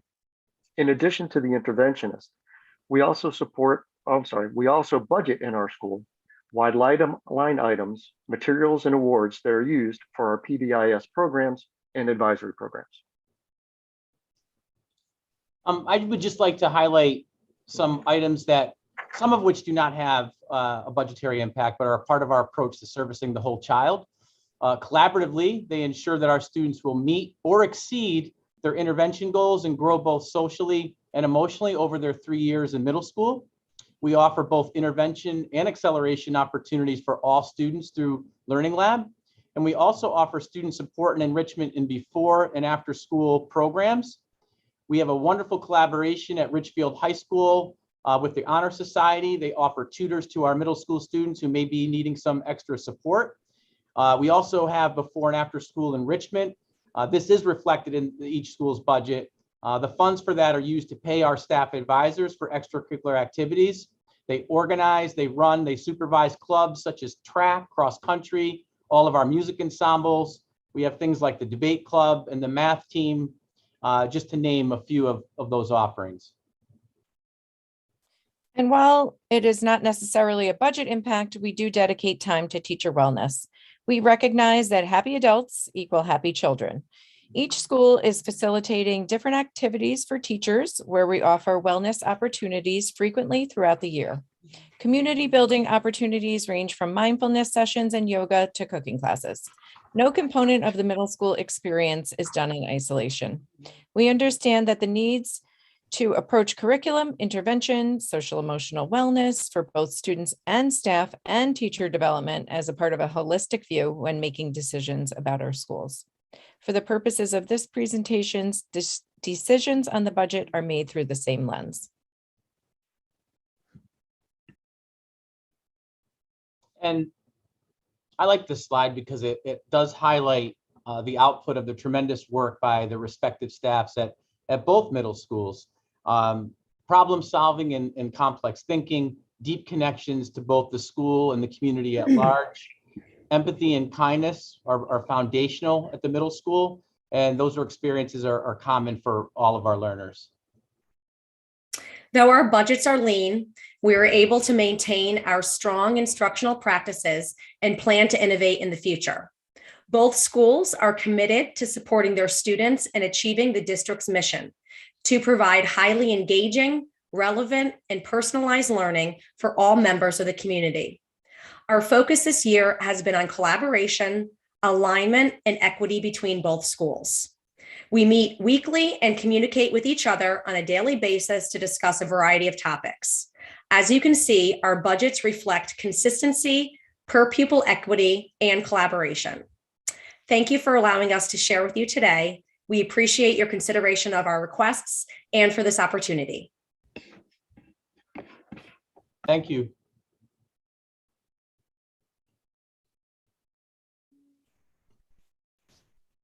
Thank you, Tim, Lisa, Jennifer, and great, Mr. Grace. I couldn't see. Oh, there you are, Tom.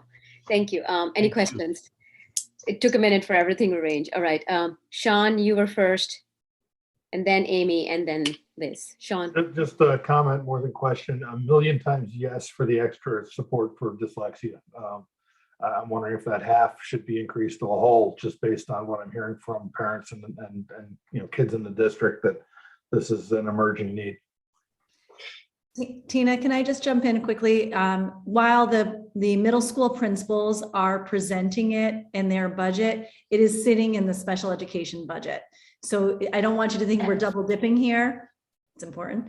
Dr. Hanaway spoke to that 1.0 reading teacher. It's just that we wanted to be sure that you saw the impact at the schools as well. Thanks, Sean. I think, Amy, it was you next, and then Liz. Maybe this was covered somewhere, or I should know this and I don't already, but could you just talk a little bit more about the SRBI behavioral interventionist? And I'm specifically wondering, is there someone in place to be doing those kind of jobs now? Is like, what do you do in those situations now? And is the 0.5 enough? Sure, we can speak to that. One of the reasons that we, as a middle schools, put this ask in our budget is that we are seeing an increase of need in our students for acute crises as well as behavioral concerns. And so the ask is a 1.0 that would be split between both schools. So currently, right now, to support our students, we have our mental health staff, we have our counselors, we have our school psychologists, our kids in crisis counselor, as well as our teachers. And with that increase of need, we have the increase of personnel in order to support our students. It could be a product of the pandemic, or as we mentioned before, increase of social media, and there is the need for that. And how we see the use of this particular person is very similar to our interventionist for math and literacy. So we go through our MTSS process where we identify students who need support in literacy or math, and they have interventions. And we do the same for behavior right now. It's just that we use our the staff that we have right now to provide that support. So if we were able to split an SRBI interventionist between the both schools, we would transfer that some of that to that particular person. They would provide tier 2 and tier 3 interventions. They could be, groups of students they can work with, peer mediation, other opportunities for them to, that they would have those types of responsibilities. It's important also to note that our counselors, as well as our school psychologists, they are also providing support for students that have counseling services and other need to meet other goals for their IEPs or 504s. When you look at the SRBI interventionist, similar again to math and to literacy, that's for all of our students. So that's outside of the 504 and IEP process. So that's how it differentiates a little bit. Amy, thank you for that question. I think it's an important one to ask. And Jen did an outstanding job of highlighting it. It also harkens back to what Dr. De Silva said in the last presentation. With only 2 administrators at each building at the middle school level, the predictability sometimes of when these situations escalate is difficult. And oftentimes it really does take an incredible amount of our time to move from one event immediately to the next. And quite frankly, in the time that I've been here, I don't know that I can recall a fall as busy as we've had this year with responding to those types of situations, whether it's behavioral or emotional. That's just being, frank in that assessment. Thank you. Before anybody asks, I think Tim or anybody can talk to it. I think you've mentioned DBT. Does that link to the SRBI? Why is this of value? We keep talking about DBT. I think it's important that we share with our parents, our new board members, and everybody who's listening in why this is so important. And if this links. I can help jump in with that. So DBT has been spearheaded by my department, first and foremost, with our social workers and psychologists for actual service provision for students with disabilities, first and foremost. That started 2 years ago. This past year, at the middle school level, we trained our school counselors not to be full DBT implementers, because it's really not designed for that way, but to be supportive with the DBT implementation by learning something called skills coaching. And the SRBI behavior interventionist would be somebody who we would want also to have that DBT skills coaching, which you could imagine along the tiers of intervention to be closer to a tier 1 or tier 2 level. What the psychologists and social workers have done through my department support is really tier 3 and beyond. So it's all part of the same continuum. So yes, we would collaborate with the middle schools to support them with that training and implementation. It's been an incredibly successful approach in the short period of time that we've done it. Thank you. I've been reading about it, and I think it was so important that we highlight how all this is linked, how all departments are linked, because I think that's where the conversation keeps needing to going back. Everything is together. It's all linked. It's all part of one big conversation. Any questions? That's important to highlight, Tina, because it's also, as Liz just indicated, it's building an internal strength within our own capacity, and that is important to highlight. And taking the time to do that has been essential, and I know it has been for our staffs at both middle schools. Thank you. Any questions? Liz? First, thank you, Tim and Jen. I think the level of collaboration is certainly different than it has been in the past, or at least it seems that. As someone who does go line item by line item through the budget, I can surely appreciate the allocation process that you guys used. So my serious kudos for that, because I was looking at my spreadsheet from last time and all my questions were already covered. So thank you. I actually do have, when I look at the data, one, your budget is essentially flat to last year. So for me, that's like, wow, I'm so impressed that you're able to do that. The question that I have is actually in 2020 to 2021, the subline was double what you thought it was going to be. And I know part of that was probably COVID related, but your budget ask for this year is consistent with what it was when you ended up with that $100,000 plus overage. And I just want to make sure, because we don't have a contingency fund allowed in the town, which, I think we still should change, but we don't. How do you guys feel about that sub budget coming into, especially coming off of, we don't really know, but Omicron and all that? Tim, do you want to jump in or would you like Karen to? Karen can start and then I'm happy to Yeah. top in. Yeah, and I might need Dawn to talk about the actual budgeted amounts.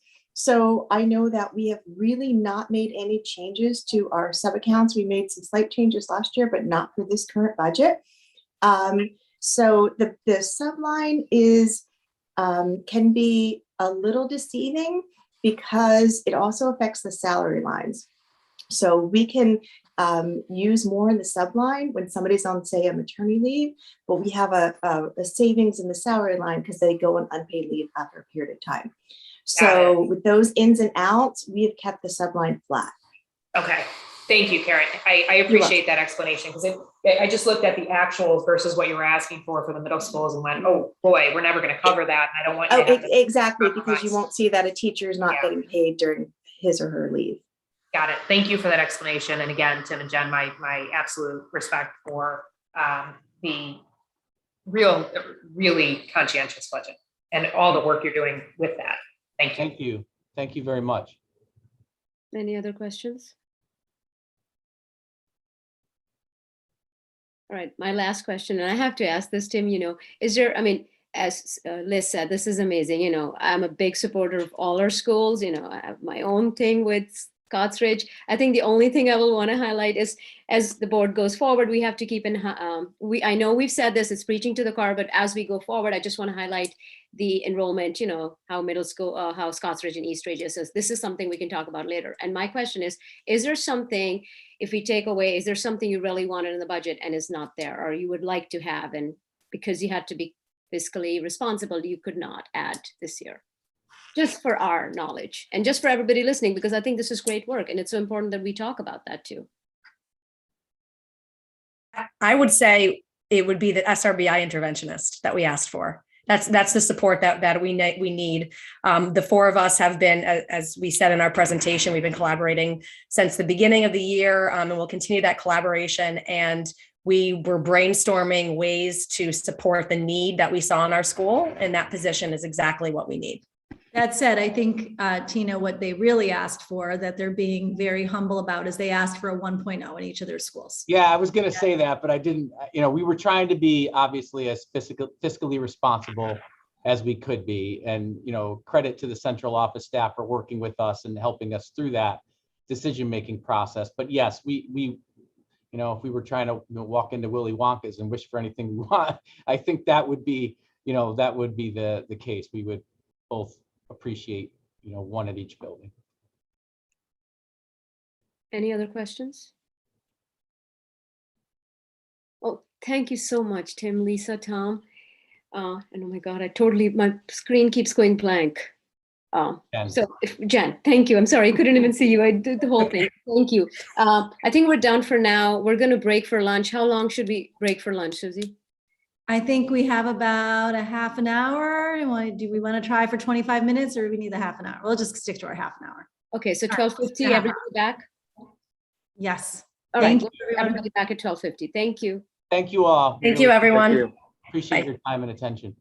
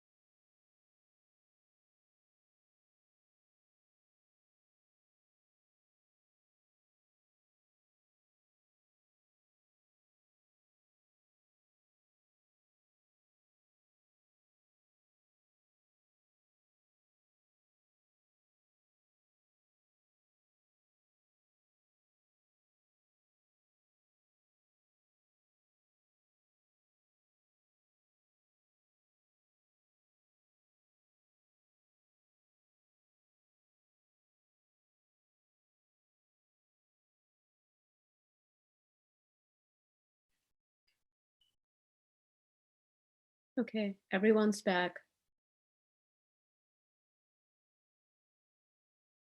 Jonathan is still here, but I'm still going to be taking over for now so that he can rest his voice.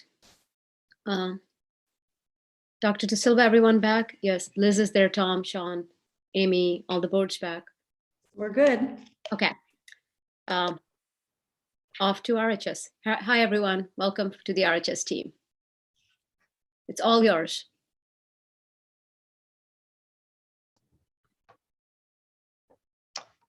All right. Sorry, just get my screen set here so I can see the slides.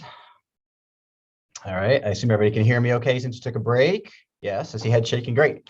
I'm just gonna get started then. My name is Jake Greenwood. I'm the principal of the high school here. I have some members of my team here with me. I have my assistant principals. Dr. Robert Slavinsky is here. Michael Yeaget's here, Christine Hopkinson, and Jared Pepe. After I present, we'll be going into athletics, and you'll hear the another member of my administrative team being Dane Street and my athletic director. Next slide, please. Starting in the same place, I've seen many presentations start today because it is one of the primary things that we do here at Ridgefield Public Schools. We work towards our vision of the graduate. What you see on this slide, most importantly, is 6 words that are emboldened, and that's communicative, knowledgeable, resilient, innovative, collaborative, and mindful. And I want to point out, particularly at the high school level, these aren't just 6 words that are written on the screen. These are truly our core values. And we try to drive these core values all the way through everything that we do, including our budgeting process, but all the way down to the classroom, right to the assignments. We have committees currently working to take these core values and move them into actual pieces of artifacts that kids can collect over time with rubrics that they can use in order to assess their attainment of these core values. So they truly mean something to us. I'm sure they do at every school, but particularly at the high school, this is a transitional piece for us, is that students understand that these are our core values. Next slide. All right, so an important piece to looking at any high school programming in New England is to talk a little bit about NEASC. That's the New England Association of Schools and Colleges. It is the accrediting agency for all public high schools and colleges, universities in New England. And so the year before I came on board, there was a decennial visit, that's a 10-year visit. And they went through and produced a report, which we've already responded to. Subsequent to that, myself, along with my team, we've responded to the recommendations that were in the 10-year report, and they provided back a 2-year report. And that 2-year report, I'm pleased to say, had many commendations for us, things that they were particularly pleased with, things that we're very proud of. But obviously, it will take budget lines in order to continue to promote these at the high school level. So it's important to look at the things that NEASC said we're doing very well. Most of the things you'll see addressed on this in particular slide were already addressed in assistant superintendent's budget. You'll see a lot of curricular based items here, and also with my curriculum supervisor friends, Annie and Jeff, but I will just quickly go through them for you. They're particularly pleased with our implementation of our advisory program, and that comes through our student life office under the direction of Eileen Stewart.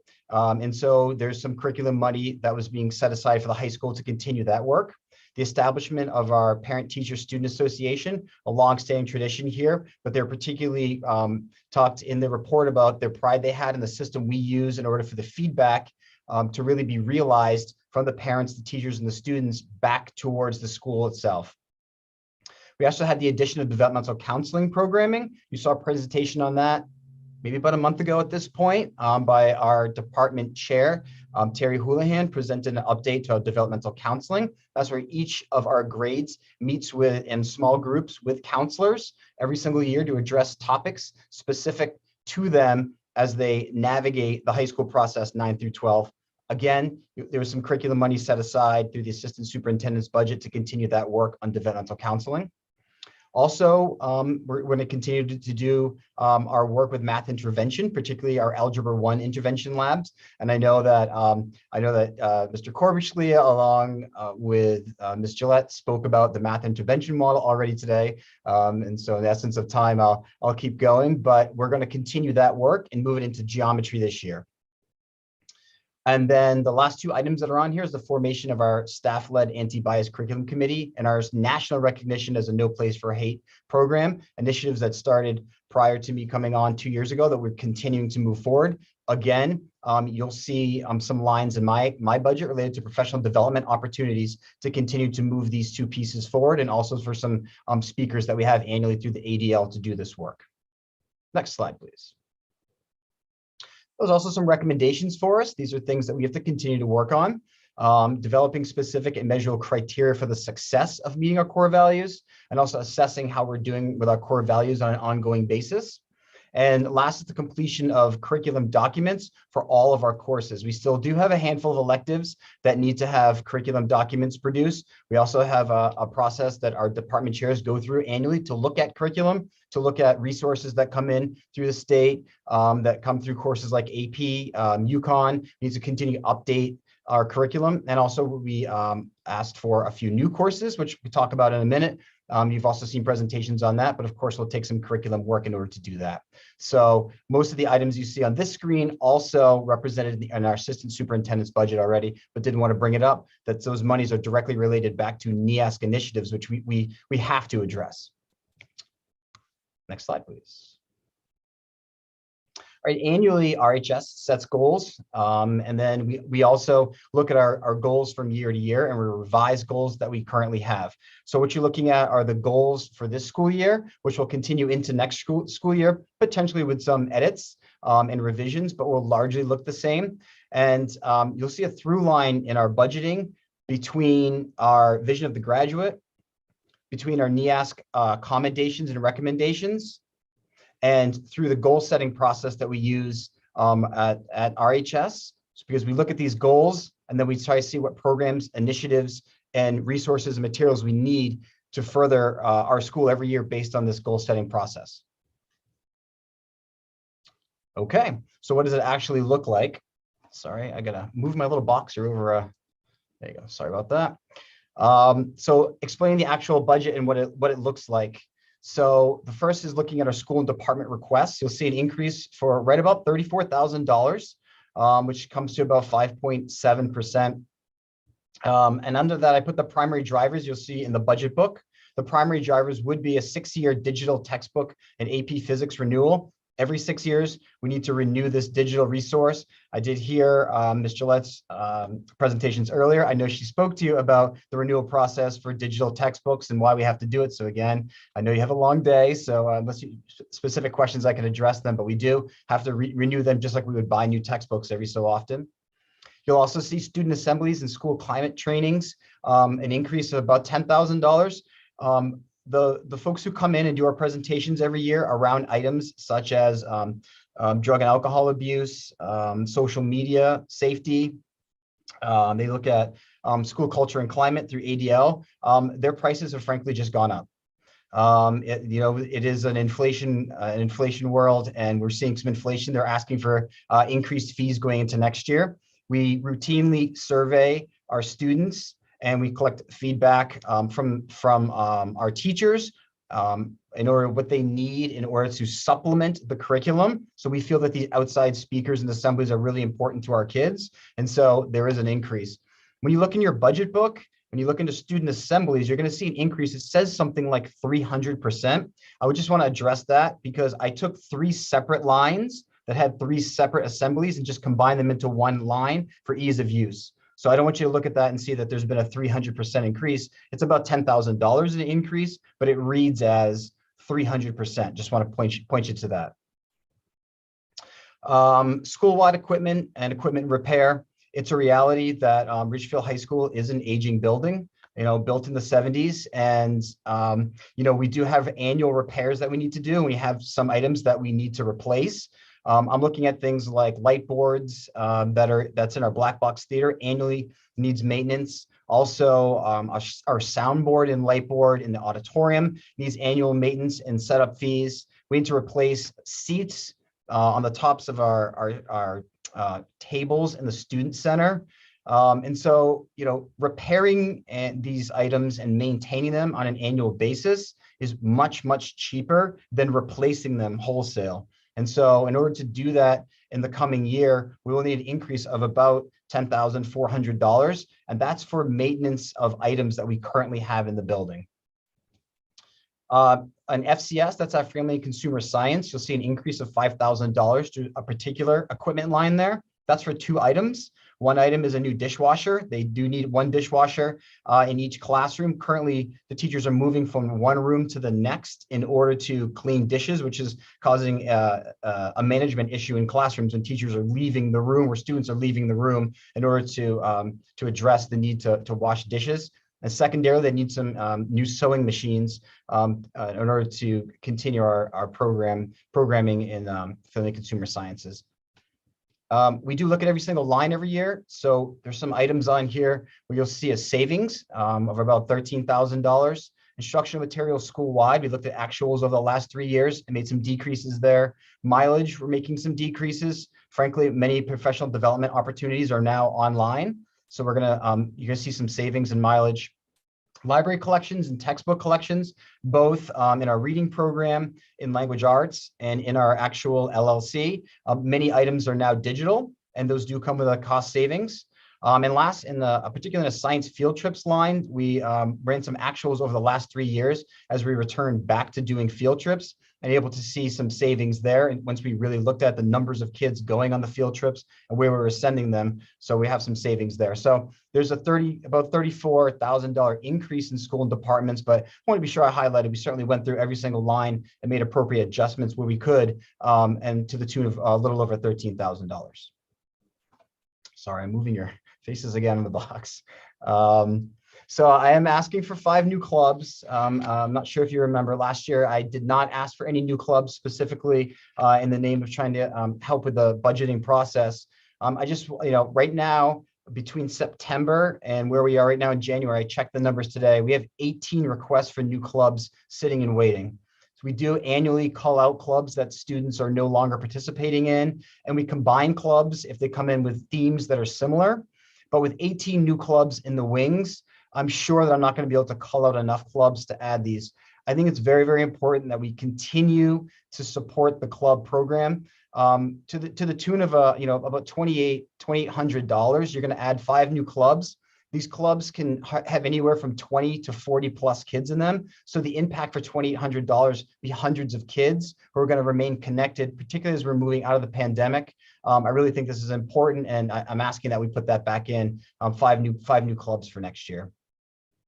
I'm also asking for a additional stipend for video production. I want to continue our work with the video production program. Last year I came to you and we asked for some monies to start working towards the equipment for this programming. And now we need to start putting the staffing in place. There's an increased demand for virtual, the ability to access things that we do here virtually, like sports, like drama, like graduation.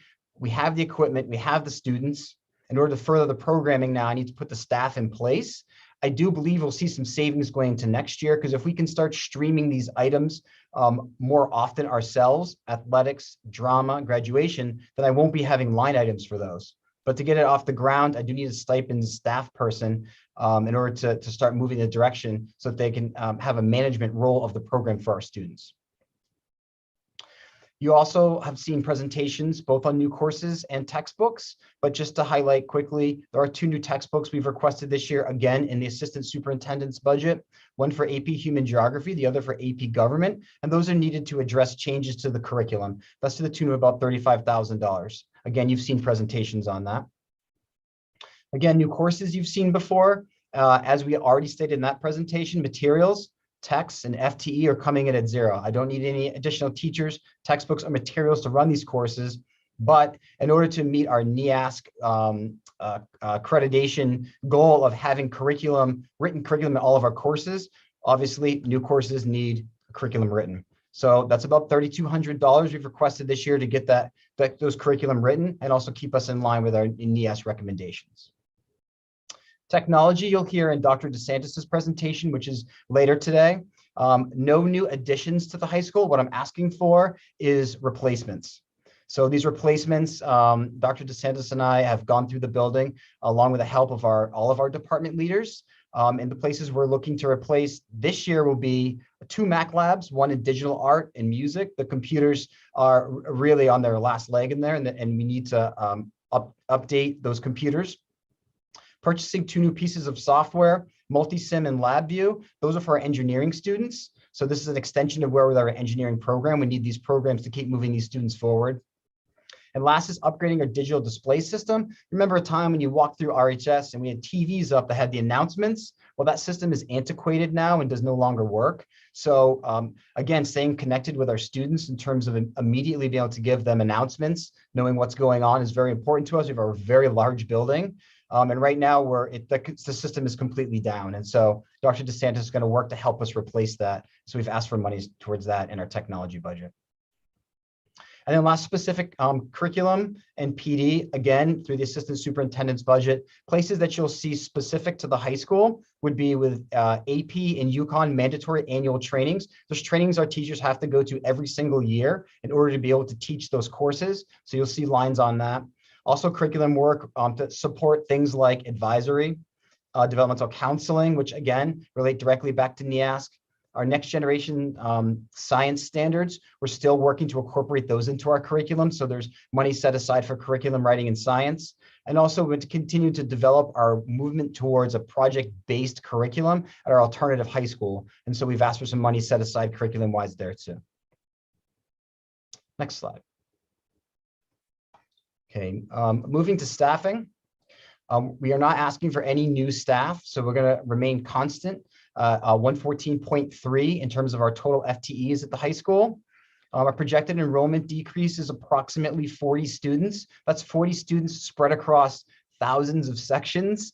It's not in any one particular teacher's classroom as it might be in an elementary school. And so when you look at a decrease of 40 students, we'll be able to, we should remain stable with our total number of teachers. That's at 114.3. You did see in Dr. Hanaway's budget a request for 1 FTE in special education teacher, and that's to meet the demands of our increased special education population so that they can address both our co-teaching model and also IEP goals. In terms of administration, with the announcement of retirement and the administrative team at the high school, I am looking to restructure. And the restructuring I'm asking for is the removal of 1 assistant principal, with the addition of 2 supervisors. These 2 supervisor positions would be 1 in counseling, and the other would be in special education. The reason for doing this for these new positions is to really put them at the heart of what's most important right now in terms of our return back from the pandemic. These 2 places, both counseling and special education, arguably harbor our students who need the most support. And so moving the administrative structure closer to our children should have, hopefully, a positive impact on their ability to address issues that arise with our kids as we move out of the pandemic. I heard Dr. De Silva comment on this is a structure for now, and in 5 years, we may be looking at a different structure. And I really think that's an important point, is that we're not just saying we had 4, we want 4. We're looking at our administrative structure always and say, what do our kids need right now? What do they need right now in order to address our goals in terms of engagement, in terms of social emotional need, in terms of school-home communication? And that's why we're looking for this shift.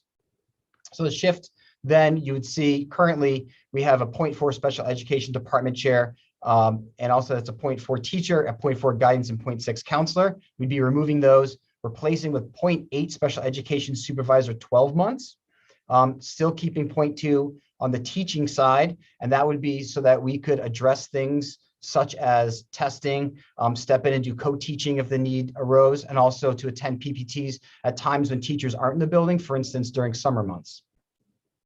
I'd also be looking for a 1.0 counseling supervisor, 12 months. And again, I did hear Dr. De Silva address this, but our needs from our families don't end when they walk out the door in June. In terms of scheduling, in terms of staffing, addressing developmental counseling needs in terms of our programming, oversight of our counselors who are working in the summer. 12 months is just a better system to be sure that we're doing what we need to do for all of our families every single day, including the summer. Probably most important to point out, though, is that these 2 positions, though I'm removing 1 administrator and replacing with 2 12-month supervisor, it does net an overall savings of approximately $100,000 to the district. Next slide. So we get to the part where I say, do you have any questions? But you can see one thing I want to point out, these are all pictures from things that actually happened this year. I'm really proud to say that as we've transitioned from where we were last year to where we are this year, we're doing our best to move forward with our students in terms of programming. And you can see on here all the myriad of things that we've been able to do with our kids this year. In spite of the challenges, we're moving forward, trying to give our kids the richest experience possible.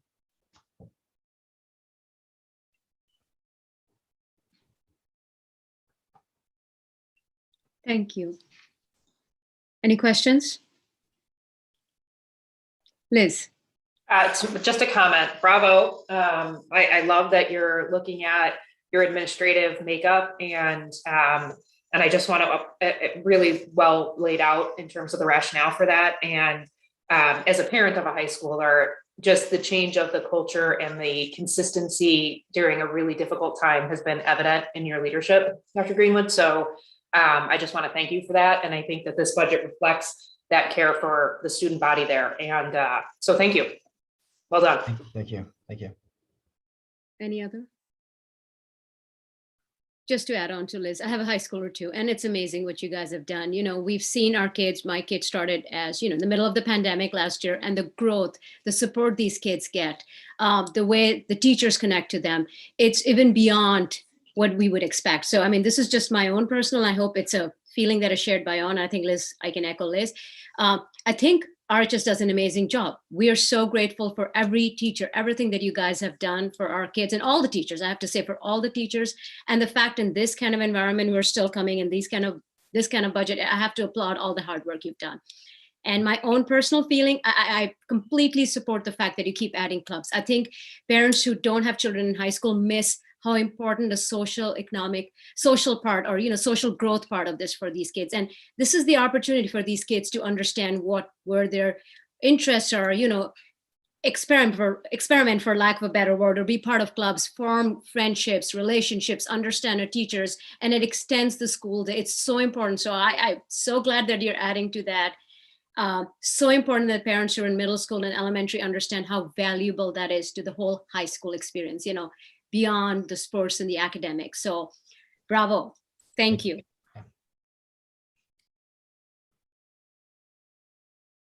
Anyone else? Sorry, I didn't want to go on. I'm just I just have to say, when it's an amazing job as a parent and as a community member, it is important to highlight all the things we do well, and for everybody who's listening. That was easy. Right. Oh yeah, Jonathan, go ahead, sorry. I just want to add just one quick add. To be able to come to us with a 1.2% increase while maintaining the number of teachers in your building is fantastic. I know there's always a push from some people in town to reduce the number of teachers at the high school, but to be able to maintain that level while also keeping your budget in check is really, it's a great job. Thank you very much. Anyone else? Thank you. All right, athletics. Thanks, Jake. Thanks, team. Well, thank you, everyone. Appreciate it. Have a great day. I'm going to stay on for Dane, actually. I'm just going to go mute, if that's okay.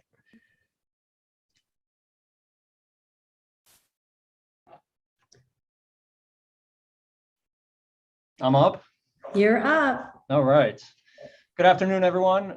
Thank you for taking the time. I know this is a lengthy and arduous process as we work through it, but I do appreciate all the time that everyone has given us this afternoon for us to present our different budgets, and just want to take a few minutes and present to you my athletics budget request for next school year, and answer any questions they might have. So we'll go ahead and get started. Next slide, please.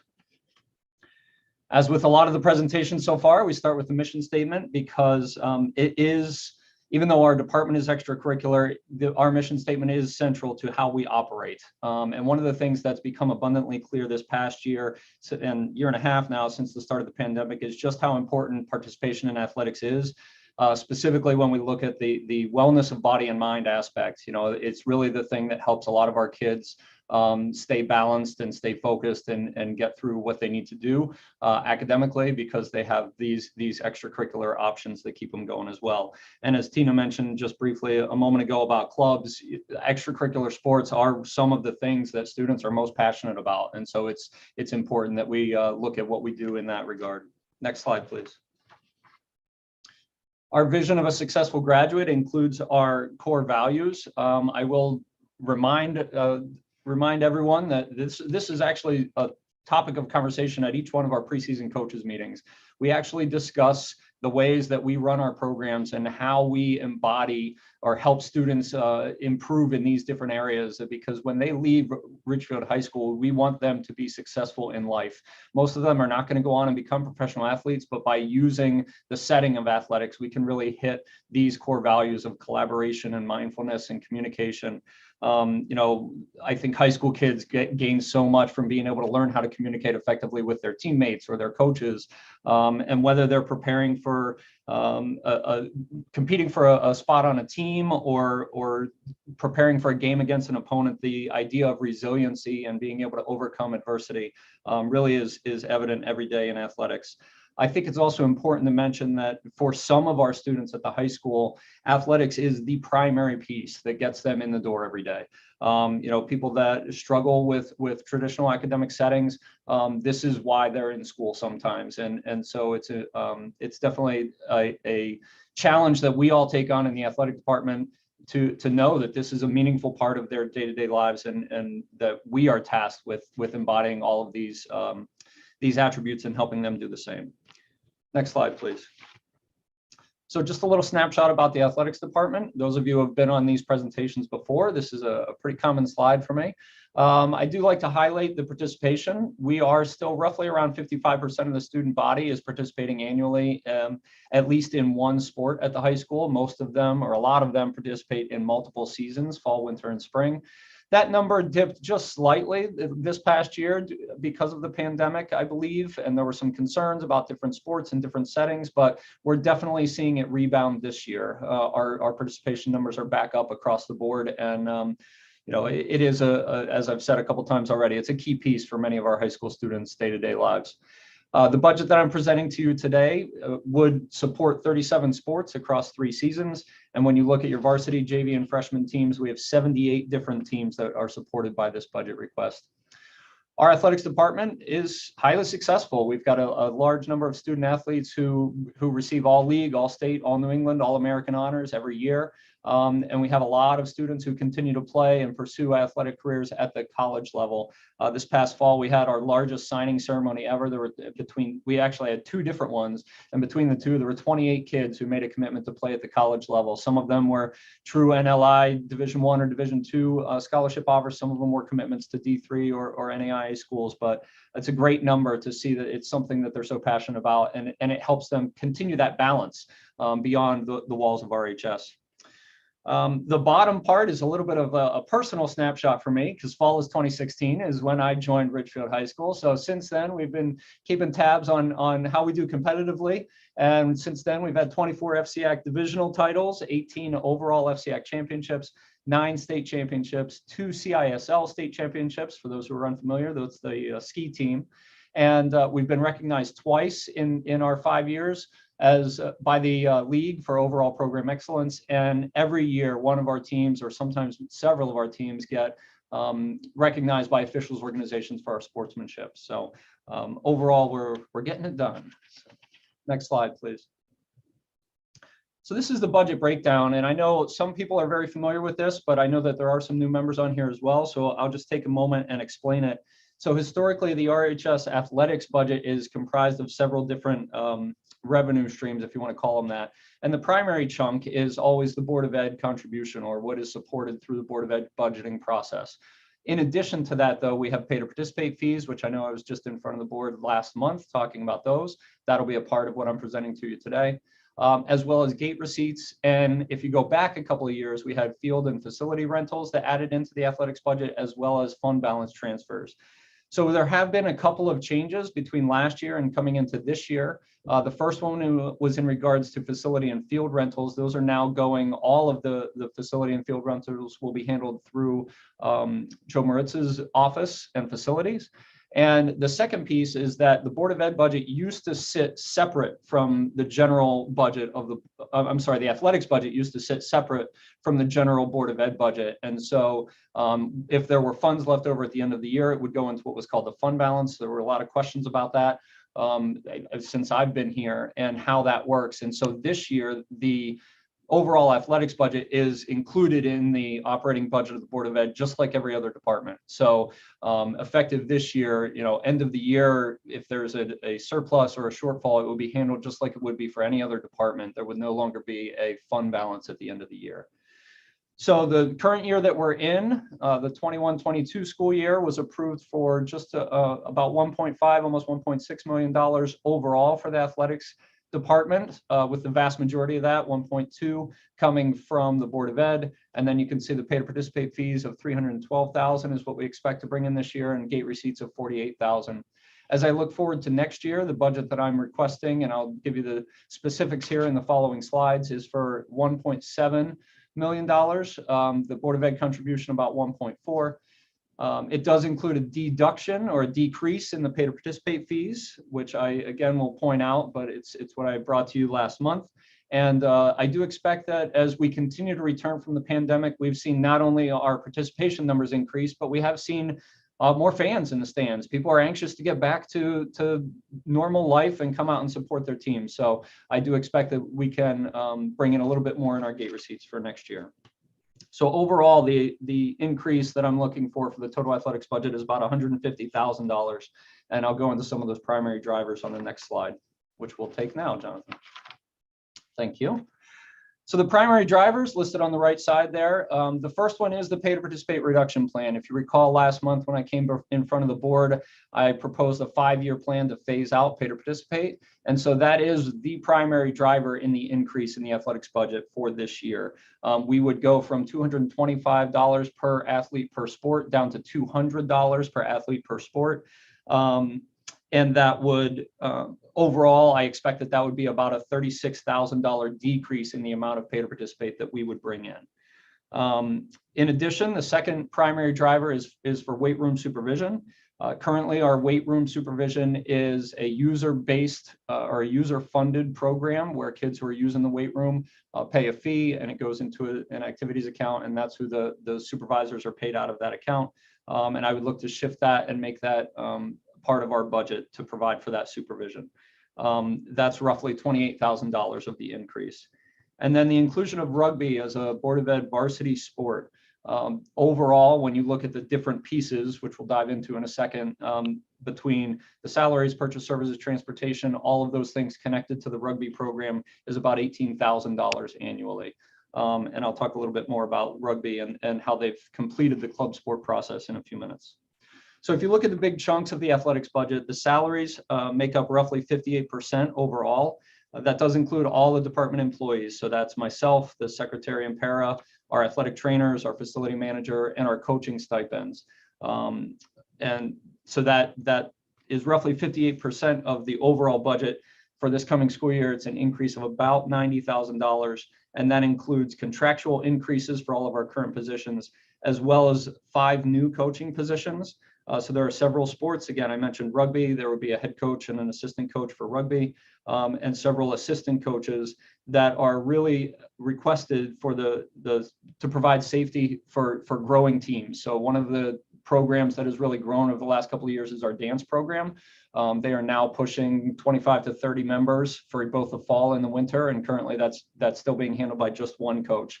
And so when I look at other teams of comparable size, all of our other teams have a head coach and an assistant coach to work with supervision and provide adequate coaching. And so I've requested an assistant coach for both the fall and winter season for the dance team.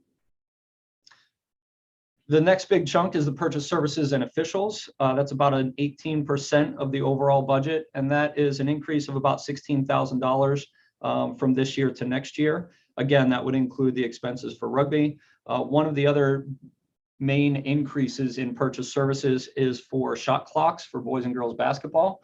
There's been a lot of debate about the use of the shot clock at the high school level. And as we look forward to next year, it looks like we're going to be moving in that direction. And so what that means is for each game that is played, you need somebody to manage that shot clock. Additionally, for both the cheer and dance teams, we're seeing increases in choreography and music licensing fees, which is a little bit new. And it also includes contractual increases for the ice rink and for the pool, which are, payments that go back to the town for the use of Barlow Mountain. Our transportation makes up about 11.6% of the overall athletics budget. And as we move from this year to next year, there aren't really significant increases in that line. One thing that I have talked about with Dr. De Silva is some creative thinking as we get ready to start negotiations on our next transportation contract about ways that we might be able to change our contract when it comes to athletics and provide for future savings in that line. The next big chunk is materials, dues, and fees. That is about 10.3% of the overall budget, and that's an increase from this year to next year that I'm requesting about $16,000. I think it's important to note that from last year to this current year, that's where in the spirit of trying to keep our budget as reasonable as we could for this current school year, I actually decreased that line by about $43,000 from last year to this year. So we're going back up some, but we're still not where we would have been a couple of years ago. And the last big chunk is support personnel. And this would be an increase of about $11,000 for next year. That's general increases across the board, as well as line judges for both boys and girls volleyball. Those used to be volunteer positions, and there's been a rule change that now requires those to be hired people to work the lines for each of those games. So that's kind of the way that it breaks down in terms of the overall athletics budget and the different chunks. Next slide, please. I always like to share the Durgay comparison of our athletics budgets. This is all current information with the exception of Staples. You see that we've got a little asterisk there next to Staples. That's their information from last year. We did not get an update from them this year. But you can see that there's a lot of different ways that athletic departments fund their programs. I think it's important to note on the far right, all those different notes that you'll see, of the 8 schools, 1, 2, 3, 4, 5, 7 schools that are there in Durgay, you can see only 2 of them do not have pay to participate. All the others have pay to participate, but it is less than what we are currently putting on our families of our athletes. So you'll see pay to participate fees along the right-hand side and how they break down for different sports. It's also important to note that each of their budgets has notes about, if I look at Joel Barlow, for instance, 5 of their sports are fully funded by the parents. They're not included in their Board of Ed. And so when you take those into account, their overall athletics budget would be even greater than what you're looking at here. Overall, we are supporting more teams than any other athletic department in Durgay. We have a huge number of students that we support with this. And at the moment, our per pupil spending is still at the bottom of the list. And our total spending is near the bottom of the list. And that's not to say that we're not appreciative and that we make the most of what we are supported with. But when we compare to other Durgay programs, we are still, we're still on the lower end of the amount of athletics funding that is in place. Next slide, please. Some of the long-term items, I thought it was important to highlight the first couple on here. As you all know, the replacement of the RHS track and the field down at Tiger Hollow Stadium was a collaborative approach this year with the town, and we incorporated this field over at Scotts Ridge as well. So that was a wonderful project. And even though it had a couple of snafus along the way, it took a little longer than we expected. It's going to be great for years and years and years to come. And I know everyone's looking forward to getting back out there in the springtime.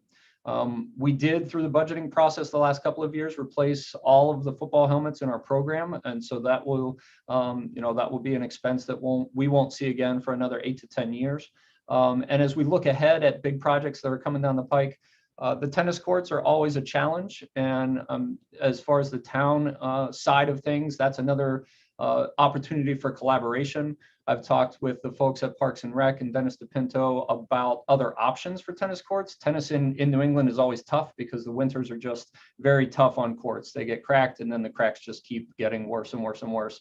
And so there is new technology out there that would allow us to replace them with post-tension concrete courts that are guaranteed to stay crack-free for something like 15 or 20 years. And so that's something that we've had discussions about. I think over the next couple of years, you'll see that on the town side coming up as a budget item, and we'll see if there's anything that we need to do to support that request. Obviously, in town, there are two main sets of courts. We've got the 6 over here at the high school and the 3 over by Yanity Gym. And then the Tiger Hollow 2 turf is due to be replaced within a couple of years. It's still in very good shape.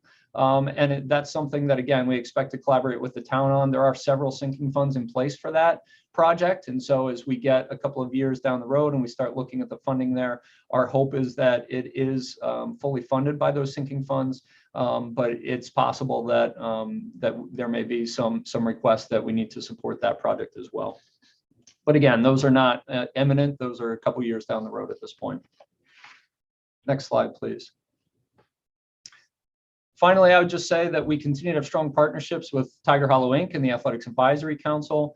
As I just talked about, we have a very collaborative approach with the town when it comes to different projects. Not only the tennis courts and the track and the turf projects, but smaller things like over at the pool right now, we're in the process of working to replace some aging equipment and things of that nature. And so that's always a discussion for us because our teams do use the pool as much as anyone else. And so when there are repairs that need to be made, oftentimes we'll look to support those efforts.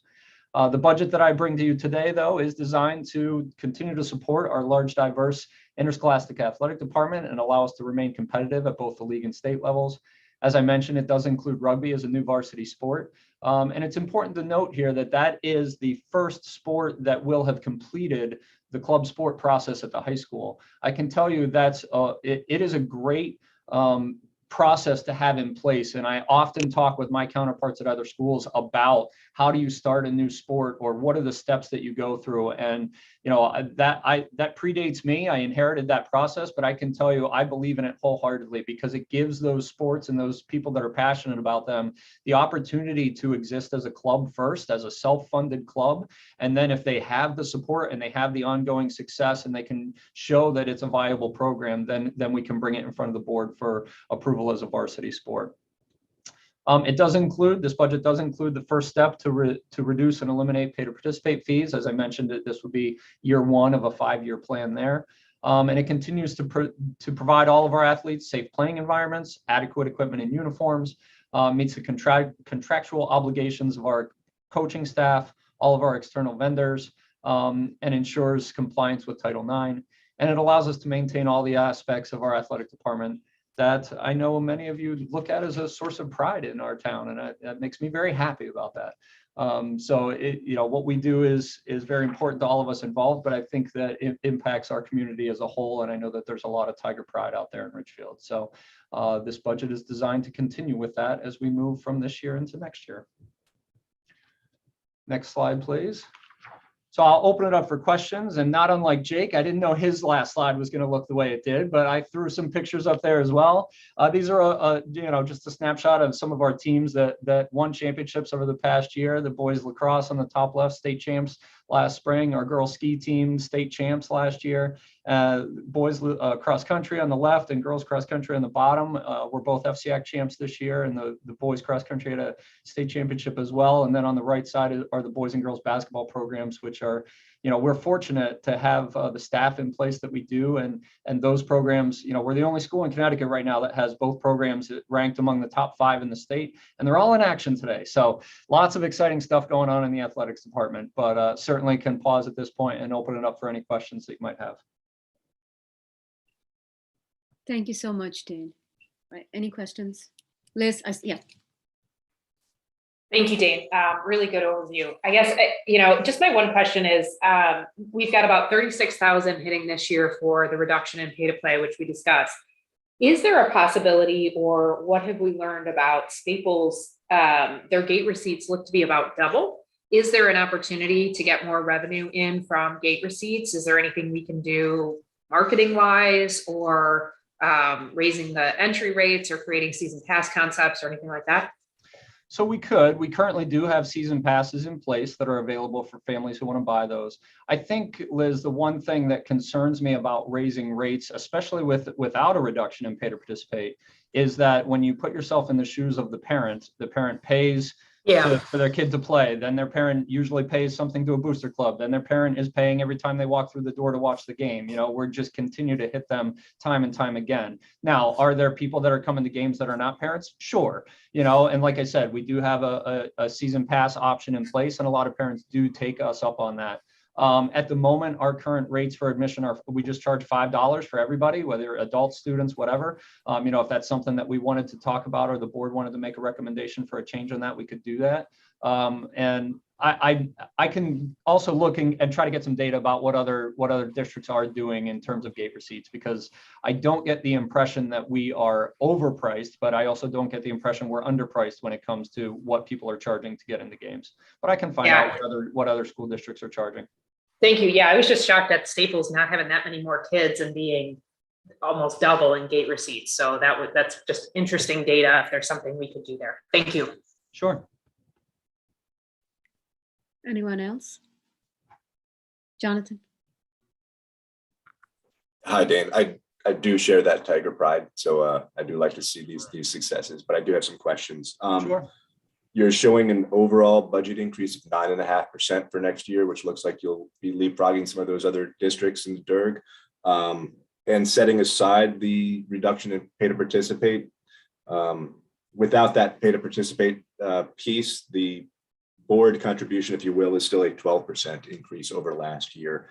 If this board did ask you to move that 12 down to a 6 or something like that to be more in line with what we're looking at from our schools, where would you look? So I think my first pieces would be the pay to participate and the weight room supervision. You know, as much as I think those are important, and I think that for certain families they are very big factors. I think for some families they are factors as to whether or not their kids participate in our programs. But when it comes to those chunks, those would be the first ones that I would look at as things that if I was asked to reduce, that's where I would probably reduce first.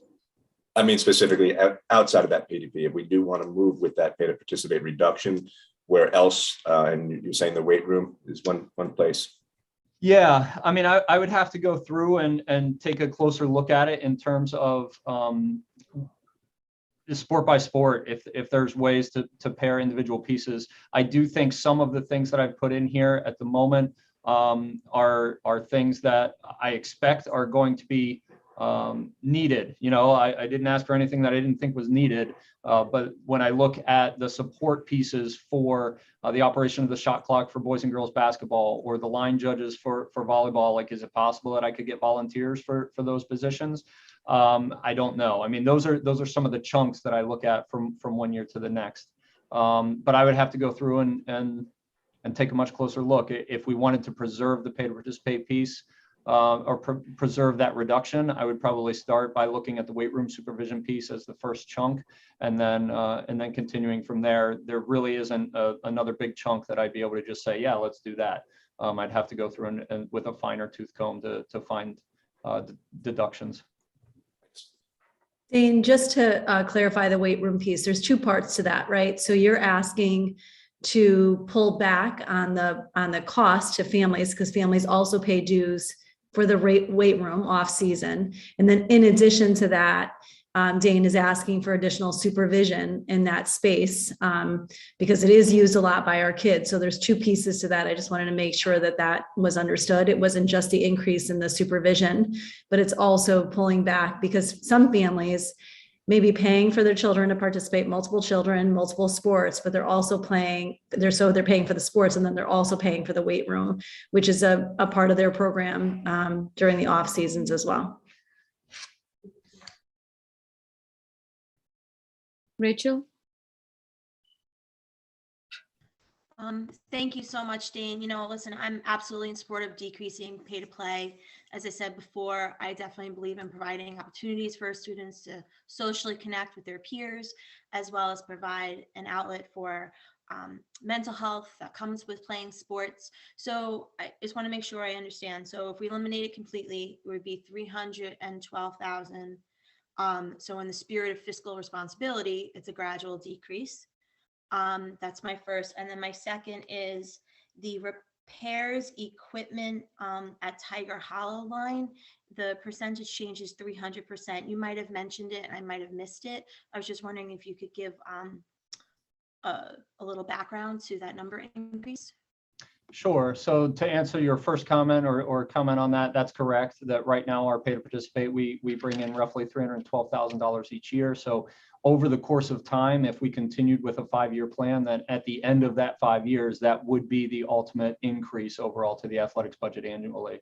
The second piece in regards to repairs, that even though parts of Tiger Hollow are brand new now, there are parts to Tiger Hollow that are aging. And traditionally, if you go back 2 years, I believe that same equipment repairs line was 20,000. When we look at the current year that we're in, I think that's where we took a cut for coming into this school year, because we needed to make a cut, and that's where we made it, and we've been able to get through so far. But we do have some aging equipment down there, things like ice machines. We have an electric gate that may need to be replaced. I'm hoping that we can repair it, but those are some of the things that would be included in the reason for that increase. Okay, thank you. Yep. Tom? Yeah, hi. Hi, Dane. I just wanted to thank you for that presentation. I spend a lot of time talking to parents all over Fairfield County, and Ridgefield High has a tremendous reputation now with its success and sportsmanship of its students and parents. So congratulations to you and your staff on such a successful run. Thank you very much. Right. Selena? So great presentation. Thank you for being so detailed, Dane. Regarding rugby, is that a new sport you're adding? Yeah, so the rugby has been in the club sport. I referenced the club sport process. So the club sport process at the high school basically exists so that anybody who has a passion about a sport can come to us with a proposal. And the first step is that they are formed as a club. The rugby club, don't quote me on it, but I want to say the rugby club was formed in 2016. A couple of years prior to that, it was still run in town, but it was run through the Boys and Girls Club. But since I want to say 2016 was their first year competing as a high school club.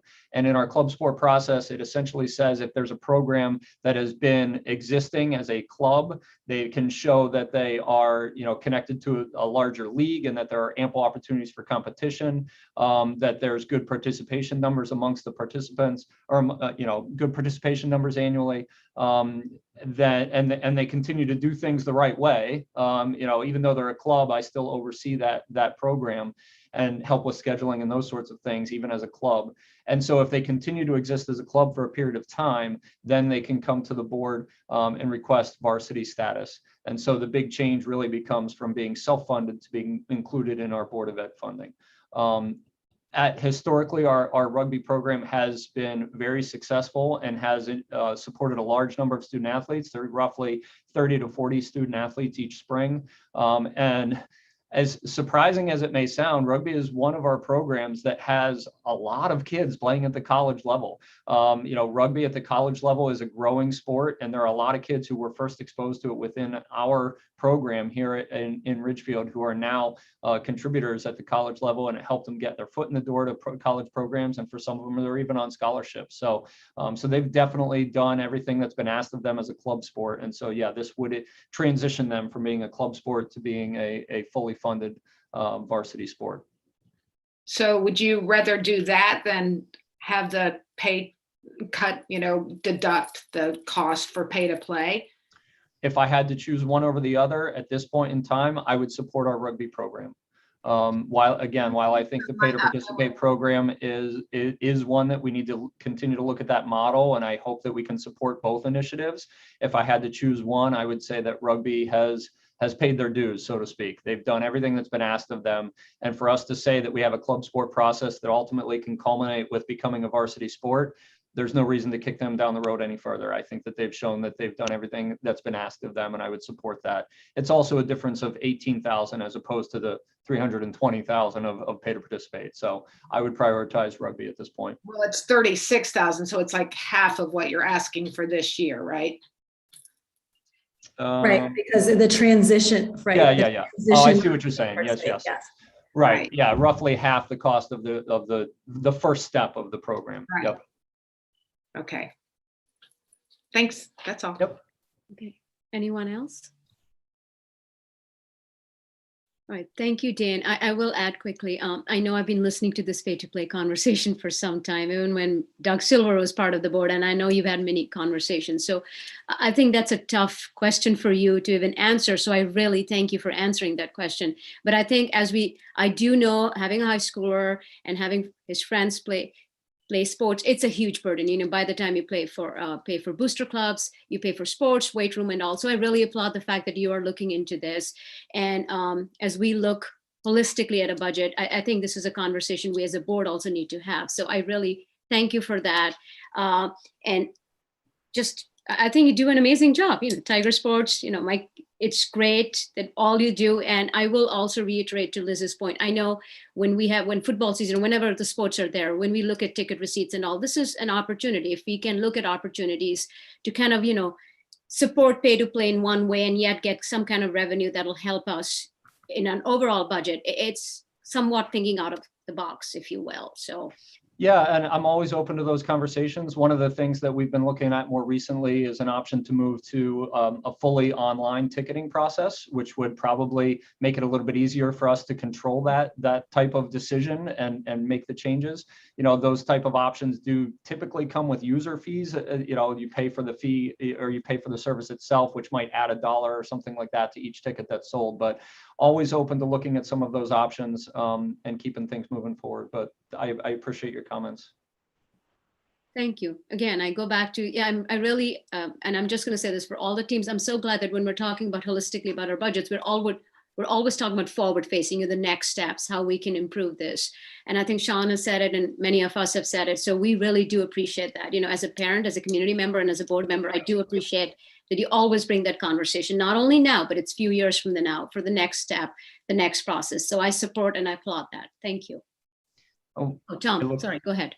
Yeah, one quick question, Dane.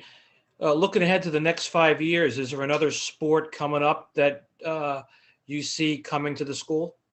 So that's a good question, Tom. I've had conversations with a couple of different student groups over my time here. We do have one other club sport at the moment. They were approved as a club 2 years ago, and that's our fencing program.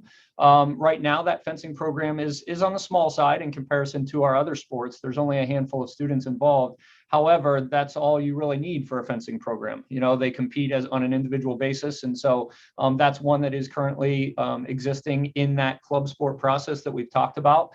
If they continue to perform or continue to have interest over the next couple of years, that would be one that would be up for consideration at some point.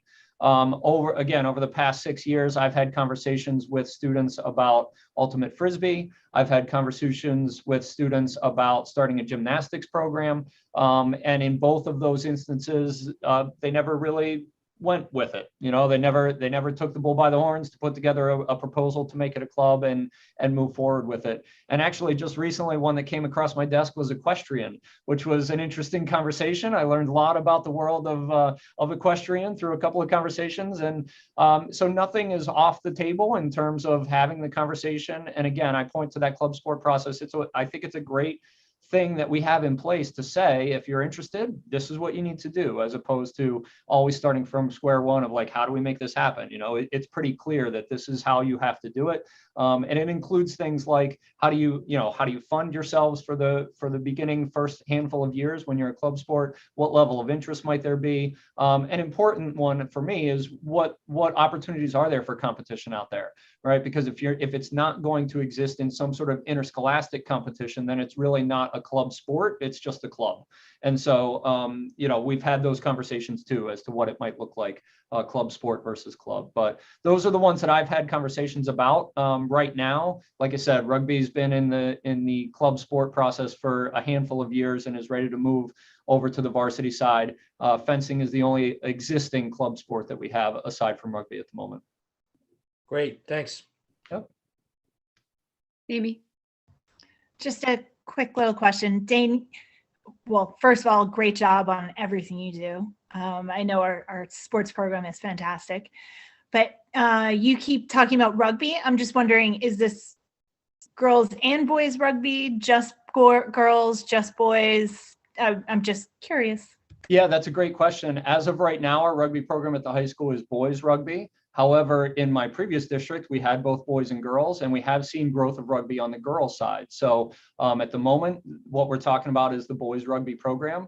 And it would be a conversation if there were girls that were interested in starting girls rugby here. I think we could absolutely have that conversation, and whether, you know, my thinking right off the top of my head here is that we would have them start as a club, just like we did with any other sport. So that would be my initial thought. But what I'm talking about here today is on the boys side. And so for any sport, if it's just one gender, in order to add the other gender, they have to go through that whole club process? Well, it's the first time that we've dealt with it, so it would be a question that we would have to look at a little bit more closely. You know, certainly when you talk about Title IX and making sure that there's equitable opportunities, you know, it comes down to the level of support. And so if there was a support, if there was an interest in a new female sport, if we had a group of girls who came and said they wanted to start girls rugby right now, we would have to look at that through that lens as well to see, is that something that we need to do? The one thing that I would note is there's always an equity piece in terms of opportunities for participation and opportunities for competition each season. And so recently, one of the changes starting with this school year that happened at the state level was that boys golf moved from the spring to the fall. And so prior to this year, there were only 3 boys sports in the fall. Now there are 4 boys sports in the fall to go along with 7 on the girls side. And so rugby is a spring sport. And so it has existed as a spring sport, but it continues to sort of balance out those opportunities for boys and girls in the spring season as well. And I would say, not unlike other programs that we might have, if there was a girl who wanted to participate, she absolutely could. You know, we've had girls who have played football, so you know, if they wanted to be a part of the rugby program and there wasn't enough interest to start an exclusively girls team, they certainly could be involved in the boys rugby program if they wanted to. Thank you. Any other questions? That's it. Thank you, Dean. No problem. I'll just close by saying it's a huge Saturday for RHS athletics. So if you wrap up your budget meeting and you want to spend more time online, go to our YouTube channel and you'll see all sorts of great competitions today. So thanks for all your support, and I look forward to be in front of you again at some point down the road. Thanks, Dan. Right. Dr. DeSantis. Hi, can everyone hear me good? Thumbs up. All right, I'll just get started with my presentation. All right, let me, is everyone able to see my presentation? All right, great. All right, so I am Dr. Wes DeSantis. I'm the Director of Educational Technology for Ridgefield Public Schools, and this here is my 2022-23 budget presentation. My theme this year is establishing capacity, and with my proposed budget, we would like to keep the one-to-one initiative that we started starting this past school year, and also introduce upgrade cycles and be able to fulfill future initiatives for our district. We have a lot of new members on the board right now, and I would like to, there we go, I just want to move these over here.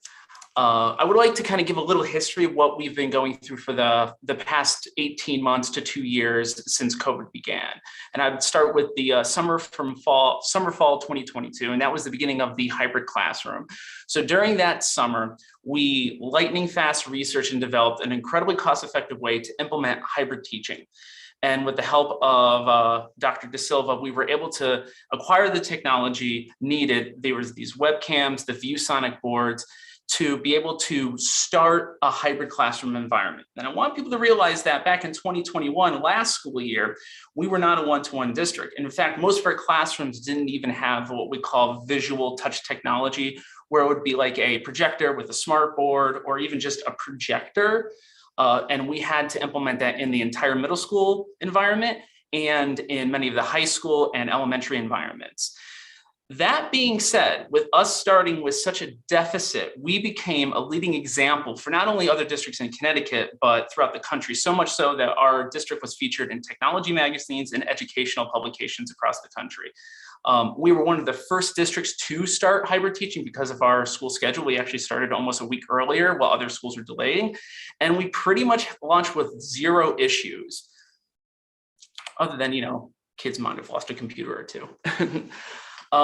Let's move to spring of 2021. It became apparent around Christmas time that we launched really well, we launched really strong, but we were hobbling along. And we did a huge audit of all the technology in the district. And we realized that all of the Chromebooks that we had in the district, more than half of them were either already aged out, which means that they were no longer supported by Google and couldn't do all of the new features that we needed. But they were going to be aged out by the end of the school year. A big one was all of the computer teachers. So even all the Chromebooks for teachers, all those computers were just going to not work at the beginning of the summertime. And we had Bridge program, we had ESY, we had summer school, we had all these programs that were going on, and we would just have any working computers. On top of that, we couldn't even give the SBAC testing, NGSS testing, certain AP tests that were digital. We had no ability to give these tests because our equipment was just so old. So what we did is we appealed to the board, and we did many transfers from other budget lines in the district to technology last spring to just kind of keep our heads above water. At the end of that year, we collected all the devices in the district and we recycled a whole bunch of them, and we refurbished a lot of them to be deployed for this year. So this year, this past summer, we created a hugely innovative new Chromebook onboarding process. When you buy one of these Chromebooks, let's say we buy 1,000 Chromebooks, it takes a very long time to onboard these things, and these companies that sell the Chromebooks will be more than happy to do it for you for a substantial fee. My amazing crew did a great job in coming up with a custom system that saved us over $100,000 that cost us about $80 of these little Arduino units to do it ourselves. And those are just kind of the stewardship that we like to convey here in the technology department.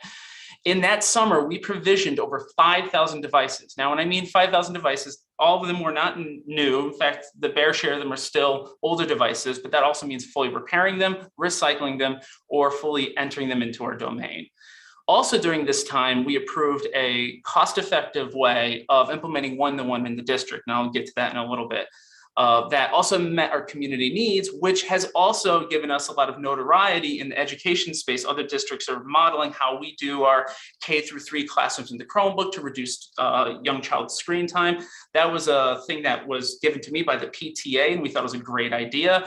And then ramping up digital citizenship, grades 4 through 5, middle school, and then finally into high school, where we have advanced digital citizenship, where we allow students to BOIOD, bring their own device, or they can use a school device. So that's just kind of a little bit of a background to get us started into why I'm having the ask for this year. But before I go any further, I do have to give an amazing shout out to my awesome crew. To say I'm lucky to have them is an understatement. Everything that you're seeing here is because I'm standing on the shoulders of amazing people, right down from computer programming to full recycling to implementation to working with our students with special needs. It has been an amazing honor to work with these people. So let's get started with my year's budget, establishing capacity. If you look at the technology budget, it's broken down into the following lines. I'm going to focus on kind of in 3 major areas. The first one on top, it's a short discussion and we can have questions on it later. This budget line decreased pretty significantly, because it was, as Corey said in her presentation, it's the detangling of the Christmas lights. There was a lot of things when Corey came on board. Her and I had to sit down and we said, what is appropriate? This ed tech subscription line is too big. There's just so many things in it that aren't I shouldn't be the one who's making decisions on a math resource or a reading resource. I should be making decisions on a platform resource. And that's where we kind of divided the two.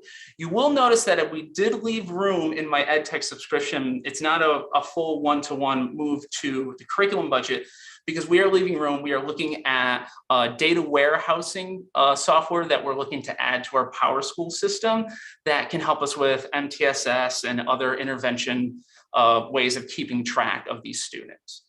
If you look in the middle, most of my budget lines beyond that are moderate increases. And I say based on best guess quotes from vendors. Normally when I would talk to vendors or service providers, they were able to give me like a 90-day long quote, or let's say a year-long quote that would only change by 5%. Now they can give me a daily quote because of supply shortages, inflation, and other issues. And even on top of that, they can even promise me most of the time to even get the hardware that we were requesting. So a lot of these are moderate increases, but these budget lines are pretty utilitarian. The printer line just pays for our printer leases and so on and so forth. So that kind of goes up. You'll notice certain lines did go up a little bit more, like internet services. That's a almost 12% increase, literally because we're just buying more internet now because we have more connected devices taking up more bandwidth. That's just the one-to-one realization of just needing more internet. There's a small increase in staff training. I'll get to a security thing that we're initializing soon, but they need training on that, so we have to pay for the training. Last but not least, at the bottom is going to be where the bear share of my next talking points are going to be, and that is the large increase to the hardware equipment line. And that is where I would like to build what I like to call capacity for the budget. So when this line was first created a long time ago, way over a decade ago, I think over 15 years ago, this line has had incredibly modest increases to it. And the original intention of this line was to support student devices, classroom devices, office technology, school lab technology, certain equipment for electives, and any other initiatives. I put AV in there because this is kind of like a big thing we're getting into. We'd like to be able to stream things, we like to have video production return. So that line was meant for all of that. Made sense years ago when buildings didn't have Wi-Fi, had one computer lab, and no one had smartphones or laptops really in the classroom. If I look into modern perspectives of our need of that budget line, let's say I just want to buy just sixth graders the bare amount of Chromebooks. So one Chromebook for the 344 prospective sixth graders moving up next year. That's going to be about $130,000. As you can see, already took a third of that chunk of money out. Let's say earlier, Dr. Greenwood was talking about let's replace some of the aging labs at the high school. If I pick just one art lab at the high school, it's going to cost $62,000 to update that lab from those machines. We're looking at almost $200,000, right? Like $190,000. So we're already 2/3 exhausted through this budget line, with zero hope of maintaining one-to-one of Chromebooks for our students. So as you can see that budget line is severely underfunded. So my proposed budget line is much larger. And the reason why I'm looking at it this way is we have to break it down into two groups. The first group is one-to-one. We want to keep one-to-one going.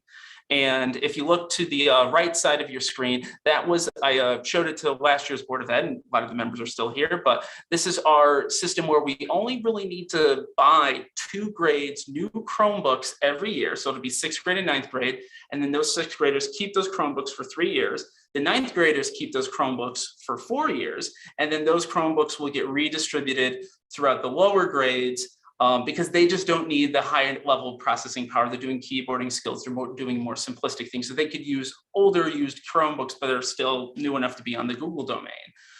We also get a huge cost savings because at the high school level, we also allow BYOD. So usually ninth graders, most of them have Chromebooks, but by the time they're juniors and seniors, more than half of them are using their own device. And that way those Chromebooks get handed back and they get repatriated back into the supply. I've broken down into 4 major need areas for yearly Chromebooks, the 6th grade, of course, the 9th grade. We want about 250 for extras, and those 250 are for swap outs. They do get repaired because we buy the repair and protection plan. But that 250 will follow that group of students for 3 years. So if I'm a kid, I'm a 6th grader, I get a new Chromebook in 6th grade, and I start 8th grade, and I'm like, oh, this computer is kind of like old and crummy. I'm gonna say it's broken. They're gonna get one of those original 250 that was bought 2 years ago. So they'll always stay on that same computer. And then when they go to the 9th grade, they will get a brand new Chromebook for that year. We just want to keep it consistent so students aren't realizing, oh, they can get a new Chromebook in their 8th grade year if something happens to their old one. So we want to keep those around. The others, we'd like to have another 250 on hand at any given time for just replacements for the K through 3 level and for high school testing. Remember, if high school is BYOD, a lot of those students will not have their own device to take state testing like NGSS. Now, a lot of the AP testings are going to be done through secure browser, SAT testing. This way, we can always guarantee that a student has a district device to take a state test on. Now, if you look at the bottom, that number is $457,900. I did this math out the week before Christmas break. And just for ha-has, I went back onto our state portal to get these lowest bid Chromebooks. And due to inflation and issues that we're having in the supply chain, the price of each Chromebook has increased $15 each. So I'm already putting into this budget the ability for us to be flexible and dynamic. That little orange bar will eat into the blue bar for other things and vice versa every year, depending on need. Some year we might not have as many students needing Chromebooks. Other years we're going to have a huge wave of students who need Chromebooks. And this way it gives us the capacity to handle those changes. To be honest, right now, it's going to give us the capacity to handle these wacky price changes that we're constantly dealing with on a daily basis. The other half of this budget line is going to be where I'm going to place all of our upgrade cycles and initiatives. And I'm going to give you just 4 examples right now to kind of illustrate the point. I have a lot more than 4 examples, but these are the 4 main ones that we'll pop up with. The first one is classroom technology. Those of you who remember my presentation from last year will notice that some of those smart boards were 10 years old and some of them were 12 years old. Well, a year has passed and now they're even a year older. We have 11-year-old and 13-year-old smart boards, and we're replacing them with ViewSonic TVs, which last longer, use a lot less electricity. They basically need almost no maintenance because there's no projector bulb, they're quiet. It's a winning technology, but we need to pay for them and need to pay for the installation. Last year, I quoted you, it was $2,400 per installation. Due to inflation and product availability, that price is now $2,800 per installation. We are about 170 classrooms that still need to be updated. Every classroom, though, has some sort of what we call touch technology in the classroom. About half of our classrooms are still using the older technology, and we would like to introduce a cycle. Now, would I do all of them next year? No, because we have other initiatives to do, but this would be the beginning of, okay, we're going to use X amount for this cycle, and then in a few years, everything will be done, and then we can start looking a few years later, what would replace those ViewSonics? Then, if you walk through the district, you'll notice that a lot of the buildings, elementary schools and whatnot, they might have like 1 lab, depending on the middle schools and the high schools, they have more. We have a lot of incredibly aged labs in the district. So this one, I just randomly took a photo. You'll see I'll have random photos all over the place. This is from Ridgeberry. This is their Mac lab that they use for music and art. And these Macs are 16 years old. Which is a testament to the product, but they're so old they can no longer be on our district for security reasons. So when students do make something on this, they either have to burn it to a CD, which really brings you back. So at least our younger kids can get an experience with that technology, or use thumb drives to bring them over to newer computers and Chromebooks.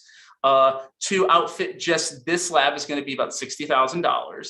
And if we did everything at once, we're looking at about a $700,000 price tag to update all the labs. And these labs wouldn't just need Macs. It depends. The engineering labs, they need high-end Windows machines.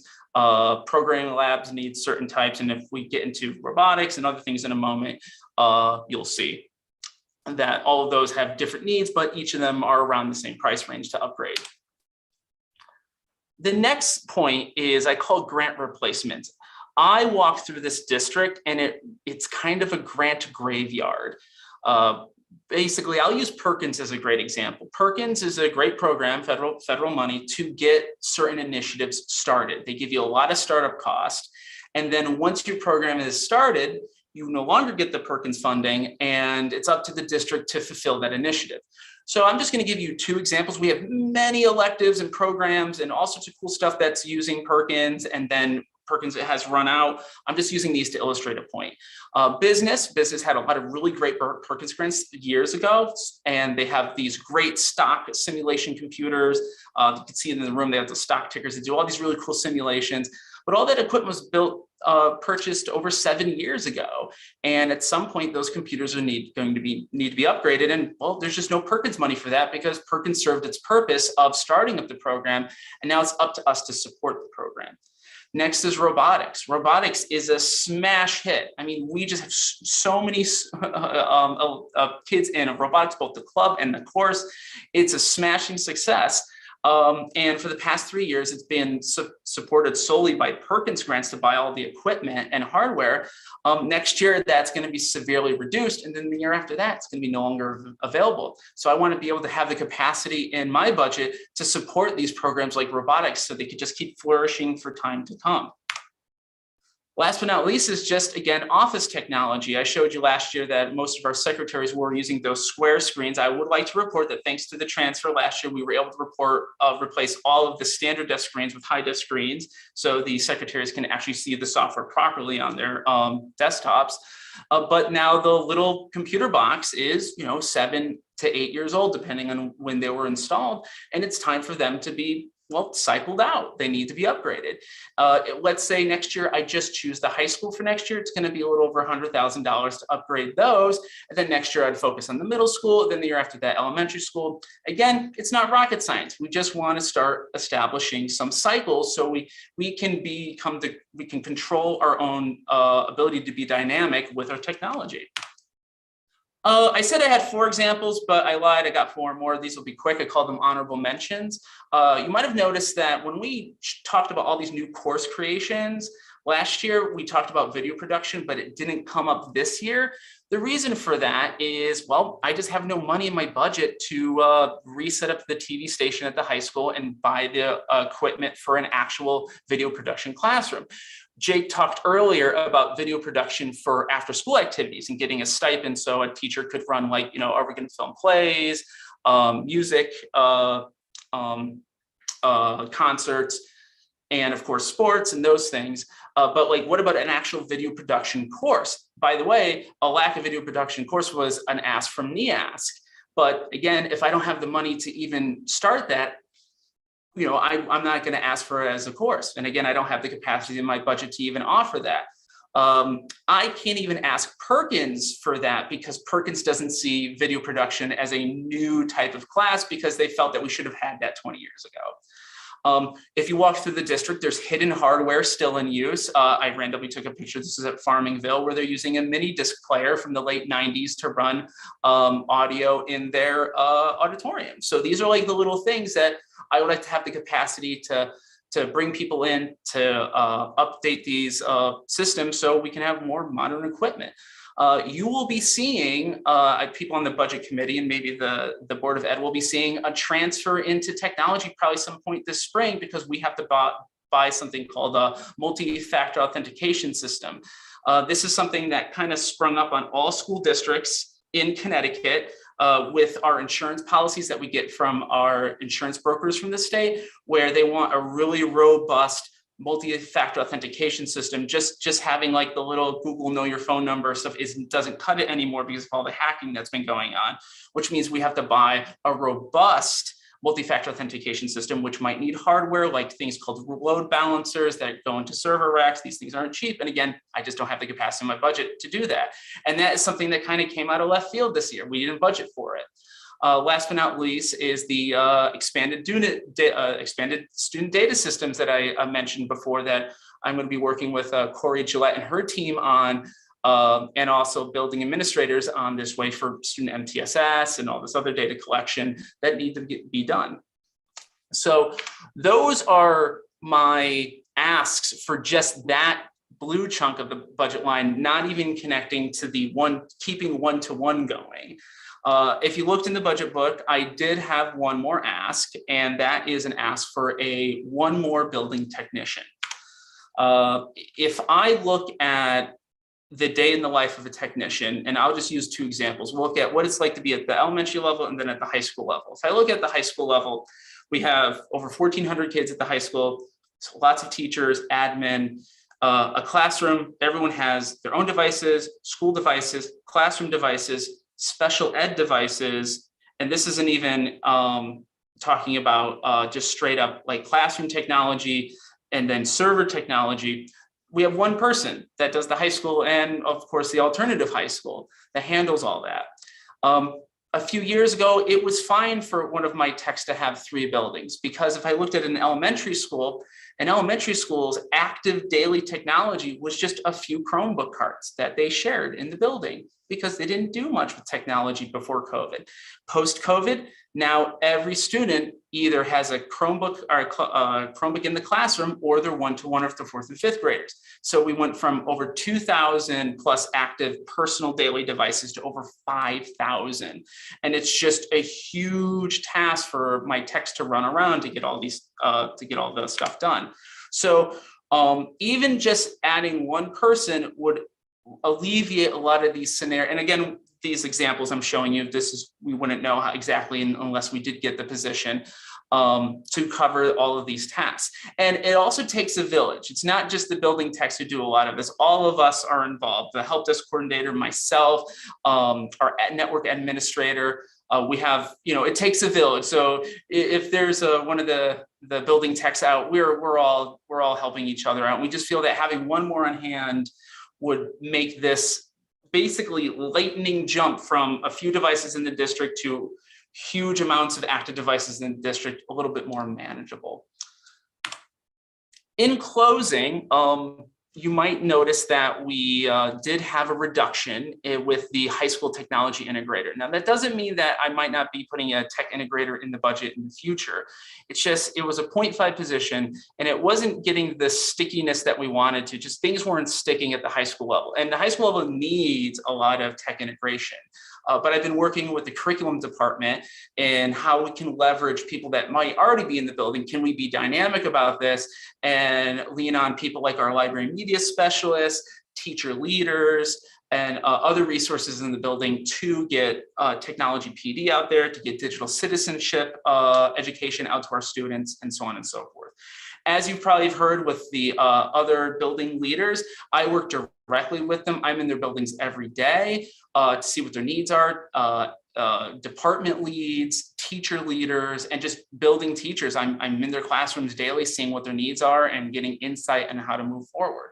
Last but not least, one of the things that's on my heart is the ability for us to really facilitate the creation of career technical education, also known as CTE, system of pathways at the high school, then down the road, hopefully at the middle school, where we actually have really robust, it's starting, we have business, we have robotics, we have engineering, we have family consumer science, but we can really turn this into a strong pillar for our students, because a lot of them may be going into certain direct technical fields or certain trades or certain things that may not be traditional college, may not be the full path that they're going to take. And we want to be able to supply those things for our teachers to be those great innovators.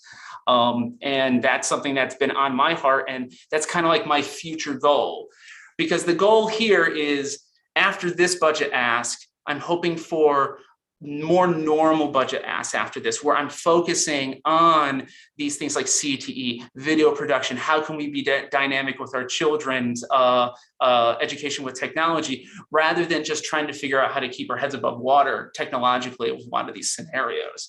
Thank you so much for giving me the time out of your wonderful Saturday. Sun is shining out, but it's too cold to do much.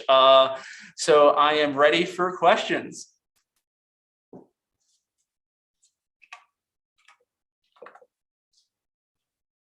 Ooh. Hello, Tina, I think you're muted. Sorry, it's a long day. I'm sorry. Thank you so much. Been I thought I did unmute. Thank you so much. Questions, anyone? Rachel? Sean? Yeah, I know. I was looking at Sean too. I'm like, Sean. Okay, Rachel, you first.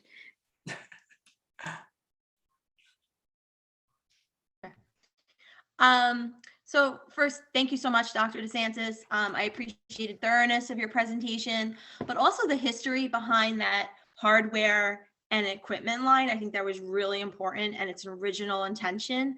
I also appreciate your thought process and plan behind the one-to-one devices in RPS and the replacement plan. I think it helps us when reviewing the budget because we know where you're going. And now also the capacity to address inflation and pricing as well. Also, thank you for your example in which you provided us with the Perkins grant and the robot and wanting to support robotics next year. These are things that we could be thinking about. The network technician ask, I think it follows the thinking in which you presented about the hardware and equipment line, right? Because technology looks different and it keeps moving forward. Therefore, more help is needed. So thank you, and you have my support. Thank you. Sean. All right, I'll go. I wanted somebody else go first once. Anyway, thanks, Wes, as always, very crisp and clear. You said that next budget year you hope to return to like a normal budget, and so I know there's a large cost in setting up a life cycle system, which we're doing. Yes. But wouldn't that necessarily be an annual thing because we have to end of life X amount of Chromebooks per year, X amount of network devices per year? So that would be an ongoing thing, no? So yeah, the nice thing about this setup is this budget would just purchase the new Chromebooks every year. And as those ones exit recycling, we'll always have enough new Chromebooks to constantly support everything. We also recycle the Chromebooks. We do get some money back. I actually just gave a check to the town this week for $3,000 after giving them like 3,000 old Chromebooks. Not that many, but you know, it's a small amount of money. But we're, you know, we wanted to have good stewardship of this. The nice thing about the higher end network hardware is, and I should have said this at the beginning, is it is different. That is on the capital budget, and those are in 10 years, 7 to 10 year cycles. So that's usually covered on capital. This is why Joe and I presented a few weeks back on the capital budget. There are network equipment that we do buy. So like, let's say I need another load balancer for this multi-factor authentication. Again, I'd have the capacity in that budget for that. But, you know, I think this budget line, I know I make this because I'm envisioning it in my head, my slide, that budget line will just every year at least add into our pool the new wave of Chromebooks, and then the old ones just get pushed off the shelf. And then it's just a system at that point. And it's almost turnkey. It's like every year. That's the system that we have to feed annually on the front end because the back end, they come off every year. Yes, So yeah. So this budget line is going to stay this big Right. for in That's what I'm perpetuity. trying to get at. Yes. That's what I'm trying to get at. It looks like a big uplift, and it is, but it's going to be that uplift forever and ever, including the cost of increase of hardware going forward. Exactly. And that's where I wanted that. Well, you know, I showed the wiggle room. The number one thing is one-to-one. We, you know, that's like the top priority to maintain. And then everything else, what's ever left over, then we say, okay, what part of the cycle are we tackling this year in the district? So following that, we're adding network tech, it looks like. What's our average trouble ticket open time these days? How long is it taking to resolve? To open what? When you said we have a backlog of trouble tickets, how long is it taking on average to resolve these? We're hoping to solve that problem by adding staff. Yeah, it really depends on, usually if it's especially at the elementary level, it's just hard for the techs to drive between buildings. So depending on, we also let people know, like, what is the severity of your issue? And, if it's like a nuclear issue, like you can't teach in the moment, you have to drop whatever you're doing and go help that teacher. There are times that I'm doing tickets because if I'm down a man or we just have issues, like we look and we just, again, like I said, it takes a village. But it's just becoming a management issue of us to run through these with the same group of people, when in certain instances, they've almost quadrupled the amount of active devices. This was not much of an issue at the middle school level. This is really what happened in the elementary level. They went from having a few Chromebooks to now everyone has Chromebooks, everyone has touch technology, everyone has this in 18 months. And it's a lot more to drive between 3 buildings than it was 2 years ago. Are these actual hardware issues, or are they things that could be handled with better training? There's I would say a lot of it is just I wouldn't even just say hardware issues. A lot of it could be also service issues. So a lot of our teachers are logging into certain digital platforms and something happens. So one of our techs has to go on the back end and maybe take time to reinitialize an account for them. So there's just a lot of things going on. And again, especially at the elementary level, a lot of it is more child-based. So the teachers can only troubleshoot so much on a child's Chromebook, and then the tech would need to intervene. Again, that really didn't happen much a few years ago at the elementary level. It was just like, we would have certain days if 2 techs were out, but it was at the elementary level, they could handle it because they're just, they were in carts. And that was the other thing, the uptime was not, the cart was used for maybe an hour or 2 a day. Now everything's just up all the time, always running. And again, this is why we had to increase our CEN line, our Connecticut Educational Network line, because we're just using quadruple the bandwidth that we were 18 months ago. Well, that's what happens when you move everything to the cloud. That's going to happen. Yep. And just so everybody else knows, he talked about 2-factor authentication being a requirement of insurance. That's not just the schools, that's every town in Connecticut as well. And it's most corporations these days where you have to have that extra login. And by the way, that can also drive trouble tickets and challenges with people who have one extra step to get in that they didn't used to have.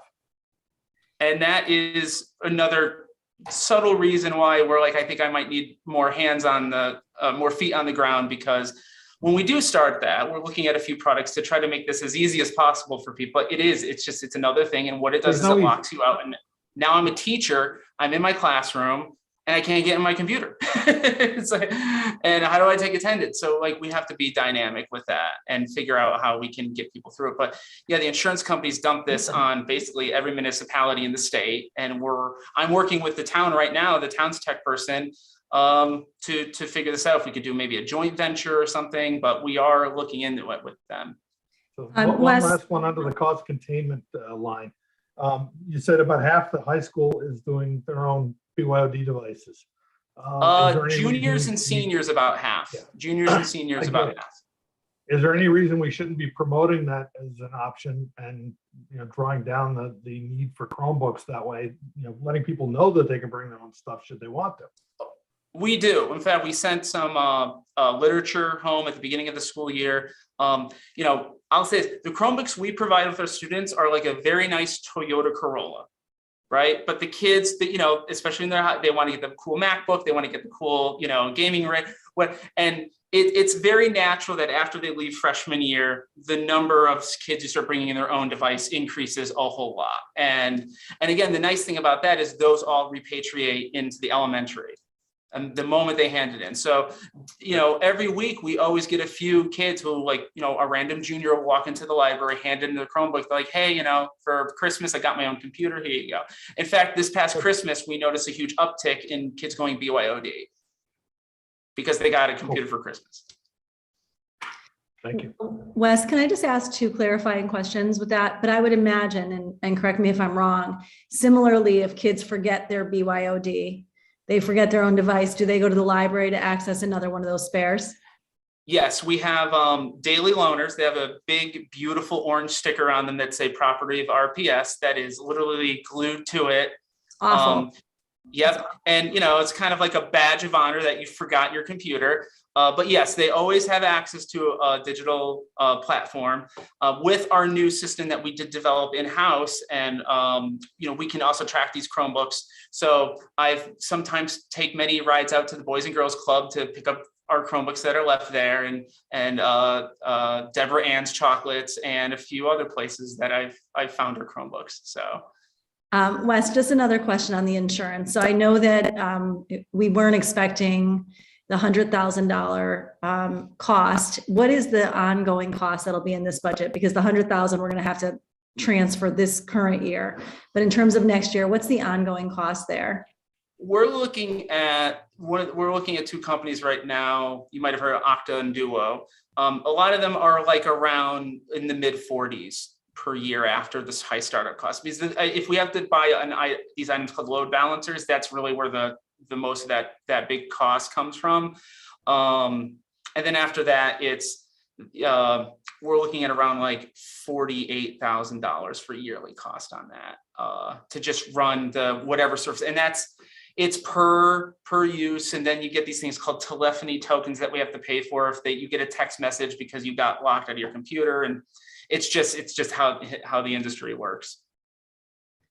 Wes, can I just jump in? I believe at the high school, when we do any of the SATs, which are now going to be digital, and the NGSS testing, that all of that has to be on RPS platform. Yes. And again, that's where in my budget, I built out those 250 extra Chromebooks to just always be floaters for testing. And those are just like, so we have a lot of students who, they bring their own device, but hey, the nice thing is when they do testing, it's just juniors. So I just have to have enough computers in the student center for just the juniors. And again, it's a big cost savings for us because I don't have to make sure everyone's taking the test at once. Liz. Thanks, Wes. Obviously, as you guys know, I'm pretty familiar with some of the challenges as well. One thing you said that I just wanted to ask about, you mentioned that you built your own either imaging or deployment processes for the Chromebooks. Is there someone in here, or is it the new role for sustaining that actual program? Is that you that does that? Because obviously nothing stays static in tech. Yeah, no, actually, it's funny because Google just updated their onboarding process. So we actually had to rewrite the code for our onboarder, but because it was already made, and that's all run through my help desk coordinator, Jay. So he set that up with one of my building techs for the high school, Logan. And, that was like their summer project. And we already have it ready. We know like what Google's doing for next year. So we already made it and it's ready to go. But the nice thing about the way we do things is like we like to work with companies like Opticon because they let us own the code for service, and our guys are smart enough to write their own code at times. So like if there's an update or something, we're not paying some advisor to come in and run things and they're going to cost us an arm and a leg. We can do it ourselves. Good. Okay, great. Thank you. No problem. Now again, I have an amazingly talented crew. I'm very fortunate. Anyone else? Thank you, Wes. Thank you so All much. right. Even for a person like me who's not as savvy as Sean and Liz, even I got it. So thank you. We support this. It's amazing all the work you're doing. So thank you. Thank you, Wes. Thank you. Thank you so much. Well, we have time, Dr. De Silva. Should we break till 3 o'clock and move the... My suggestion would be a shorter break, but that's just me. A shorter break, No, that makes and sense. cruise through, maybe a quick 10-minute break, 5 to 10 minutes, and come on back. Yeah, we come back at 2:45. Is that okay? Because it's 2:35. That'd be great. All right, 2:45. We'll be back at 2:45. Thank Power you, through. everyone. Thanks, guys.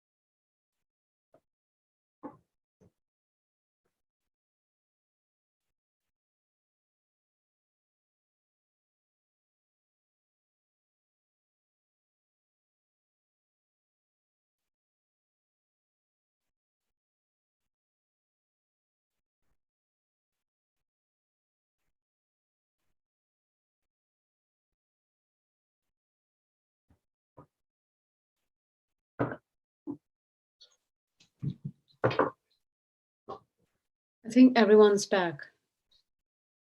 All right. Let's start. Okay.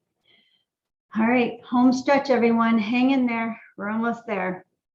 And we saved the best budget for last. Not my budget or the superintendent's or personnel, but facilities.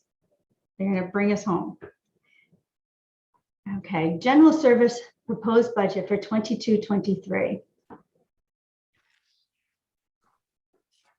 Thank you, John. Next slide, please. The general service budget encompasses 3 departments that support the staff, administration, and Board of Education in their quest to ensure the district as a whole is successful in the district's mission and vision. Next slide, please. The general service budget includes the central office departments responsible for the district-wide administration of the school systems and Board of Ed.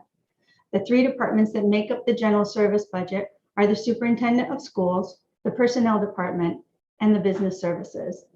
Through our different roles and respective department responsibilities, general services provides the resources and support staff needed for the school and departments to meet the district's mission and vision of the graduate. Next slide, please. A closer look at the individual departments within the general service area. The superintendent of schools is the top executive who implements the Board of Education's vision and mission, who works with school leaders to support the needs of the students and meet the goals of the district. The personnel department handles the needs of the district's personnel and is responsible for the recruiting, hiring, evaluation, certification, mentoring, negotiations, manages the substitutes, fingerprinting, and any family medical leave requests. The business department handles the district-wide purchasing, payroll, general ledger, recording and reconciling, accounts payable, all employee benefits, workers' compensation, unemployment, insurance liability coverage, oversees the cafeteria program, transportation, and is responsible for all student registration. Next slide, please. The general service budget has all the normal expenses the other cost centers do, such as salaries and supplies. But in addition, the general service budget houses the expenses for the district's legal expense, with the exception of legal for special services, and covers the cost of district liability in addition to some liability that is handled in the facilities budget. It houses all employees' fringe benefits, all recruitment costs, and general membership district-wide, and covers the cost of free and reduced students at the high school. You remember in years past that the high school was not part of the National School Lunch Program and were only added for the this fiscal year, so as to afford the high school students the ability to participate in the federal free meal program. Some of you may ask, what does an employee's fringe benefit consist of? These costs are the health benefits such as medical, dental, vision, as well as disability, long-term and short-term. It also includes the category of the non-certified town pension and other post-employment benefit expenses for employees who participate in those programs. Fringe benefits also includes payroll taxes, as well as employers' workers' compensation and unemployment expenses. Next slide, please. Okay, real basic here. This is our budget for the general service area. Here's a breakout of the general service overall proposed versus current year budget by major grouping. Salaries are contractual. Some of these benefits are estimated increases. For the health benefits, OPEB, pension, workers' compensation, and unemployment categories, we anticipate actual increased numbers to be known prior to you, as a board, finalize your vote in February. As we get these final numbers, we'll be recommending the changes at later meetings. Liability insurance is also an estimate and will have a final recommendation before your February vote. Support services is showing a decrease mainly due to the elimination of a $25,000 management fee that was required by our previous insurance carrier. It is the town's decision as to what insurance carrier we use, And as you recall, last year, the town chose to change from our previous carrier to our current carrier, Karma. The town negotiates these rates and informs us of what percent or portion of that rate is our responsibility. Supplies and district-wide membership are up $1,500, mainly due to an increase in personnel printing and a small increase in the superintendent's supply account.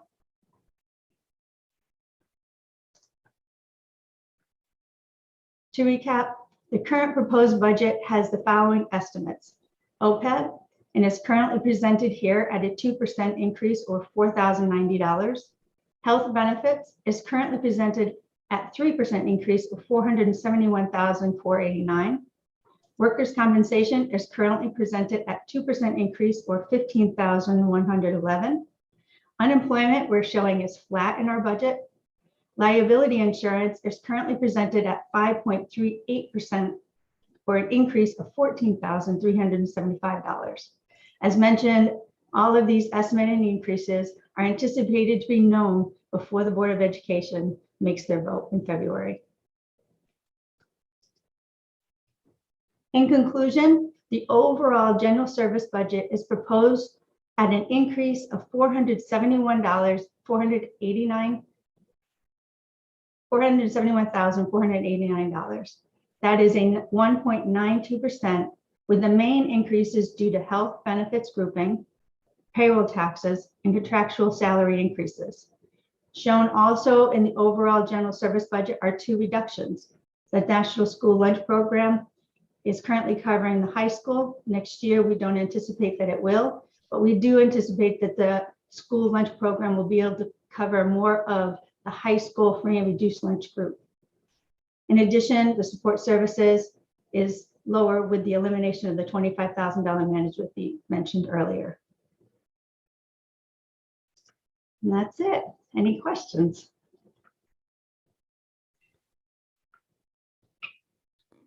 Anyone?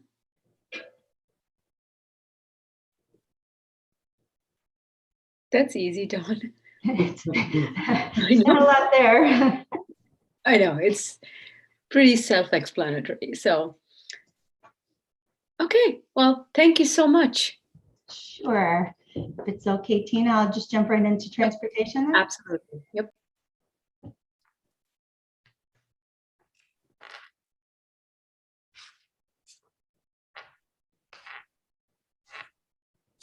Whenever you're ready, John, transportation. Thank you very much, sir.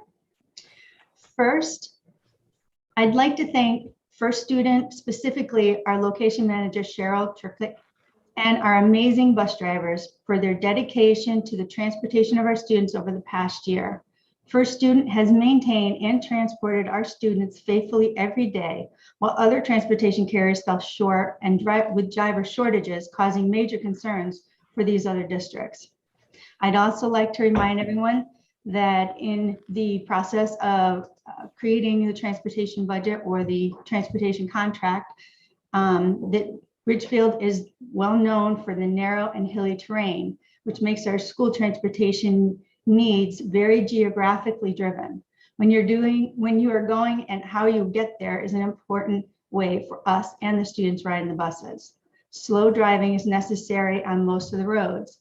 The 6 elementary schools, I'll remind you that the 6 elementary schools are fairly large in size. And when the district switched from 3 school tiers to 4 tiers, the time between the school day opening and closing went from 45 minutes to 35 minutes. So the 4th tier elementary students arrived at school later than the 3rd tier and get home later than the 3rd tier. These factors also necessitated the number of buses and vans that we need to use for our district.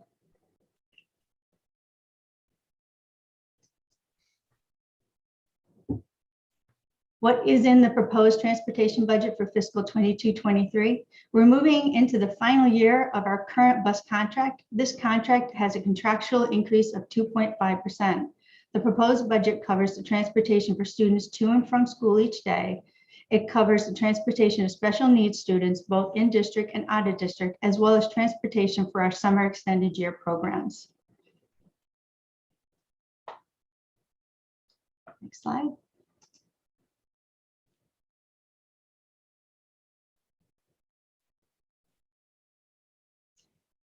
In the AM, PM, we estimate approximately 4,400 students. Although you will remember one of my goals for the business office is to do a study based on ridership. That is in the process. The first phase of that has been completed, and we are now working on the second phase of that. I'll be bringing that back to the board as an update to my goal in one of your very near future meetings. We have summer special education programs. We do transport both in district and out of district for that, as well as we have in district special education and out of district. There's 15 out of district special education programs, I believe. We also transport for St. Mary's and Richfield Academy. Transportation, First Student is our main transportation carrier. We always try to go with them before we go to any other outside carrier. We have 31 buses and 19 vans in our fleet currently that we're using, 9 vans for summer school, and of those vans, we have 2 wheelchair buses. Next slide. Very basic. Back to the numbers. Reduction in special ed out-of-count transportation. AM, PM, we're looking at a 1.07% increase. That is not the full 2.5 because the increase is over the various rates that we have for the individual buses as the bus needs change. Summer program, we're increasing 1.38%. The vocational technical, we're looking at the 2.5. Special ed in town is the largest increase, 163,000 at 23.97. Special ed out of town, we're showing a decrease of $70,000. This is due to the anticipated savings with the pilot program of 2 in-house 10-person vans. As Dr. DeSilva had mentioned back at the, I believe it was the December board meeting, and looking for cost-saving strategies, we'll be piloting an in-house transportation program to cover some of our more expensive runs, both out of district as well as some in-district runs. In doing so, we're estimating a savings of about $70,000. Please know that we are anticipating using some of our ESSER funds to cover the purchase of the vans. So we'll just have a modified or a minimum increase to the overall budget in order to run the program. Non-public transportation, we're up 1.88. Magnet schools were up 2.5, and fuel we're currently estimating at a 2.53% increase. All in all, the transportation budget is up $148,323, which is 2.45%. In addition to cost center 80, are 2 other cost centers that carry transportation expenses. Athletics transportation is up due to the newly proposed sports rugby transportation, in addition to the estimated 1.47% increase for all of their other sport transportation needs. The high school transportation is down due to a reduction in oceanography transportation, as past trends were lower in actual cost than was estimated during the budget. That's bringing it more in line with what the actuals have been. Well, in all, the transportation budget is up 2.44%. Thank you. Any questions? Anyone?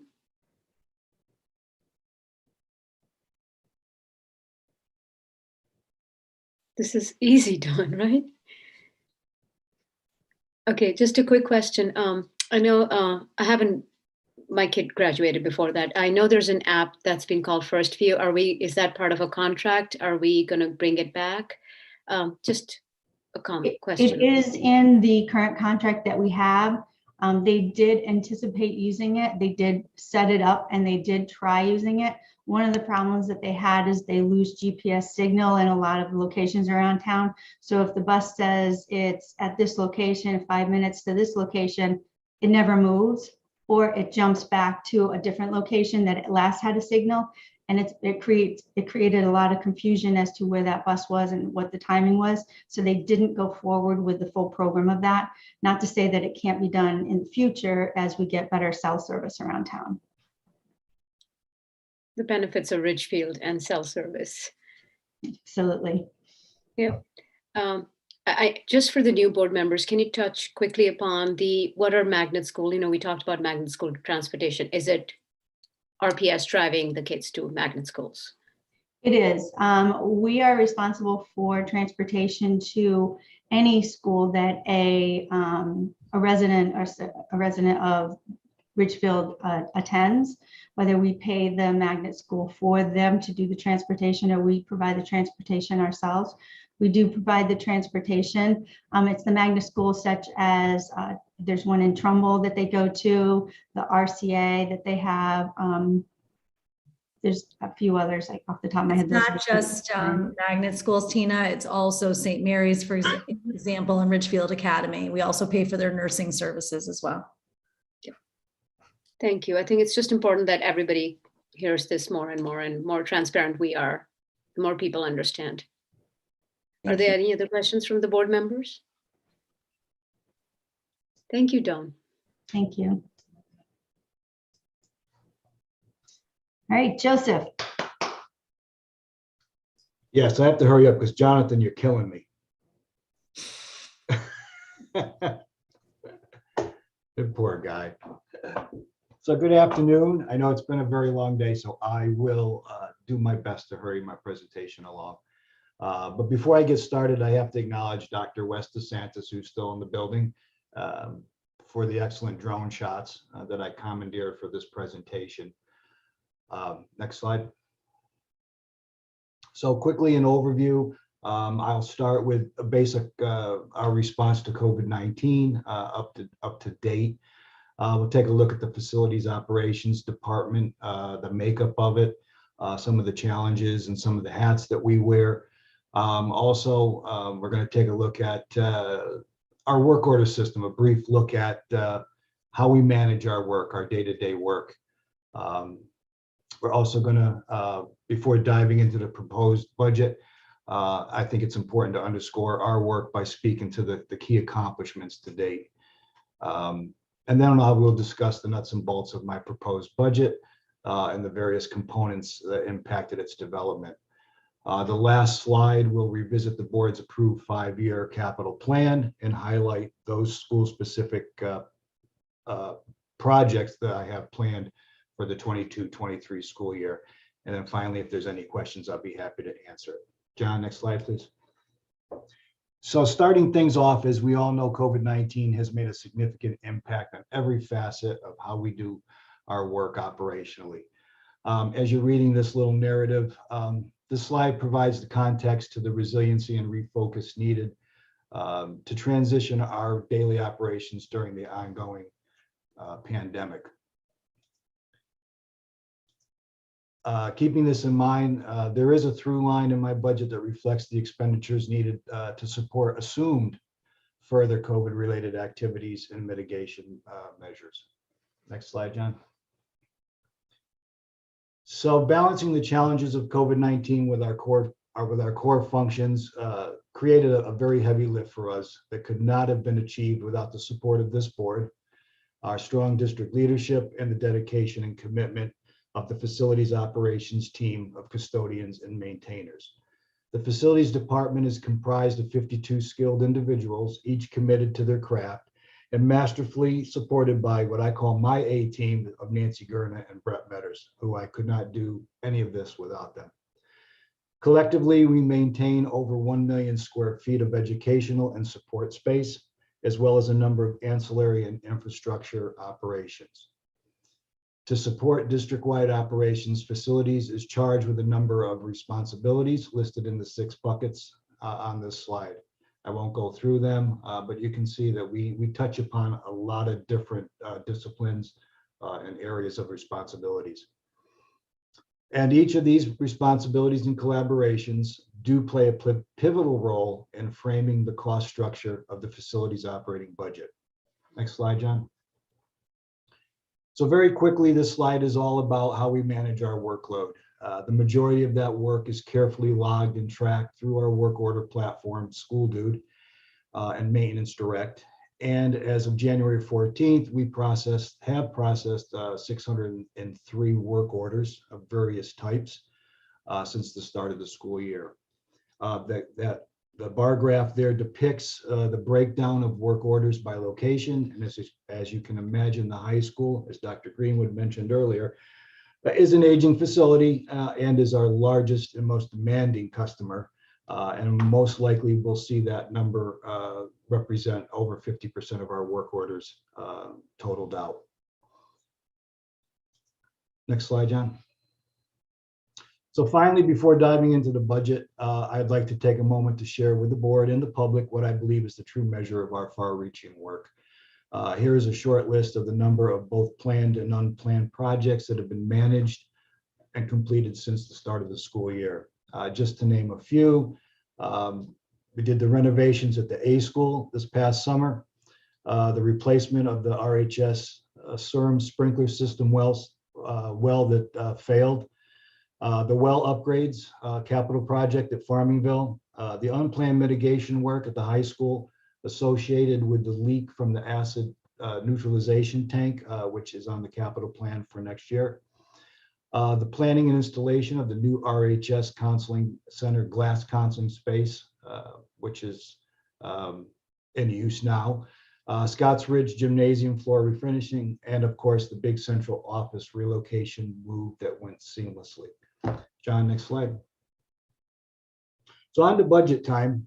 So I'm pleased to present to you the 22-23 proposed facilities budget, totaling $9,618,824, which represents 8.96 of Dr. De Silva's proposed budget and remains consistent with previous budget year percentages. The facilities budget is a budget that supports the district's mission and goals by representing a cost structure that is anchored by the facilities department's mission to provide all stakeholders with a safe, clean, healthy, and well-maintained learning and physical environment. It is also a budget that was not developed in a vacuum or over a short period of time, but developed throughout the school year. It's built on long-range planning, projected work, and the needs captured in collaboration with school-based leaders in support of their respective facilities-related priorities. And of note, I always build my budgets to act as a playbook for the upcoming year to ensure that the necessary funding is in place to meet the known expenses, as well as planning for the anticipated infrastructure failures and emergency situations that we are all too familiar with. John, next slide. So with a proposed increase of $552,142 or 6.09% over the current operating budget, this is a budget that places significant focus on funding the resources and materials needed to strengthen the delivery of our support services for the district. It also sets the foundation for our general operating framework by supporting our core functions through a number of contracted services, required compliancy testings and inspections, safety and security measures, and our energy and utility services. And lastly, through careful planning, this budget supports, I believe, the key elements and priorities necessary for the facilities department to fiscally navigate through the upcoming year. And as you can see, that those graphs just kind of show you where we are in a 5-year window of facilities budgets. Next slide, John. So before outlining the challenges and drivers of this budget, it's important to see how the budget is broken out by its major objects. As in every facilities operating budget, salaries with compensation, energy always carve out more than half of the cost of doing business and maintaining the district's physical assets. This year I abandoned the usual pie chart that I throw up here just to give you a different look at how everything carves out. And as you can see, salaries with compensation and energy comprises 68.4% of the budget, leaving 31.6% to reflect the funding needed for those resources and materials that support our complete delivery of services. John, next slide. So in developing my budget, listed here are the challenges, growth areas, and cost variables that come into account and contribute to the facilities budget increase in some fashion. Significant impacts, energy rate fluctuations is always an issue, even though we do lock in on the generation portion. The transmission and delivery charges that we see through Eversource do float throughout the year. We have no control over those. So I do my best to budget to those fluctuations. Contractual wage increases through collective bargaining also has an impact on the budget. And of course, weather-related variables, whether it's a heat wave or a cold snap, will affect the way that we control the environment in our schools. Solar production, which is new to us this year, in the past couple of years in the district, as we see more and more solar systems going up on our schools. We're starting slowly getting the data in, and we're slowly starting to see how that's impacting our demand profile for those schools. There's also the increase in building use. We have to take that into account with a lot of the facility uses and the impact that it does have on our buildings. And of course, the aging of our buildings. We do not have any new buildings anymore. Our newest one is over 20 years old, and our oldest one goes back to the 1950s. So, we're constantly under a challenge with keeping those infrastructures and those buildings up to speed. And of course, there's the infrastructure failures that some we know about and some that we don't know about. And we do our best to budget for those failures. And then, of course, the pandemic protocols. We don't know where the future is going to bring us, so we have to plan accordingly through this year's budget and, of course, next year's budget. And then there's those non-negotiable costs that we really don't have control over. SRO operational costs, which is set by the town and by collective bargaining for the police department. Our athletic fields agreement, again, is set by the town and Parks and Rec and the Parks and Recs Commission. And we share that 3 ways. There's always our state required permits and tests, which we have no control over. Those are all built into the budget. Our sewer and septic fees are controlled by WPCA fee structure there. So we definitely have to follow the price structures that we see there. And then again, mileage and fuel costs in my budget, again, we're at the mercy of what the town does negotiate for their fuel costs at the fuel depot. Next slide, John.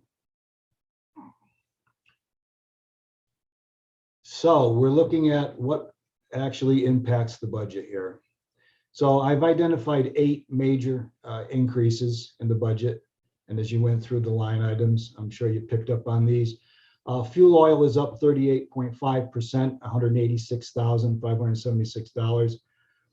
The usage is pretty flat. There's a little bit of a build in there to cover our costs of heating the buildings with the ventilation protocols that we have. But basically, we're looking at $1 increase per gallon. Usually, our consumption is around 250,000 gallons a year. District-wide equipment, which is all the furniture and fixtures for the classrooms and the schools. Again, this comes off of the principal's request that we had in the collaborative meetings, and that's up 116,000 from this year's budget. Salaries, again, those are the contractual things that I spoke about, is up 2.44%, representing $83,000 in the budget. Electricity, our generation rate increase from a little over 7 cents per kilowatt hour. We're now locked into next November at 10 cents, a little over 10 and a half cents per kilowatt hour. And again, the Eversource, the T&D portion of that, we have no control over. That number is built with a little bit of assumption that T&D number is going to go up somewhere in the area of 15 cents per kilowatt hour. Gas, which covers liquid propane and natural gas. We have 2 natural gas schools that are completely heated through natural gas. As with all the other utility costs, gas is up about 40 cents a cubic centifoot, I'm sorry. Insurance with KERMA is up 5% across the board for those that are in my budget, which are liability, vehicle, and boiler. The Securitas contract, which covers our guard force for building security, is up 3.3% at $13,269. And projects are up 9.78% or $11,707 over the current year budget. John, next slide. So here we are revisiting the 5-year capital plan, which the board approved back in December. And again, just to refresh you, these are the measures and projects that we put forward to the Board of Selectmen and to the Board of Finance, and hopefully for referendum. Projects at $131,375. These are the projects by school. These are the ones that have the most significant impact on those schools. The biggest one being Scotts Ridge. There is a replacement of the elevator door operator controller, which is no longer serviceable after 20 years of use. That needs to be replaced at $29,000. I won't go through the whole list, but you can see another one, $41,000 for a ductless AC unit for the library learning commons, plus some additional Vigilon cameras. Next slide, John. So that's it. I went as fast as I could, and hopefully I didn't jump over too many things, but I'm here to answer any questions if you have it, or any comments. Thank you, Joe. You're welcome, Tina. And we're at our home stretch, so anyone questions?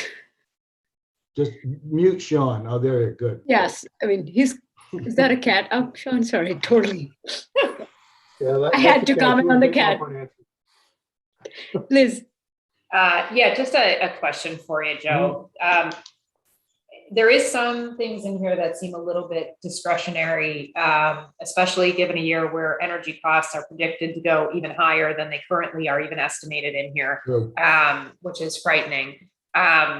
What, if anything, would you cut out of here to cover that significant inflationary pressure, or even just if we asked you, hey, we need to lower this? Probably we would look at the district-wide equipment number and probably reprioritize a lot of those items if pushed to that. The other thing to keep in mind too is we're still in the infancy of the solar production. I'm slowly getting the numbers in without going out in too much of a limb there. It is making an impact in some of the schools.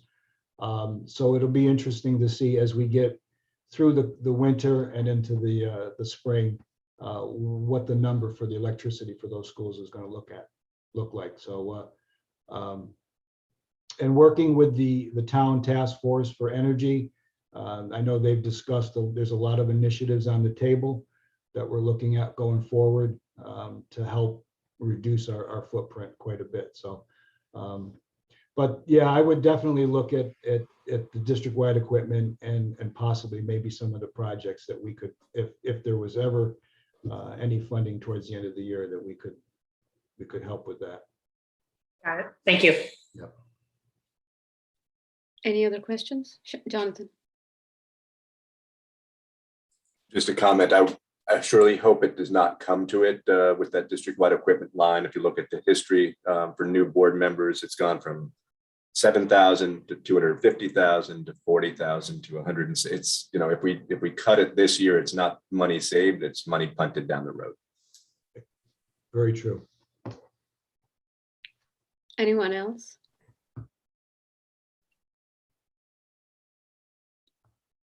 Sean, I'm deeply hurt. I keep looking at Sean. I'm like, Sean's probably got to have something. No, I got nothing so far. Most of my questions are always on the capital. Keep it that way. Some of these programmatic increases. Joe, are we doing anything given the current COVID posture? You know, I know we were running fans 24/7, opening windows, doing every stupid non-energy saving thing we could. Are we winding any of that down? Not until the state tells us otherwise. You know, we're still following all those mandates. You know, it's tough. And in talking with my other facilities directors in the districts, we're all facing the same problem. You know, so we're doing our best to to keep things as comfortable as possible, yet be responsible as far as ventilation and all that. Till we get through Everybody this. say hi to Queen Lucy. Hi, Queen Lucy. She looks like Talus, one of my dogs. Who knew? Sean, I can't quite see her because your name on my screen is blocking her. So She does look like Talus. Any other questions? I just want to thank, first I want to thank all the administration. I think it was amazing. All the presentations were great. It's so amazing to see, you know, get a deeper understanding. I loved that. I think I speak for all when I said that we were all really thankful that we are understanding. There's transparency. It was so cohesive. All the unit, you know, all the building or departments, if you will, work together. And so it's a full budget. It's an RPS budget. Yes, it was presented by cost centers, but it was a full cohesive budget. I also want to acknowledge that I think, again, I'm speaking for the board. Sorry if I am, but we are also, I think it's great that we see forward planning. You know, we're looking for a few years down the line, which is really helps us as a board, and I'm hopeful as a community to see that. So thank you to everyone, all their hard work, truly thank you. And I also want to add to the board members, including Jonathan, who stayed there. Thank you for all the board that has stayed there, has asked questions. It's been a long day. Thank you all. Jonathan, go. I just also want to say thank you to you, Tina, for stepping in for me so admirably today. I appreciate it. Just feel better. All right, anything else? No, I think on behalf of the administration, I know that they were excited, even on a Saturday, to present their budget. They have worked hard to be as transparent as possible. Hopefully everyone saw the connections between, or the through line between each of the cost centers and the work that each of us do in order to be able to provide the best program possible for the kids of Richfield and their families. Thank you, everyone. See you Monday.